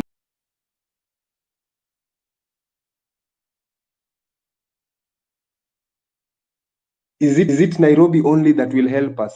And what have we done? We have decided that we want girls to be part of the movement. As our movement, the SG of Mwanzo Mpya have said, our movement has, according to our constitution, we have it that there is no way that you will be a leader in a given position, whether it becomes a cleaner and your deputy becomes male if the leader is male. We must either split it as male or female, or allow female to lead. If they are incapable, then we will be forced to do the necessary. Therefore, let us change. And as I finish as a comrade, we must realize that however big someone said is, they can never leave it at home. Let us come outside. We have been tired. We are tired of becoming cats.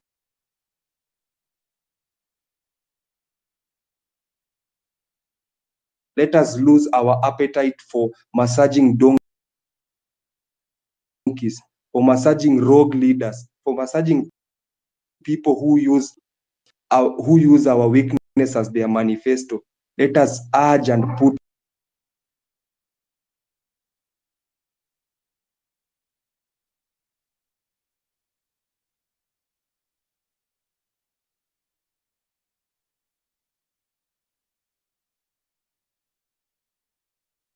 we will add you the energy. We will speak on your behalf. We will represent you if you need to. Wanjiru, we will represent you. We are comrades and we have the strength.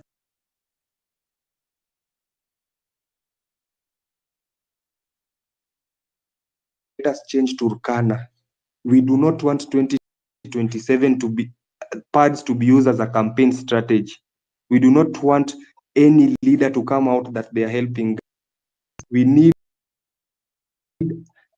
different ideologies. We need to form a movement that caters for every girl. We need to ensure that all our students go to school so that we do not have people sympathizing or recording our girls to CNN to show that we are a struggling nation. We need to change. And as I finish, I have this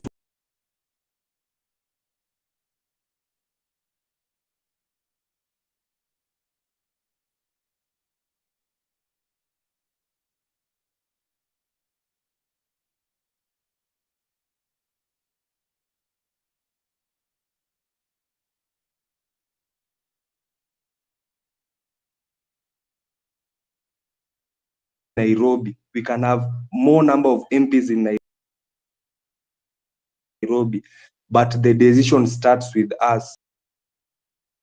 Make the decision, inform us. We will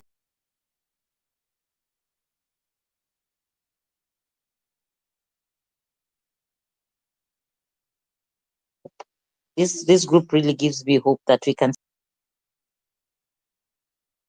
save this country. Buka, if it's a question, I'll allow you to ask. If not a question, there are a few other speakers who have not spoken. So unmute and let me know.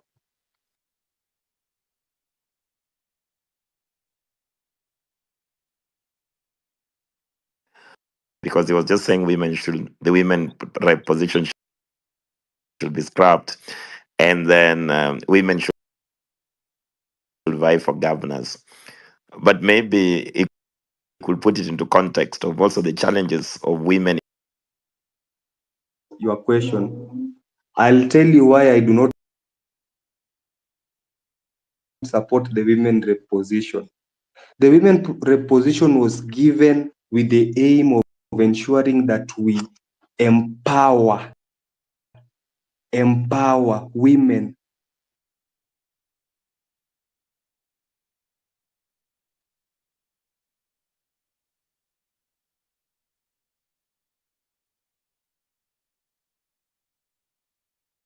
turned away.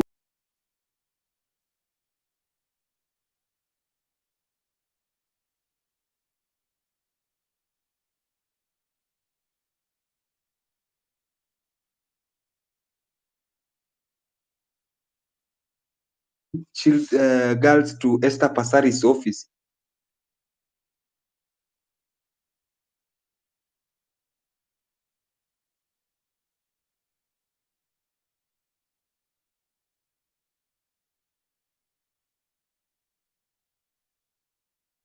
Is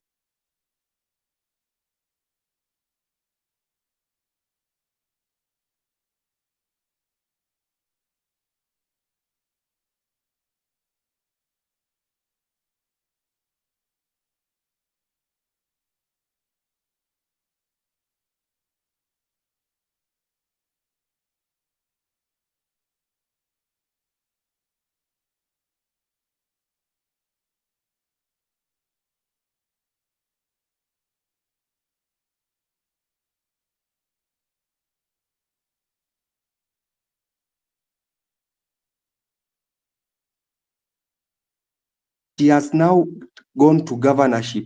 She has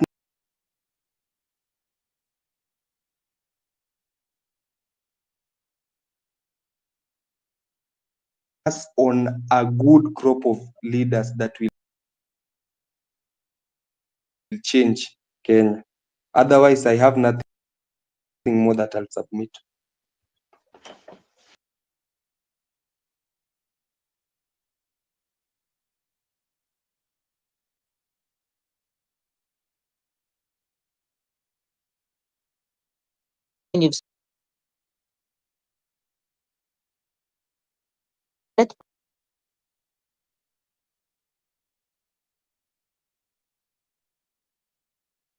Ronyo was on the line. Babs has joined.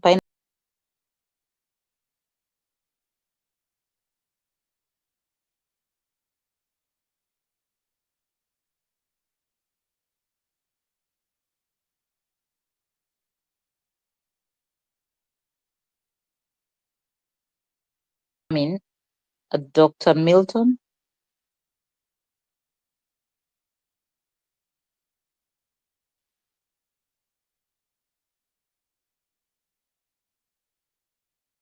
I will allow Ronyo to come in.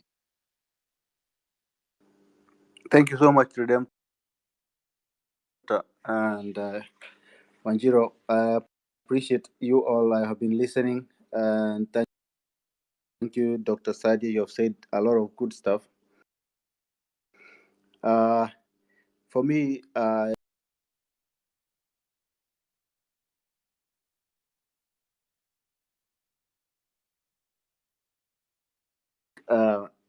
the issue of women is something that probably, especially this government,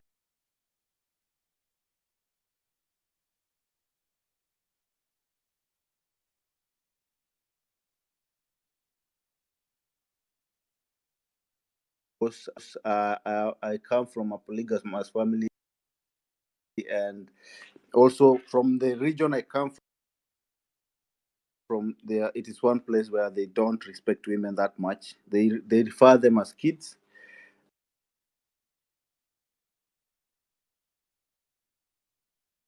So when I say this, it's something that is,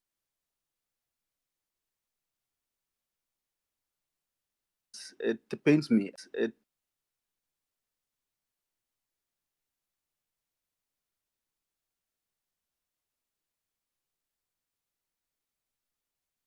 And I would say this, probably for men who are here and those who are listening, those who are speaking. If one of you or any other man there has a kid outside, out of the wedlock, and maybe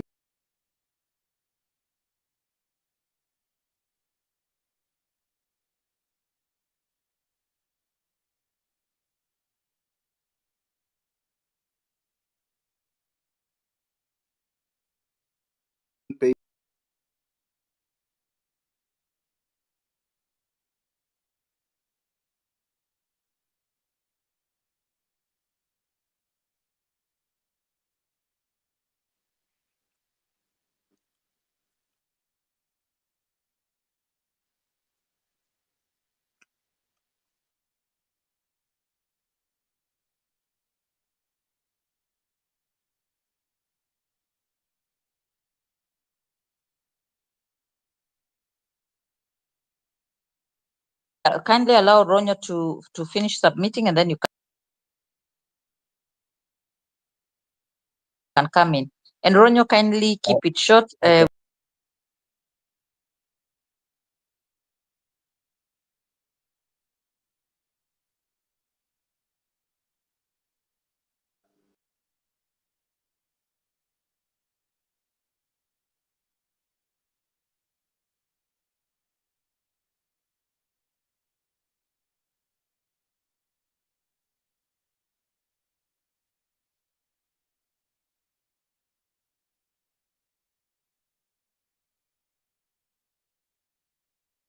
Are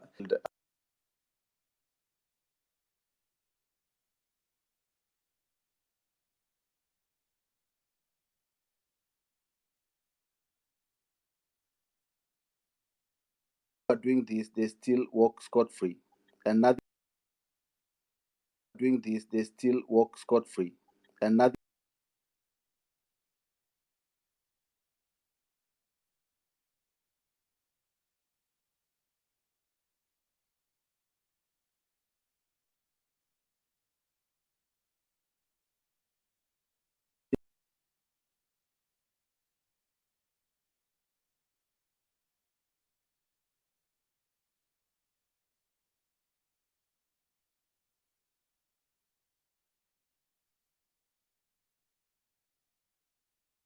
being abducted when all these things are happening. So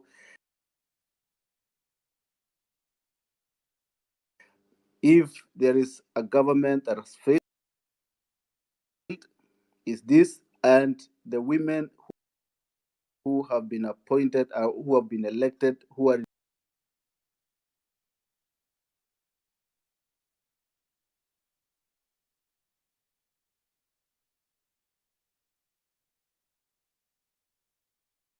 fight.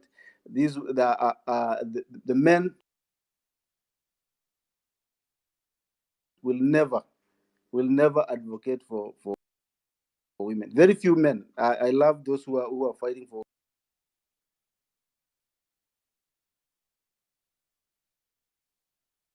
of women in Rwanda.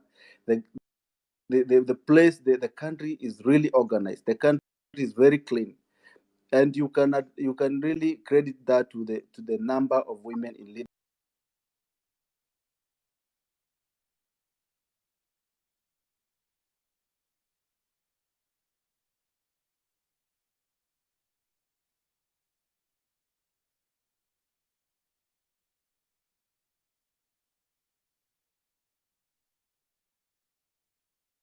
One very very useless statement that behind every man there's always a woman. No, it should be in front of every successful man there is always a woman.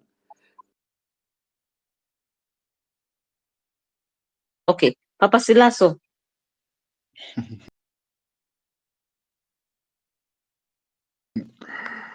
Asanteni sana. So I would like to thank each and every one of you for being here today.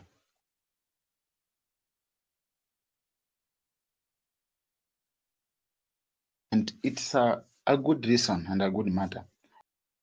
But my opinion is, and I will be in short form, I would like to add three things: that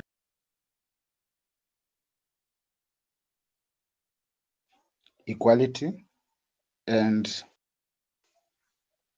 another one is fraternity.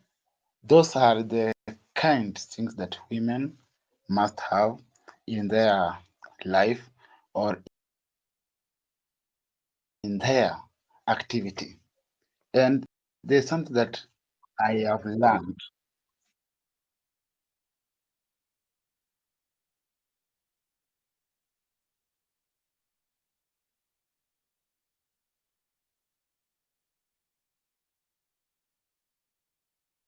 It is very hard.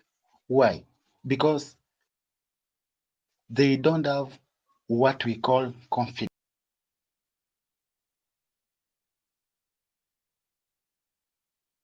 They are going to run, for example, MCA, governor,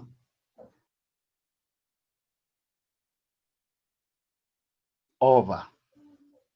They have taken everything. They know that men, they are going to destroy their votes. So women here in Kenya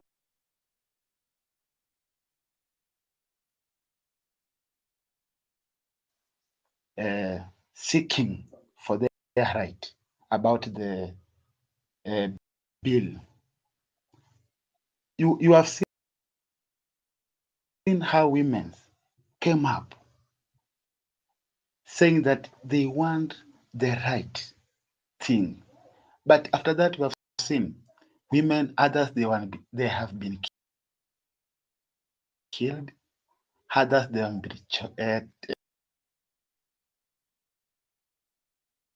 tortured in conjunction of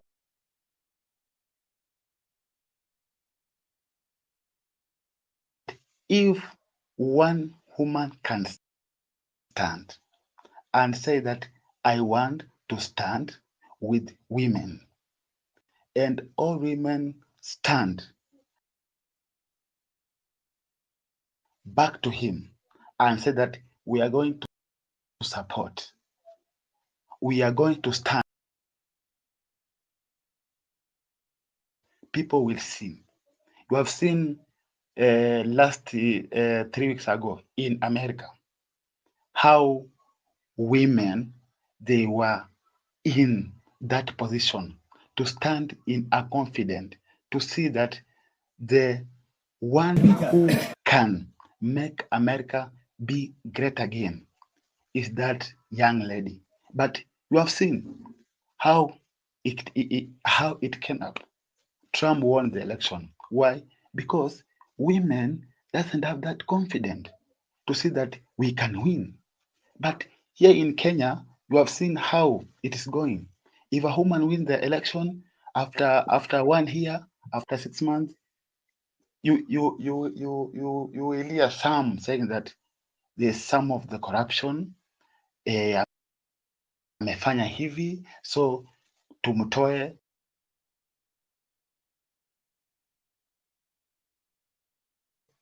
ili tuweke ule ambaye anaweza tuongoza. So this what we call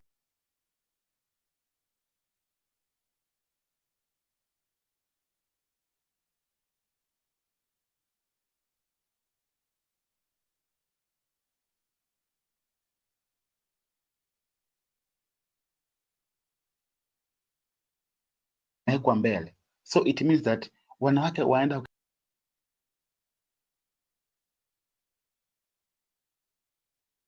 kusaulika because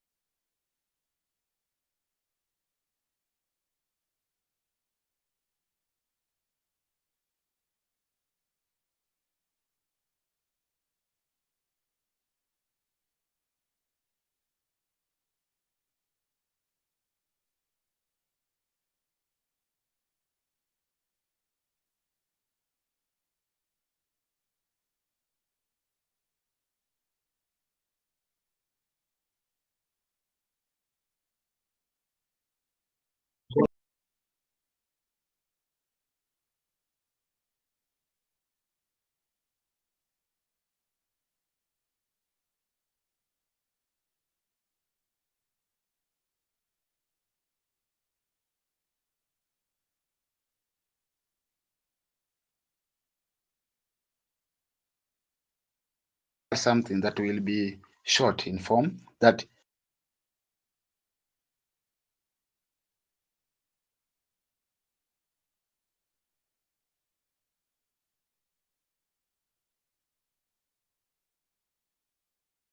in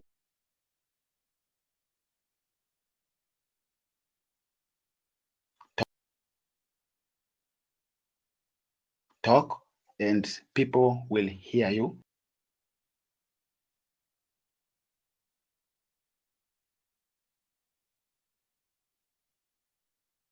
To support women.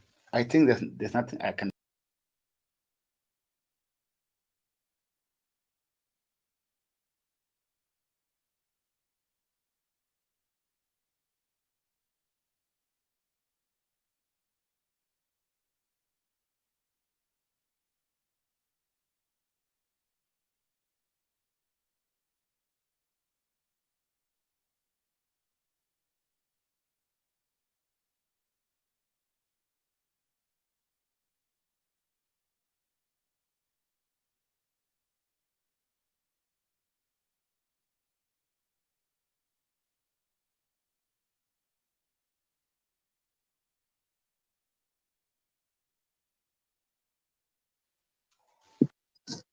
Okay, I see nothing. Your hand is up, and I've said you can speak. I don't know if you're hearing me.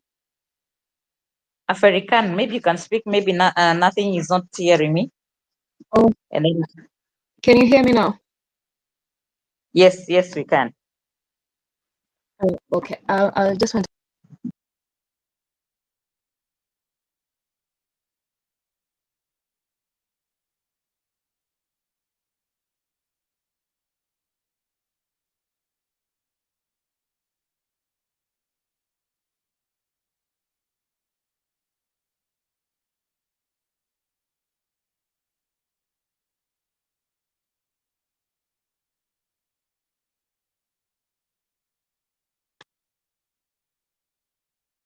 to go into the bathroom, and then I further decide, let me check whether there's someone, and find a grown-up man coming out. So there were issues around And I think we held a space with Wanjiru where we were calling that out. It's not about having women in leadership. It's about having competent and deserving women in leadership. And it's not that women are not confident. You even Asanteni. saw the breakdown of what she did with the campaign money. She paid Oprah 2 million. She paid Beyonce. That is not the leadership required in any part of the world. We just want women who can offer substance, and they exist. I learned. Thank you, though. Thank you, everybody. Okay, thank you very much, Kay. Nothing, Kay. Although your mic was a bit shaky. Again, I insist we have an opportunity to ask Dr. Christine Sadia a question or react to or make our own submissions. Kindly refrain from what the previous speaker has said because it will just itatuvuruta tu nyuma. So, Babs, please make your contribution. Today was a special day for ladies. We wanted them to have access to mic. A lot of patriarchy issues also coming up, which we cannot address at this point. Okay, thank you so much, Redemptor. I hope everyone can hear me. And I know I joined the space a little bit late, but I was privileged to listen to Christine speak, and I can say that she really inspired me. And I'm standing here and also listening to other speakers. You said we shouldn't respond to them, so I'll just go straight to my submission. One, I would like to refer to what Dr. Christine mentioned about women leading like men. And I was asking myself, what is the problem? Is the problem really women leading like men? Or I know there's somebody, Nothing KE, just spoke before me, and I think she was thinking just like me. Is it a problem of lack of passion for women and lack of professionalism or competency? Because we have seen the people who are representing us in the different offices, and most of the time we question ourselves, and we even ask, and we've even seen the public make fun of them, yeah, like educate me like so and so, basically educate me like Karen Nyamu. I'm sorry to mention her name, but yeah, it is what it is. So are we being represented by the right people? What is really ailing our women who are leading us? Somebody was talking about Gladys Wanga, who's, I don't know, really doing well in Homa Bay. Are they really doing well? I was privileged to attend the concluded CSW.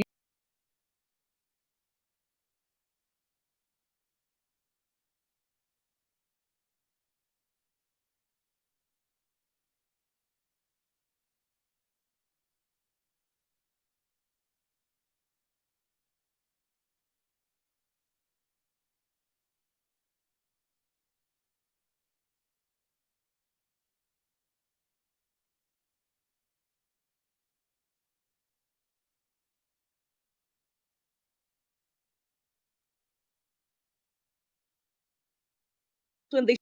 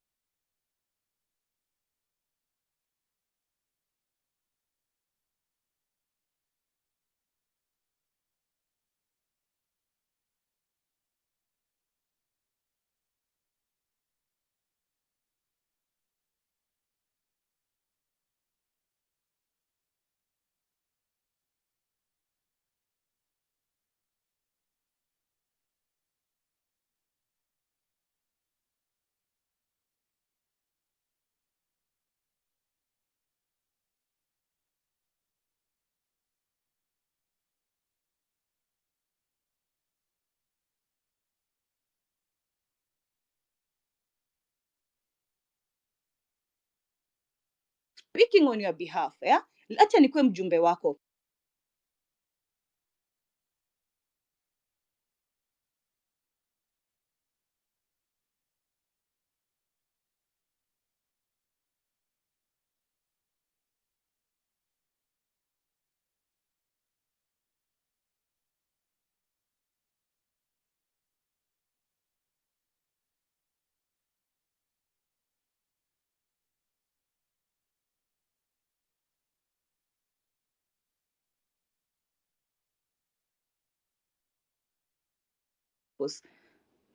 Thank you.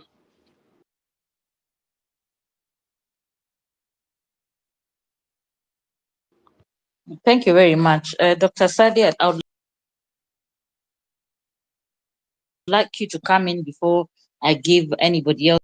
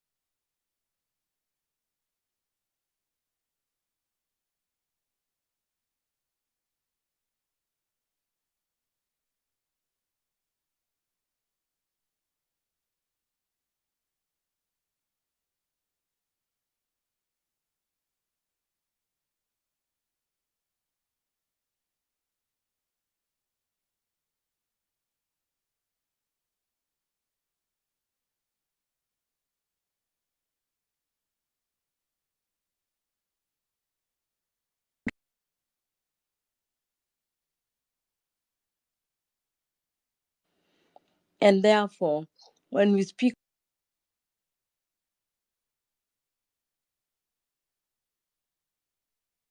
of women's right, and it's not something that I'm going to talk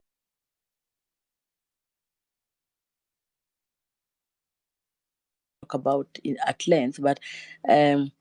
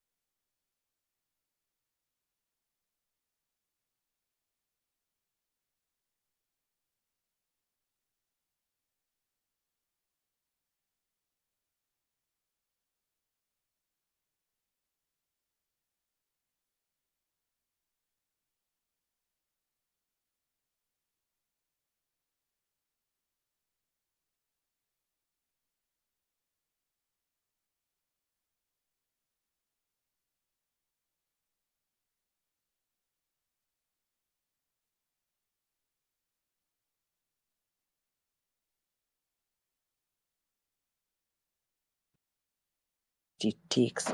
But I want to throw the question back. In the preparation for me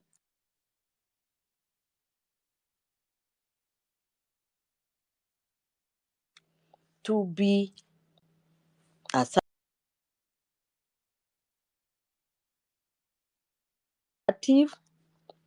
to be competent,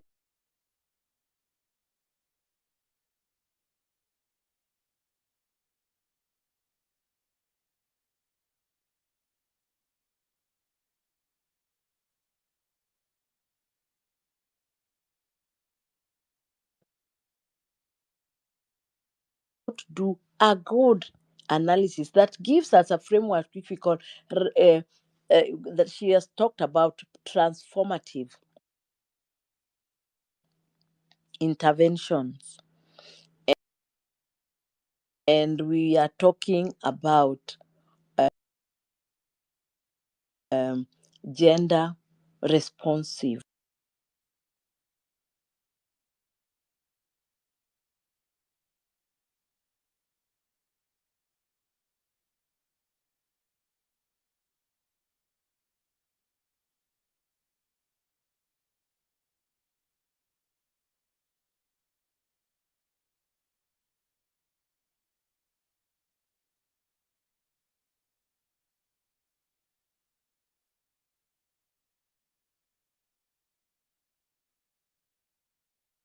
transformative. But I want to say this: education is a game changer. Yeah. And right now we are losing at it. We are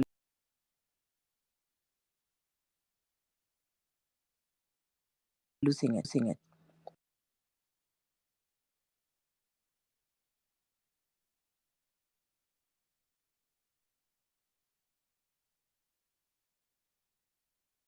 You the resilience that you need.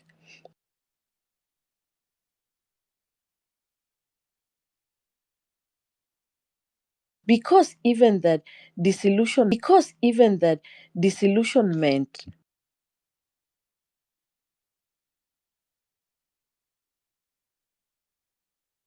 that is coming with even the space of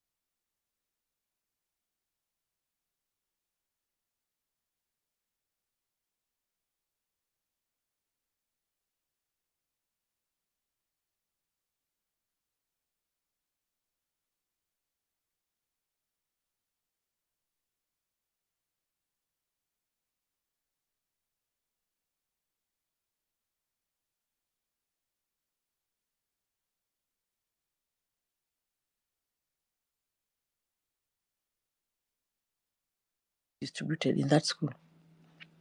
It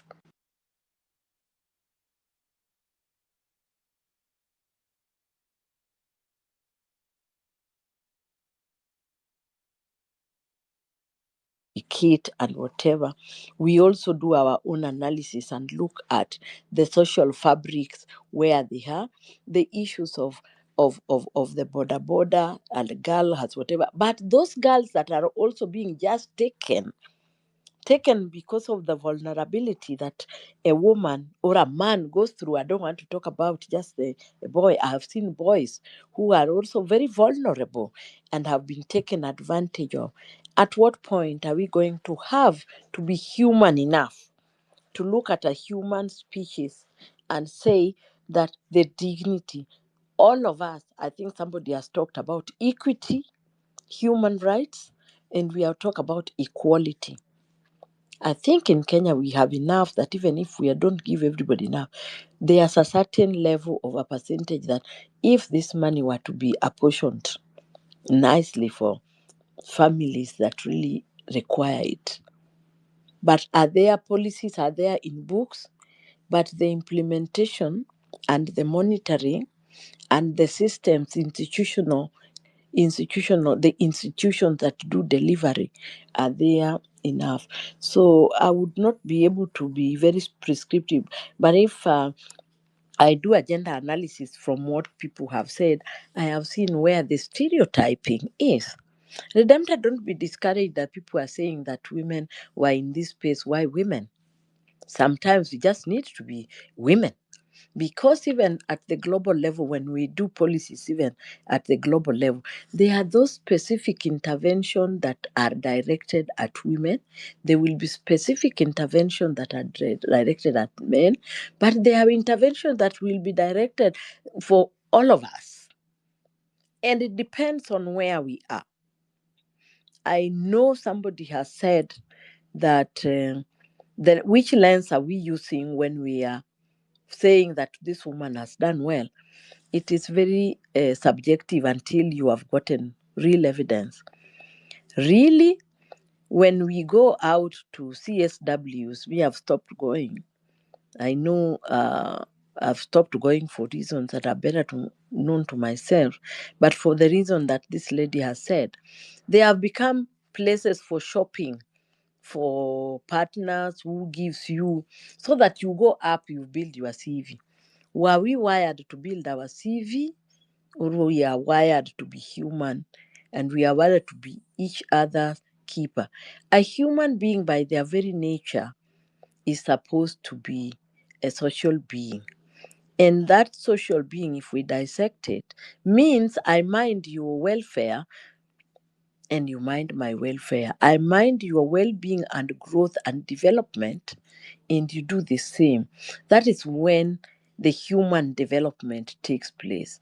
But if we don't have a human development with a human face, or with a gender, with a woman's face, or with a man's face, then that development, even if we quantify it in terms of GDP, monies that we pour into systems, what budgets we give, and it's not translating into real tangible outcome that we have abrogated to ourselves, then it is meaningless. It's money that is just being poured out there. So I want to challenge all of us, both men and women in this space, that we begin to be practical. I think there is something that we used to say, that women's movement for a long time, we were very emotional and we lost, until we came to reality and say, we will use evidence, we will confront with evidence, we will do advocacy with the evidence, we will call out where evidence tells us what we need to call out. But we also must realize sometimes you can call out on a deaf ear. How then are the strategy for changing?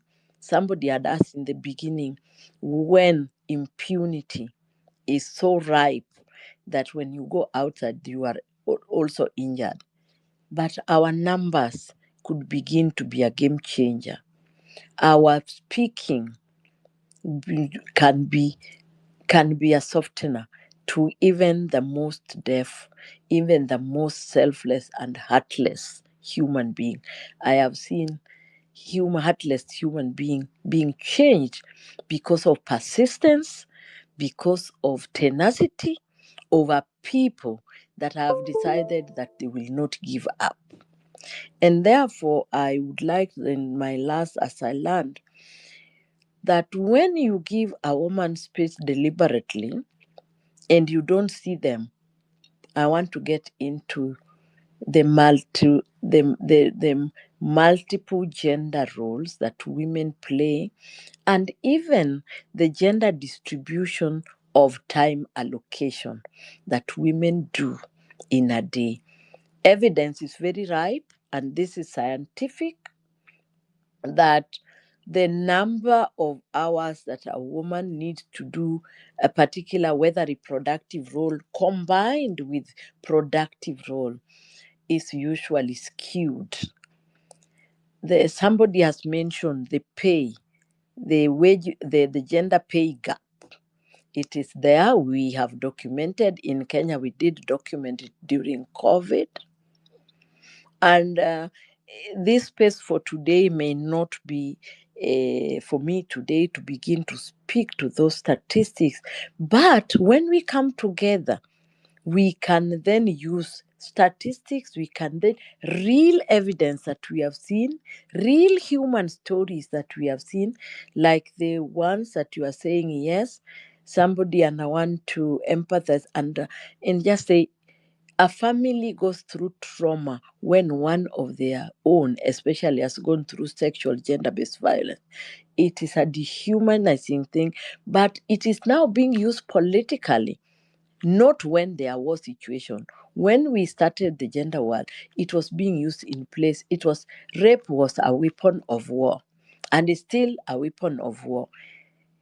So when people in power begin to violate, including both sodomizing men and women and having rape women, and they feel nothing about it, and they are not called to account, and they are not put behind the bar. This is an anarchy in the meaning and impunity of the highest order, and that will demoralize most women, and they will back off, because political space, if you don't have money, it is a power game, it's a men power game. But women that have now gotten into it have learned to play the game of men with their power. And that's why I think the question is, what kind of women have we found in political space? I think you are very intelligent, most of you, and and somebody would take a keen interest just to do an analysis. What kind of traits? How do they get into a political position? They are those that will be genuine, that have gotten there because of their tenacity. They have learned how to navigate the difficult political environment, including the insecurity and the shaming of names when you are being branded names. And they have grown thick skin, and they have gone up. They are all those. There are some that will take shortcut. Once you take shortcut, and somebody said, once you have been given a carrot and it has been dangled and you've gotten it, or once you have compromised your dignity because you want something, or you want a job, let's even leave politics, you want a job, what happens? You cannot stand up to that power. You can now not stand up to that power, because always you will be afraid, thinking that if you stand up to power, then you will lose. But there's a way you can change and just say, I am not, I'm my person, I'm changing, I'm not going to succumb to this threat and fear. Because you had this there, I think that slogan came from the Gen Z. When we do what, they lose their power. I think you have it. And I think it is a deliberate person, and it is a personal attribute plus a collective, that must have character. We must have stay on power, because that is what the resilience is. But the urgency, what we call in gender the urgency, the innate feeling from yourself that you are determined to do something, will come from within you.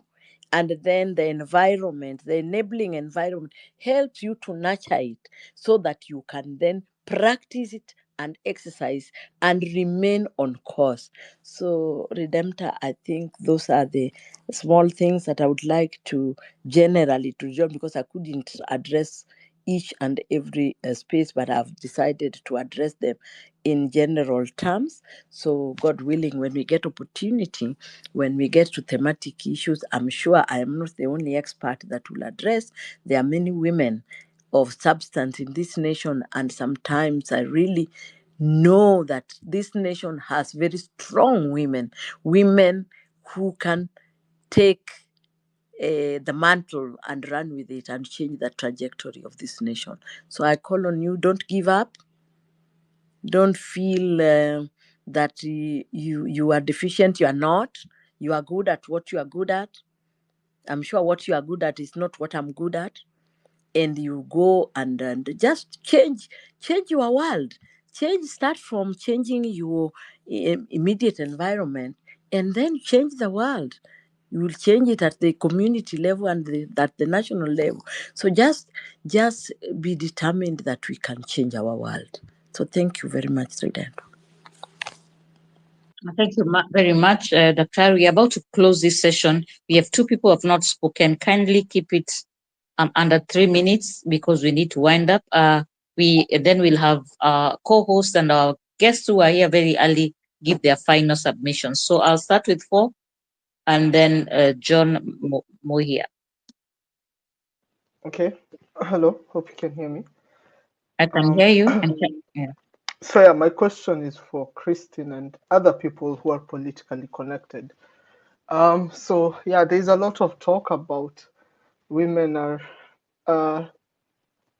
important for protests and all that, but also within these protests we found that there were a lot of female bodies that were found killed, and the people who tried to follow up on that were threatened. The other thing is that it is said, it's not proved, but I really think it happened, that the police went to Githurai and opened fire on market women, and this was covered up. Their bodies were cremated. We don't know. But one thing we realize is that the current regime is very much afraid of its atrocities towards women being exposed, because that is one thing that can really bring down a regime. No one anywhere wants to be associated with someone who is hurting women. And that is one thing, that is one reason why, even if you call him a liar, even if you call him this or that, whenever you expose crimes that he has committed against humanity, and especially against women, that is when they want to put money into the problem. That's when they really want to have a big PR thing. So maybe for Christine, who seems to be well politically connected, and for other people. So we could talk about how women go out and protest, how women go out and do this. But there were women who are in a market and they did not go out to protest. They were just selling their wares. Were they killed? What happened to them? If you try to find this out, will you be abducted? Will you never be seen again? From what we know, there are a lot of people who disappeared, maybe being held.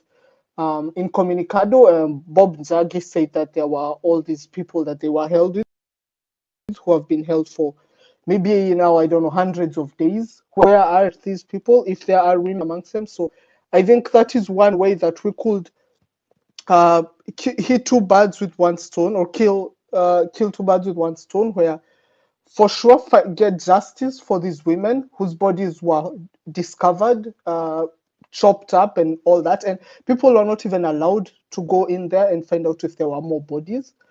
Actually, Joshua Kai is in this space. He knows more about these kinds of abductions, and like just justice for these people. And also, this really is a soft spot that this regime cannot deny, and is very much afraid of being exposed in. So yeah, that's all I have to say.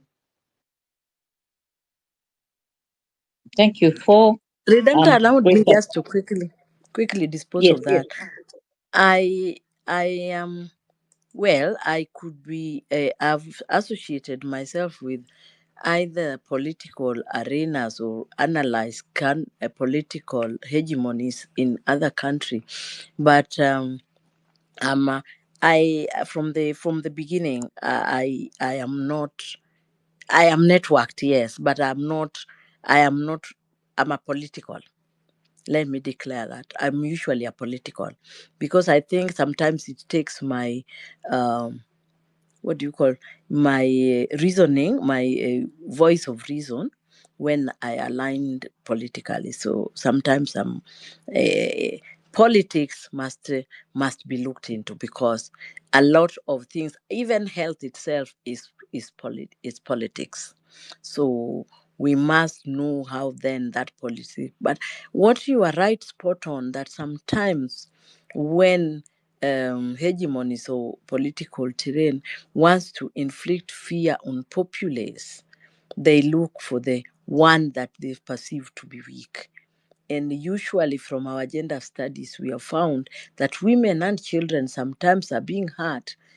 If you look at our cultures, our traditional cultures here in Kenya, the the cultures were protective of women and children.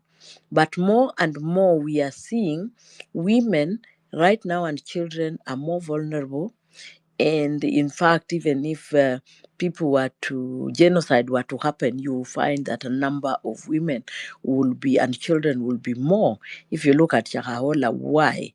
So sometimes when somebody wants to exercise power to dominate, they look at one that they can easily subdue so that they send fear into the other people who may have wanted to come out. So that is something that we could take later and just dissect and see then. But justice for sure, if there are those that were unknown and they are not there, we should call out for justice for their families and for themselves as well, if they are there. But families, if they're left like a small child, where will that child be without a mother?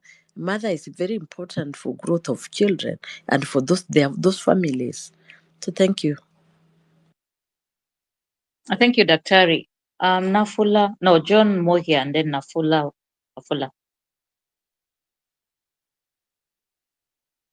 John Mohi, I've given you the opportunity. Yeah, thank you so much for this opportunity, Babs and Wanjiro. I have listened to this conversation and it's amazing. I'm very happy to hear that there are people who can have one common mind and ideas to bring the right leadership in our nation and through women. First of all, I would want to appreciate Madam Christine. She has really elaborated on how they used to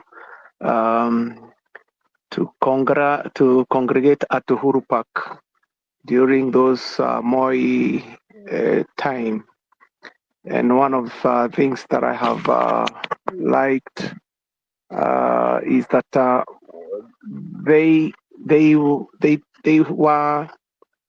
they held each and everyone's hand, and women felt safe together. And I think that is one of the things that we are lacking today.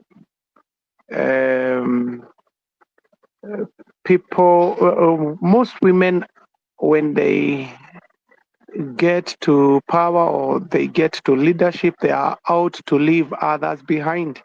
And I think we need to address that issue seriously.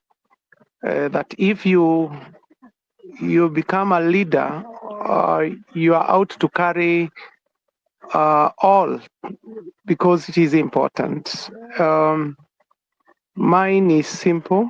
I would really want to say that for any woman to become a leader, she must be able to believe in herself and take leadership by the head. Most of women feel I don't know whether I can say feel incapable sometimes of leading, but it's important that we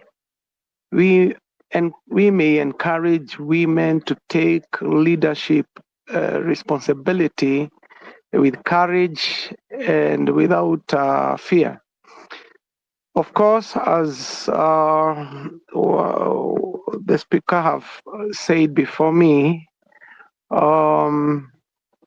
women found to be weak, or we think that they are weak, but I think women are stronger than men in many ways, in many ways. So any person that would take a women for weakness, I think it is out of a lack of respect of women, and that is very unfortunate. And in our political era, we have a lot of politicians who look down on women. Even when we look at our parliament, when they are having a discussion or a debate, there is that element of discriminating, bringing or taking, not taking women serious.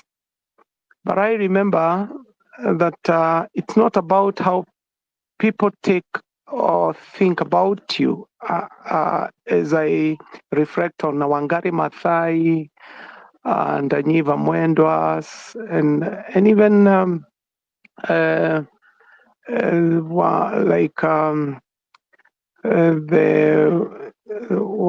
the former governor of is it Kitui? I would say when a woman takes a position boldly with courage, the opinion of others does not really matter. What matters is what she's doing is right. And I think if a nation will be led by women of courage and able to visualize and have that what we call political responsibility and goodwill, then we can form and we can have a nation that is heading somewhere.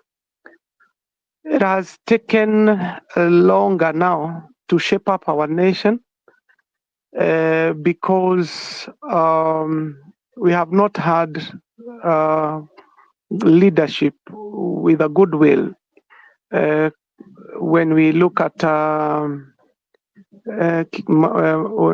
Kibaki's regime, he tried, and out of the constitution, we now see more women in leadership in parliament.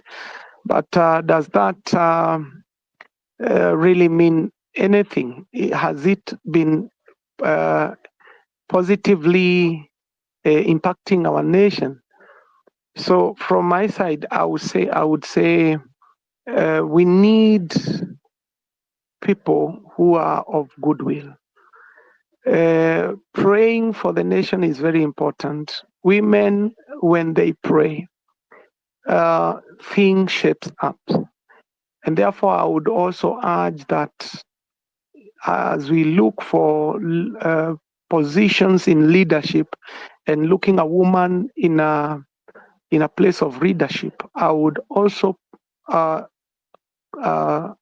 and call for women to have a prayer movement of our nation, where also the Bible says when women pray in that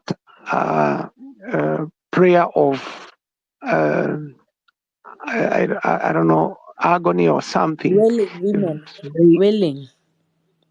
Yeah, the Lord will hear.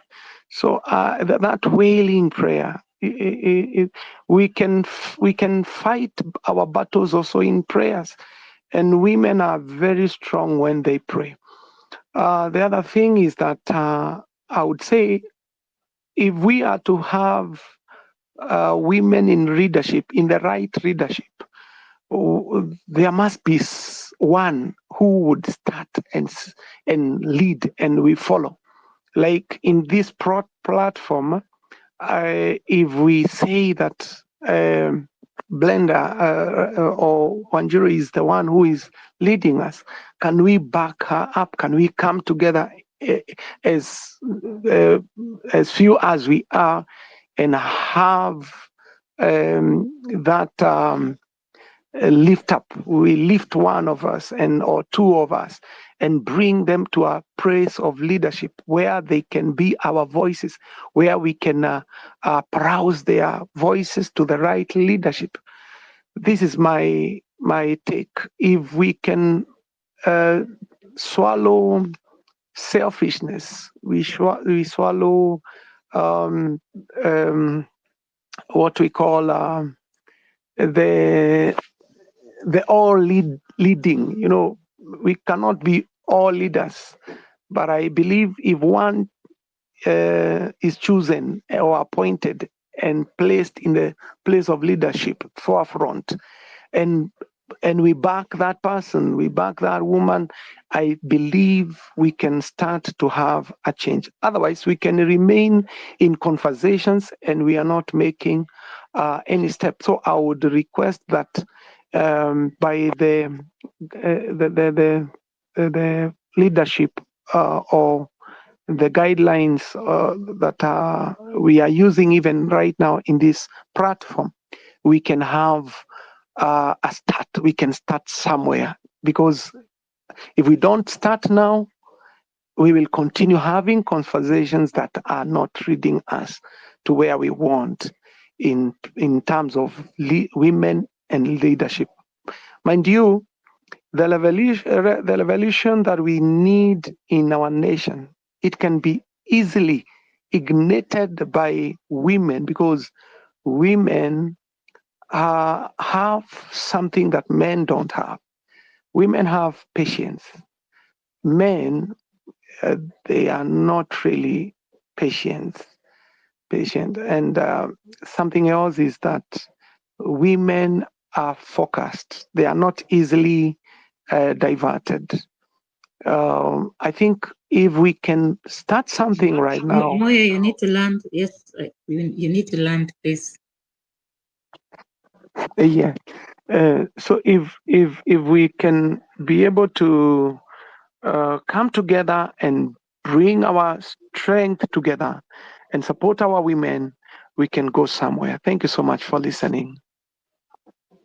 Thank you very much. I'm losing my sound.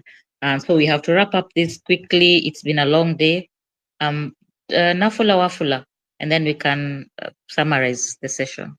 Sure. Thank you so much. I'll try to keep this in 2 to 3 minutes and under.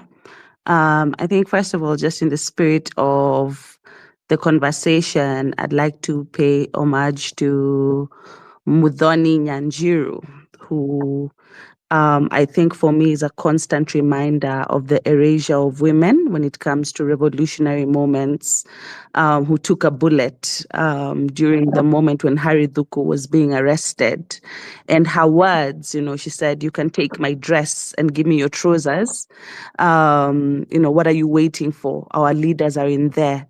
And just her act of her being able to lift up her dress in what was considered to be taboo at the moment was very key. And yet not very many people remember her name. Actually, in that moment, she is the only revolutionary female leader that is remembered and mentioned. And therefore, the erasure of women, I think, is very key, and I think has already been spoken to. That said, just to share a few thoughts on what have been spoken about, I was on a panel about a week ago, and one of the panelists was a male member of parliament, and he said that for women to be able to get into politics successfully, that they need to know how to play the game and accept, that they need to play the game. And for me, what that implied was, you need to be able to accept A, sexual harassment, B, violence, C, the fact that it's either coercion or compromise in terms of the spaces that you're going to be getting into and how to negotiate. And if that's what it means to play the game, the the masculinization of politics and the masculinization of revolutions in general as well, because I think one other thing that was mentioned was how, for example, the numbers kept dwindling even during the protests. Then it makes it difficult for us to really expect women to come in and play a fair game, because they're not really coming in as a fair or as an equal competitor. And so I think we have to be realistic that because of the masculinization of the spaces that we're expecting women to occupy, women are coming in while playing on a lesser role. And therefore, some of these things that we are speaking about, for example, where it feels like we're criticizing, it feels like sometimes we criticize women more for the wrongs that also men do. I struggle with the idea of placing women on a pedestal. I personally don't believe in placing certain adjectives like women are more trustworthy, women are more kind, because I think positive stereotypes are just as bad as negative stereotypes. Because once you place women on a pedestal, then it puts this pressure on women to be able to perform much more than men do. And it also puts us in a position where we don't place men, we don't judge men or expect the same from men. So I think it's important for us to, as we think about this conversation on leadership, to also not discuss as if we expect women leaders to be angels, and to not place women on a pedestal, but to be realistic about the fact that human beings are human beings and human beings have failures across the board. And also just identify that women, the fact that we do expect more from women, and we recognize women more for their faults, or we identify faults in women more than we identify in men. And also thinking about the role of authenticity when it comes to women's leadership. When we speak about women having to act as men, what do we really mean? And I understand that, again, politics is masculinized, but wasn't Margaret Thatcher just as authentic as Jacinda Ardern is, for example, in their leadership, despite the fact that one perhaps identified more or showcased more what we characterize as masculine characteristics. And so I think it's really important for us to really just speak about authenticity in leadership, full stop, and how that manifests for women is different. And we need to be comfortable with that. And I think lastly, just to wrap up, I wanted to speak about the thing around gender transformative approaches versus women's empowerment. I don't think as Kenya, we're at a point where we can say that that, for example, we only want to see leaders as leaders, whether they're a woman, whether they're a man, because we are still at a position where affirmative action and conversations around equity are important because women are still a minority. Therefore, it's important for me, for example, to be recognized for my expertise, but it's also important for me to be recognized as a woman, because I recognize that by me breaking that glass ceiling as a woman, it's very key and very important, because at the end of the day, I'm still speaking for and representing a minority. So until we get to a position where we're speaking about equality and we've really broken down all the barriers, it is a false narrative for us to only push conversations around gender transformative approaches without pushing for women's empowerment and women's representation and recognition as a tactic when it comes to whether that's speaking about revolutionary moments, speaking about organizing, or speaking about political representation. Thank you. I thank you very much, Nafula. Yes, the conversation is just getting better when we're about to close. I want us to do our final remarks. The Ekli chef has been with us in these spaces doing poetry. So I'll do Dr. Milton. I don't know if you're there. I'd want to do 1 minute, 1.5 minutes max for my co-host and my past guests. So I'll start with Dr. Milton, Napin Kei, African, Wanjiro, and then I come back to Dr. Sadia. Okay. For me, I think it's a very simple conclusion that I have picked from this conversation. Many a time, women have been put in a situation where they have to seek validation. We need for this movement and for the women factor to be embraced and appreciated. What we need to do is look at women as human beings and as part of the body of a human being. By that I mean Just like your body has two hands, you can't operate if one hand is not there. So women are part of the human race, and they need not be subjected to having to seek validation that what a man does a woman can do better. I mean, those kinds of conversations are the reason why women are always put into a situation where they are judged, and I'm speaking from Nafula's sentiment. Women are forced to have to set a higher standard for themselves, and only for men to be looked at in a different way, just like maybe women are superhuman or women have. So that idea of seeking validation is what we must discourage, and everybody should just look at a girl or a boy, man or woman, as being human and being having the same abilities and same opportunities. And the gender distinction only biological, and there is nothing really beyond that. Those biological functions are there for purposes that God intended, and not as a way of making one superior to the other. And in conclusion, I want to say that there is something that we need to be very careful about.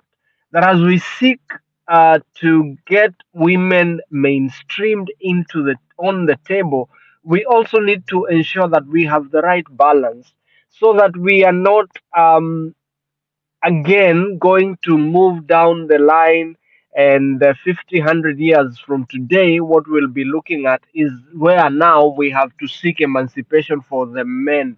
What we must ensure that we are a balanced society. We are a society that gives equal opportunity in all spheres of life, so that we can have a balanced society and a balanced life where everybody is given an opportunity for who they are, for what their abilities are, and not being judged or ostracized or demarcated, or being judged because of their gender. I think the moment we do that, then we will all be able to achieve greater success in the movement, and even in the governance that we seek. Because the success of the movement is not merely the end, but rather the beginning of a demonstration of how better then it can be done when we all work together, and when we put and deploy the best of our skills into what we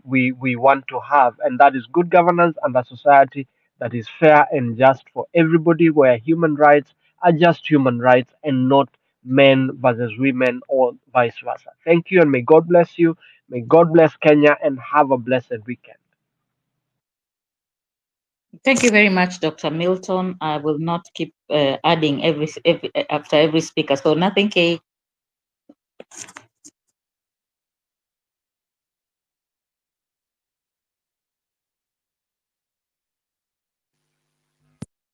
Hear me? I'm not seeing you unmuting your mic. So African?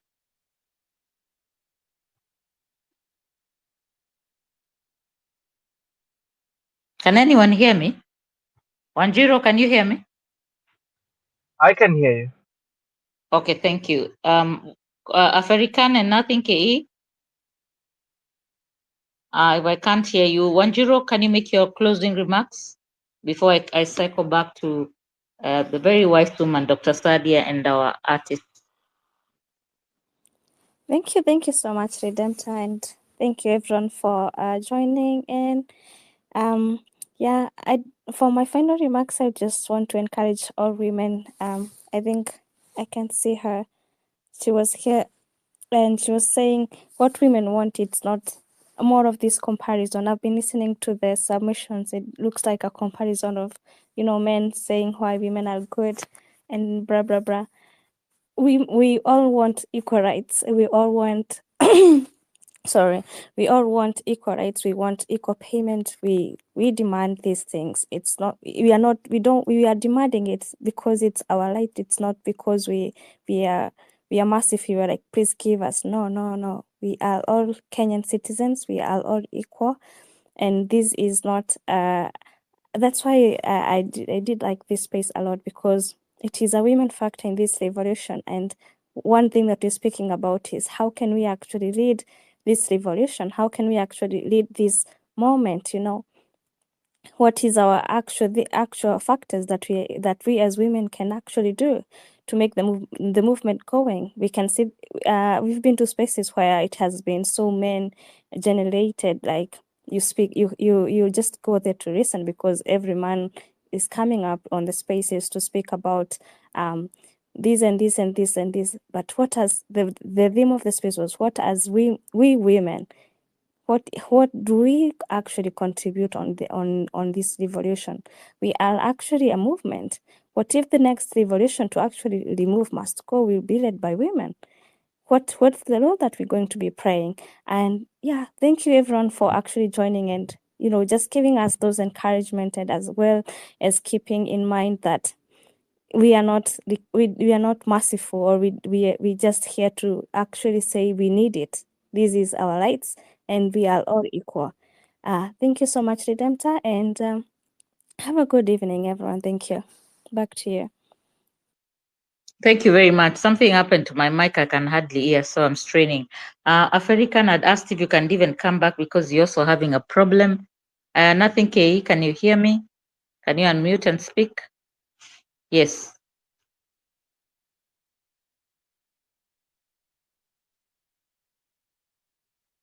Yeah, nothing, K. Or you're also having the same problem. I really don't know what has happened to the space. Dr. Christine, can you hear me? Very well. Yeah, so I would want you to decide, would you want the young man to say the spoken word first, or do you want to make your final submission? I guess let me just do my bit because it's not much. Then he can finish close for us. Okay. If that is Okay. okay with you or with him as well. Okay. Go ahead. Thank you very much. I would like to give my final submission saying that this is a great conversation that has started. And I think it has given us quite an array of pointers of what perhaps we could do.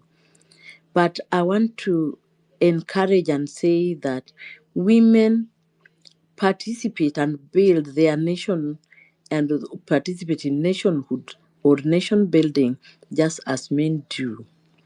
And in that respect, I know the barriers we go through are many, but we are capable and we can surmount the barriers with commitment and with zeal and tenacity, knowing that we are changing a trajectory of a generation as mothers of the nation. Because if we don't, then we leave our children, our next generation, more vulnerable. Not easy space to be in, but it will take a lot of work to build to reach that space.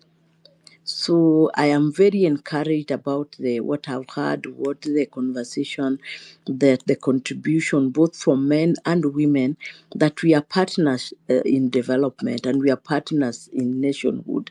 And for me, that is important because even good nation would start from working together, even in families or even in spaces in communities, both men and women, bringing their abilities together and working together as a whole.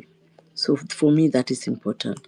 I just want to address an issue that was raised about whether it is transformative or whether it needs to go.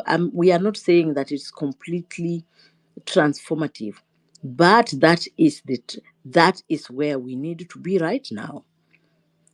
Where we need to do an analysis is where that transformative approach is not working. And I said, then we need to be either men specific or women specific active intervention that then lift the other so that the level playing ground is even and is equal for all of us.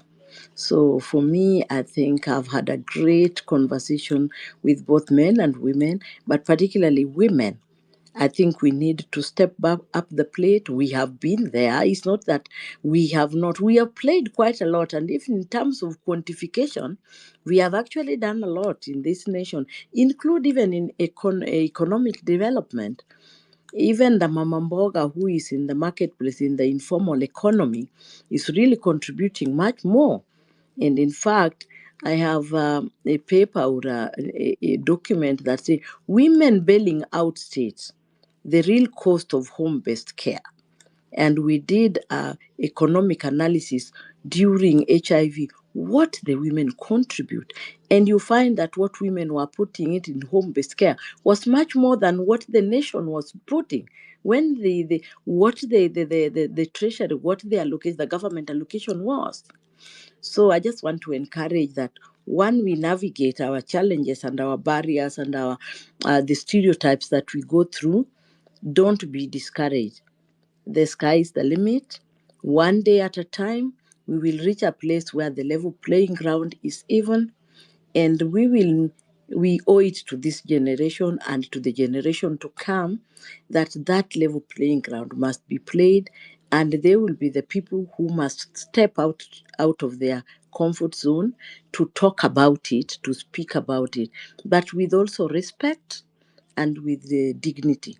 There are areas that will be hard to tackle, but there are areas that a lot of diplomacy and talking and advocacy would do the trick. So I just want to say it has been a great evening. Thank you for allowing me to be amongst you to speak. And this is a sharing. There's nobody who has a monopoly of knowledge. I look forward that when it is appropriate or when we are available, we can be able to share, both men and women, so that we can find a common thread where then we can take this nation to, or we leave a world a better place that we found it.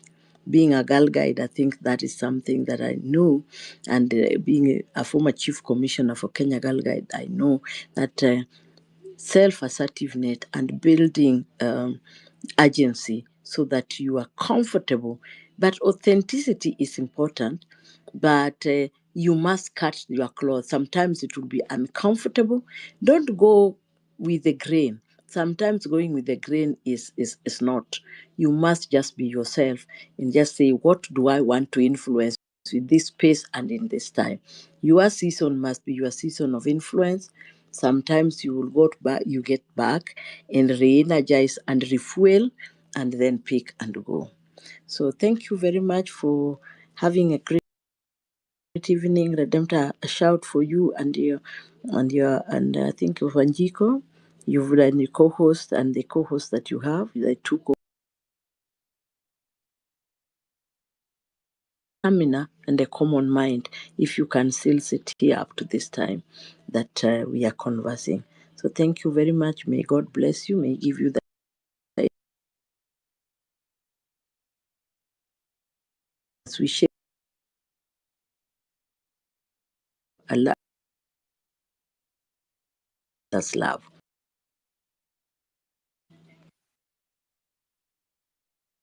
Really just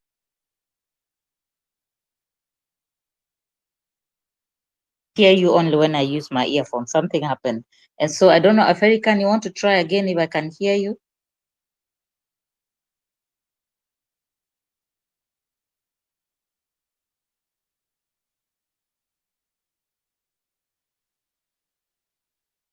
Okay, so I seem to be having a technical problem here. We always finish with a spoken word. One of the dreams I had when I started this space is that we would one day have an intergenerational conversation. And so just to be here at this late hour, people from all walks of life, and all we want is a better country. And it is in our hands to get it done. So the Ekli Chef, your word for today, and then I'll close the space. Thank you very much, Redemptor. It's an honor and it's a pleasure having me in this space. This piece is just for our women and the motivation, the momentum, and to keep us going forward and forward. This is out of the episodes of The Awakening. And this is it. Check. Uchungu wa mwana ajuaye ni mzazi. Generations after generations, women have been a factor in upbringing good men and women in our society, inflicting good attributes and behavior as core principle in their lives. Enyewe mtoto umleavyo. Yaitwa parenting. Many a times, our women, mothers, sisters are being misunderstood and placed in the wrong times by the sovereignty of the society, being victims, causing a fatality in various catastrophes.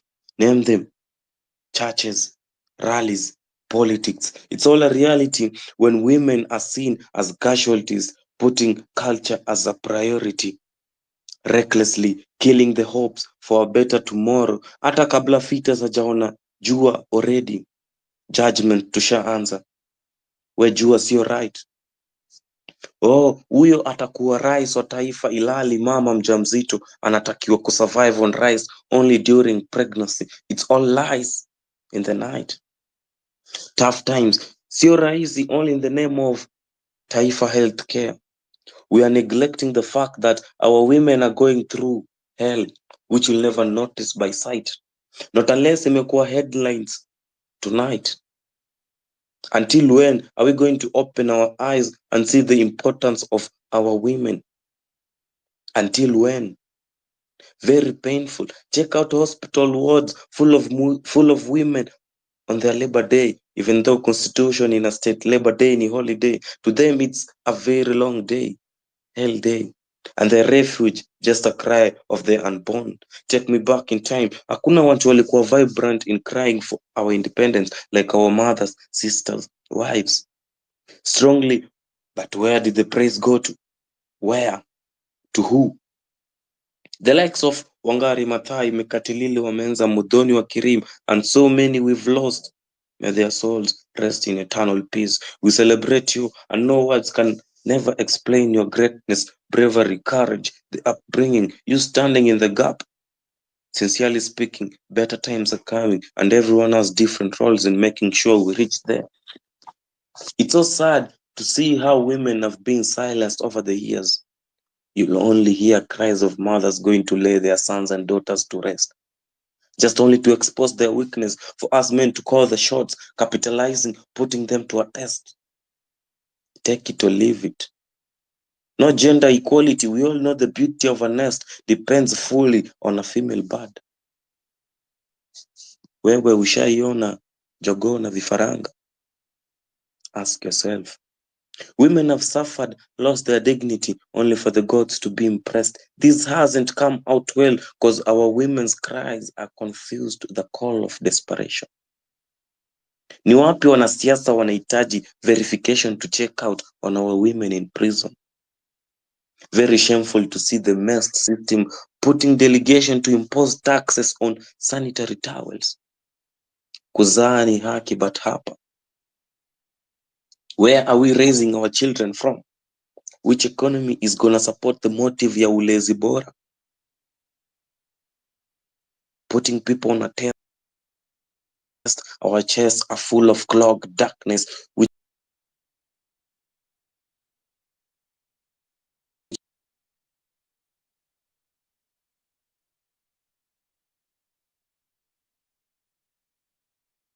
come out and speak, be the headline in those rallies.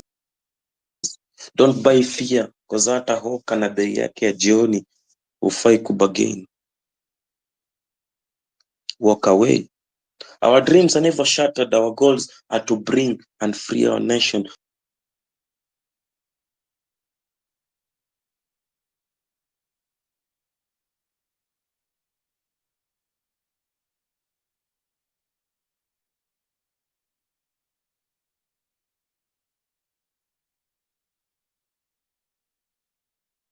Estimate you. Bring back the dignity, the respect that goes with the name woman. Because truly we can't walk in the darkness by ourselves. Women carry light shields as we strategize and carry swords in battles.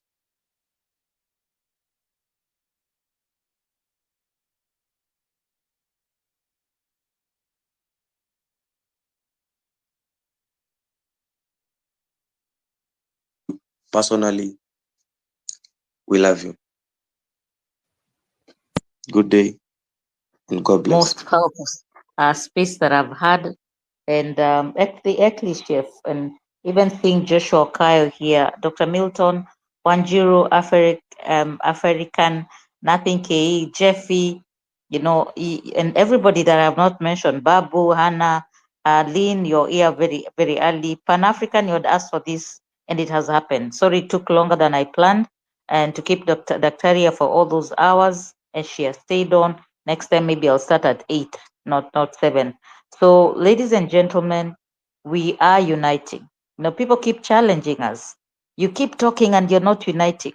How will we unite when we don't know each other? And how will we not know each other if we don't talk to each other? I think you've heard the spoken word from a young man. We are representing different generations and genders in this space. We are healing this nation. And we are going to speak truth to power. And we will liberate this country economically and socially. There's a lot of hurt that goes on in this nation, and it's time to heal us. But even as we heal, we are willing to fight to the last drop.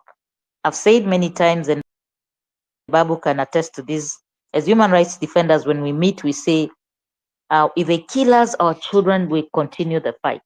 Now I can rest easy because the Eckley chef, Jeffy, Joshua, and all the people who are young enough to be my children will continue the fight. And you're standing in a position of victory because you have the numbers, you have the right to be here.